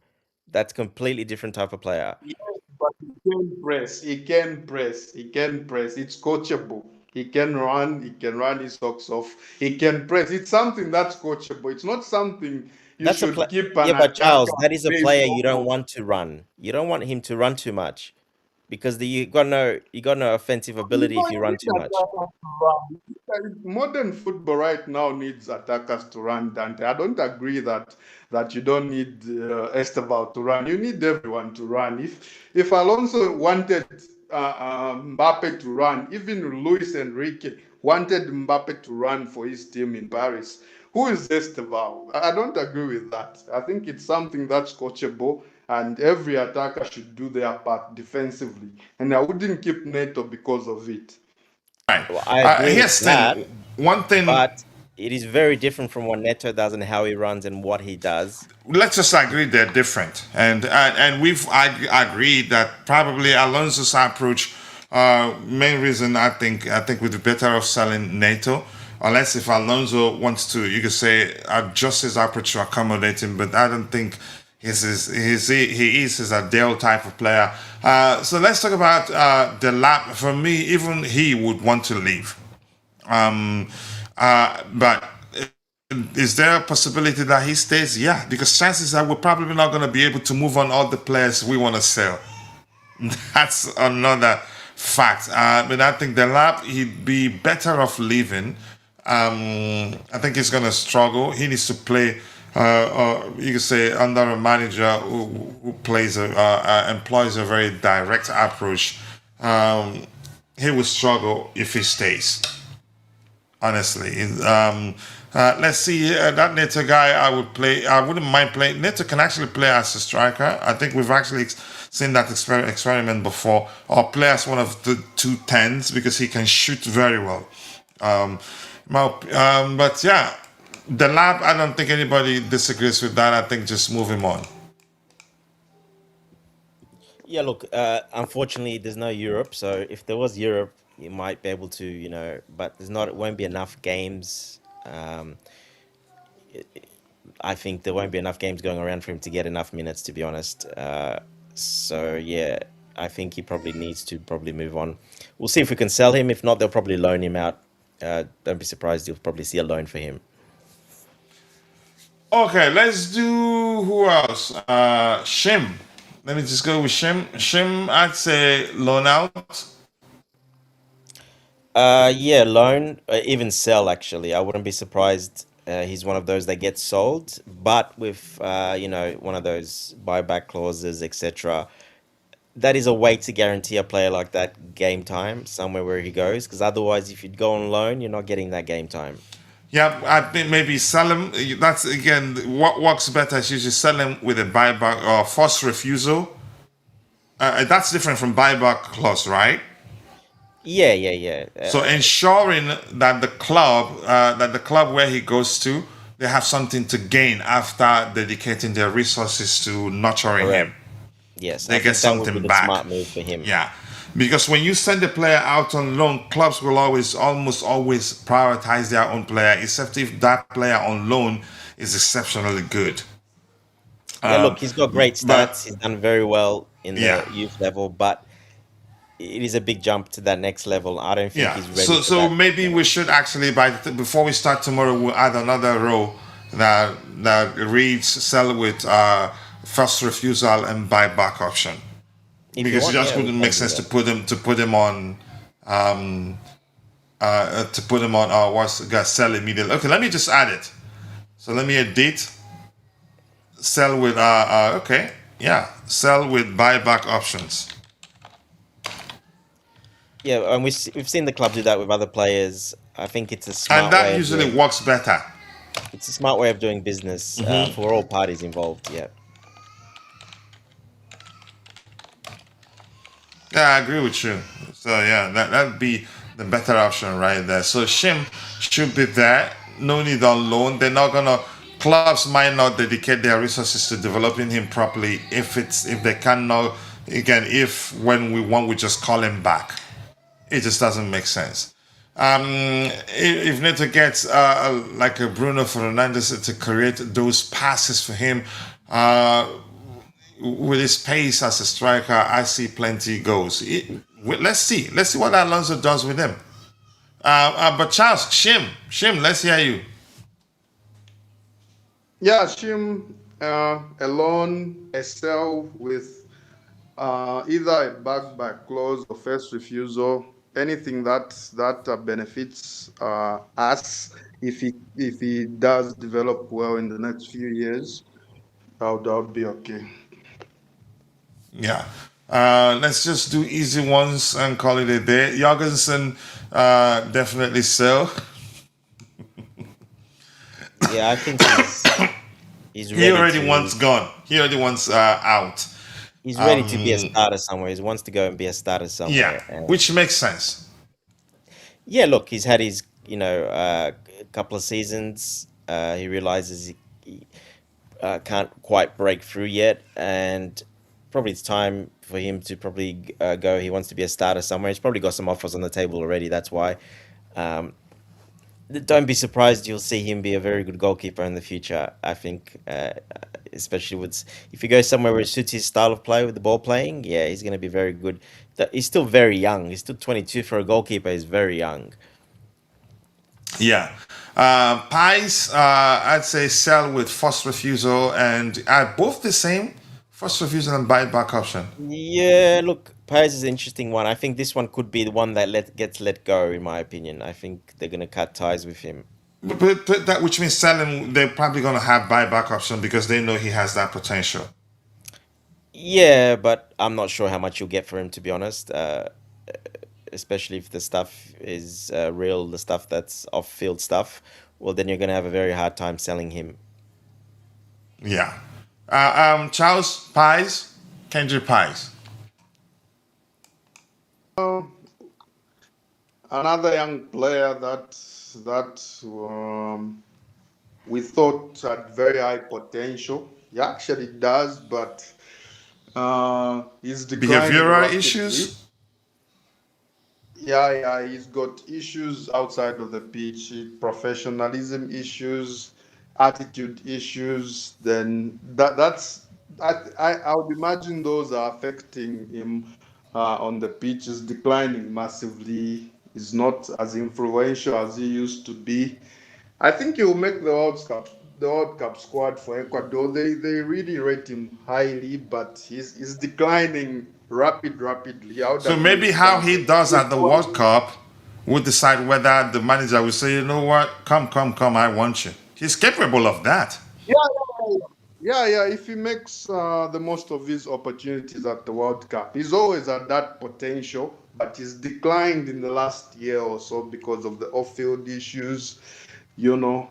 So if he makes the most of his opportunities and Alonso likes what he sees, it's possible. You never count out anything. But right now, his trajectory is not going well. Is declining actually, and if we sold it would be for peanuts. And yeah, so I think we keep loaning him, see if he can find himself again. But good player, very good player. I liked him in Ecuador, and I liked him uh, for for for for the national team. Yeah. Thank you so much for that. I think we have one more. Who do I go for? Let's leave those difficult ones for tomorrow so we have something really. Ganacho, Fernandez definitely. Let's talk about Santos tomorrow. It's a bit not straightforward. Ganacho, I'd say sell immediately. It hasn't worked. I supported him, and it looks like at some point even he gave up. Maybe down to the fact that the fans didn't really want him and didn't really support him. I'm not sure Yeah, what to look, make of this situation. yeah, and he didn't do too bad, but again, another problem. Again, the system fit is not Yeah. good for him either. And yeah, look, under Maresca, different. Under Rosinia came in, very different. So, yeah, look, I think he's probably will, like you said, we took that risk on him. It wasn't that expensive. I see people saying 45 million every. No, it wasn't. It's 35 million plus five add-ons if he achieves those bonus. I don't think he's achieved anything, so probably be 35 million. Uh, he's that age where you can sell him for that, no problem, or loan him and you make money back slowly. But he could also explode in the next couple of years because he's just, very young. So. Um, it's either a sell or a loan. I probably think it'll be pretty hard to sell maybe now. His wages are not big or anything, so it's not that problem. So maybe a loan, the club could look to a loan to look a bit towards the future, maybe give him an opportunity somewhere to go for a loan where he actually can maybe fits the system. He might do really well, and that will push his price up, and then they can actually call him back or actually sell him because we don't know how long Alonso is going to be here. You never know what can happen. Another coach comes in, different system. Well, you never know. So it's one of those, either sell or loan. Yeah. I think he's might end up being loaned, but if you can sell him, I think probably going to sell him straight up. Now he still had, you can say, we can still make a bit of gain from selling him. Charles Garnacho, your thoughts? Strong sell, strong sell. I don't think it's even about the system. He's not good enough. He's not a top player per se. Like I would say, he's not a top player, like a top 5 Premier League player. Maybe at Tottenham he can Of course, crack he's not a it, top five but Premier League at, player. I mean, that's a bit of high expectation You're you have going on too him. far. oh, I meant the team. I meant the team. Not really a top 5 Premier League player like the players. I meant he's not. I don't think he's good enough for United, Liverpool, Arsenal, Chelsea. Or I like a don't top think five he's even club, good top enough six for club, you mean? I don't think he's even good enough for a Tottenham, and it's not about the system.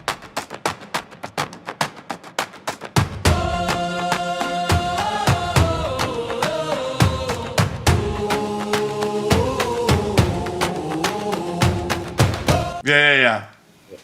Sorry, go ahead. Yeah. So Dante is just laughing because he knows my opinion of Garnacho from day one. I don't think he's a very good player. I think he's a player for a mid to low table team. Um, we should sell. We should sell if we have the opportunity. If we don't, we loan him out. I don't think he's going Yeah, to we'll sell him to explode like Arsenal. Dante. Arteta will want him. I don't think so. You never know. I think he might. Chances are he'd want him. I don't see that happening. I don't see it happening. I understand why you seem to do, but I don't see it happening. Like I didn't see it happening, him doing well for us because he's overrated. The things that people think he's good at, he's not really good at those things. And he doesn't do them to a level of consistency that's needed at a big club. So it's just not good enough. He's no chance of exploding. He's not a top player. I don't think he'll do much better than a Tottenham or maybe a German club or a lower ranked Premier League team like a Bournemouth. I don't see nothing special happening in his career. He's not good enough. Always known he's not good enough. I understand your point, but I still think it's a matter of, you could say, the manager's approach. He's more like Timo Werner, more effective when there are spaces to exploit and you can find them. Yeah, under Ten Hag, for example, when he played him with the wing as a touchline winger, he was one of the best players that season. Yeah, I agree. But yeah, again, Charles, again, we differ in that aspect, but I think he's gone because he's been practically useless under Alonso. I'd be shocked if he stays. I think he should try Serie A. I think he should try Serie A or the Bundesliga. Serie A or the Bundesliga. Maybe he can find. Even He Spain would can suit as well. do consistently good. He can find a bit of consistency with the space that's there in those leagues.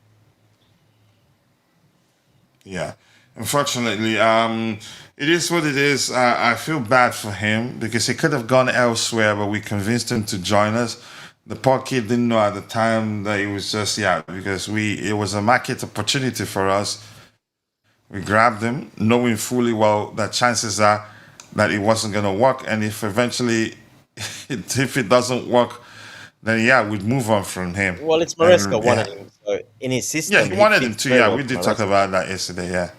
Yeah, he fits very well for I Maresca. think Maresca wanted I him for don't his think system. Maresca wanted him, Dante. I Do you think remember it's the Maresca called club. him? You know Maresca Maresca said called in him, an right? interview that he wanted him. He said in an Yeah. interview. You know, managers will say stuff in press conferences just to look like they are working with the club and all. Okay. But I never thought he was Maresca's type of winger. He can't beat his man, and Maresca likes touchline wingers. So I don't think Maresca really wanted him.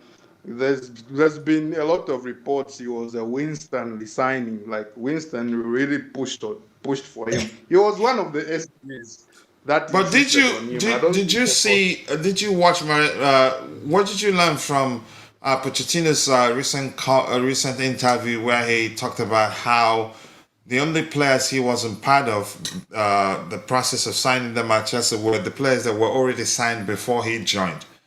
That every other player What we I signed after his arrival, he was part of the process. So if Maresca didn't want Garnacho, he wouldn't be at Chelsea right now.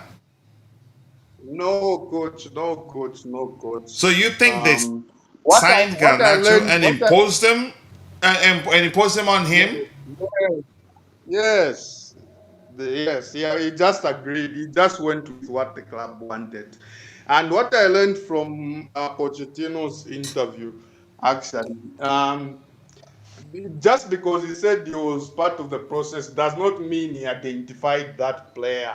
Same way, like No manager, Bako coach identify the players. They Marco is don't joining identify. us. It's Marco is they get joining us, they and it get was preferences. always planned that he would join us, even if Alonso has taken over. So you can't really say Alonso identified him or anything. It's been in the plan, you know. The sporting directors have a plan for the club and the players that they want to bring in, long term, short term, and it was about that more than the coach actually wanting him. And that same goes the same goes for Palmer. These players that Pochettino said he was part of the process. He was part of the process, yes. He agreed with what the club presented. But they presented their qualities and all, but he didn't really identify them. And if you were up to him, I don't think he would have signed that player. I don't even think he knew too much because earlier in that season, the first season, he actually admitted to being surprised at Palmer's quality, actually. So he didn't know much about him before he joined. So Yeah, he was just surprised because of the coach, the numbers. Yes, yes, yes, but yes, that's yes, Palmer who surprised him. wasn't So it surprised does not that he did really that. mean, yeah. So being involved does not really mean he identified and all. And if we really want to take the next step, I think we should, let coaches identify some of these players that they want. We shouldn't just involve them in the plans, the players that we've been scouting and But all. but do I you think agree? Even let's assume they operate the way you've explained, they're not gonna go through with signing a player if the coach doesn't want the player. that remains to be seen, coach. That remains to be seen All right. with Well, that's Alonso. just speculation on your part, Charles, and a lot of people. It's just speculation because they don't like the sporting directors, etc. But the only I'll proof we have is disagree. what Maresca said. He said, I wanted him. I spoke to him on the phone for over an hour, so he wanted that player. That's the only proof we have. We have no proof of the other side at all at the moment. Dante, I don't know if you can't see it. I don't know, but the See coaches what? work with the club. If you can't see the level of involvement that Maresca had when you say what you are saying, even about Ganacho, obviously he wanted other players, he wanted more players, other different players that the club, it was part of his frustrations, that the club didn't go for.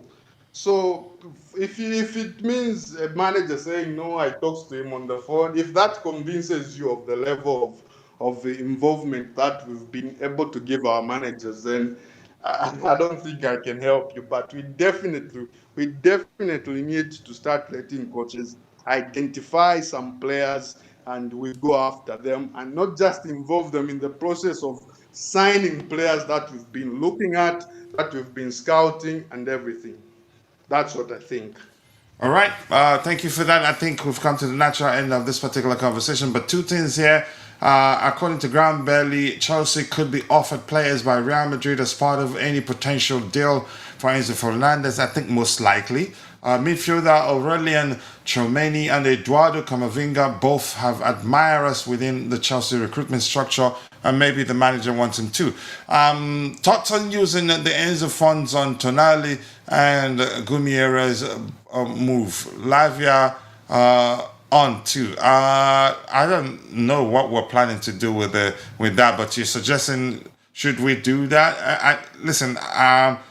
And my opinion doesn't matter. It all comes down to what the manager wants. I don't think we should just use it on both. And probably we've heard that the rumors suggesting we're already in talks with Newcastle United with a possible move for both players, all false or off the mark. I think that you could say not close. I'm not sure which the way it was that report. I'm referencing the way it was phrased to suggest something is happening, but not exactly what's out there. That's by the way, Dante, I don't know anything else. Charles, anything else you guys want us to talk about before we call it a day? All good, coach. Got to go to sleep. Get some sleep.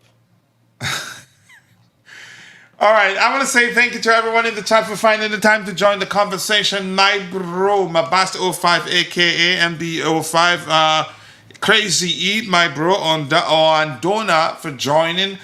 Vic was here, Rich Moneymakers was here, our senior panelist and Bobby was also on the panel. Jeremy Nice also was here. And on the panel, I have the captain of the community in Constantine Dante. And also Zambiano, Charles, my bro from Zambia. Appreciate you all finding the time to join me on the panel. I cannot thank you guys enough. See you guys tomorrow. God bless us all. And cheers. Thank you, Coach. Cheers, guys. And thank you, Dante, for the opportunity. Thank you, everyone. No Thank you.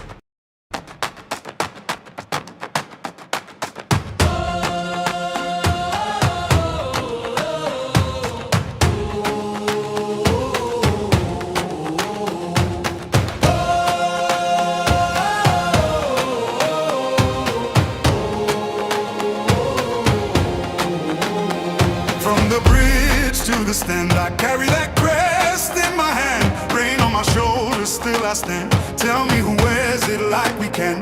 Mud on the boots, heart of gold. Those stories living in the cold. Every name that the walls still hold. I was born for this, I was told. Hear that roll in the air, feel that fire everywhere. We don't bend, we don't fold. We were cut from that blue gold. Blue till the end, blue till the end. We rise again, we rise again. Blue till the end, blue till the end. This is our name, this is our skin. When the pressure comes down hard, we don't flinch, we play our part. Every scar on the back says more than 1,000 songs before. From the first whistle to the last, we remember where we came from fast. No throne, no crown, no borrowed fame, just a city calling out that name. Hear that roll in the air, feel that fire everywhere.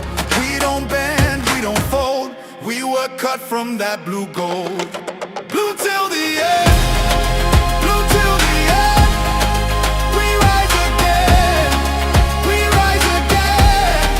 Blue till the end, blue till the end. This is our name, this is our skin. Let the whole ground shake, let the whole world know. We don't chase a moment, we are the home. Hands up high for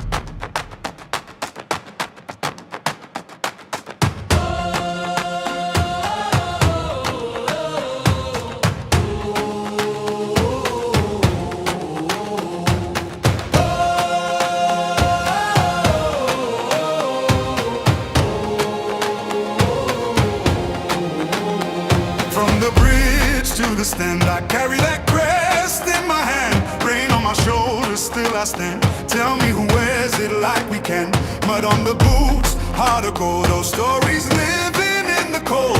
Every name that the walls still hold. I was born for this, I was told. Hear that roll in the air, feel that fire everywhere. We don't bend, we don't fold. We were cut from that blue gold. Blue till the end, blue till the end.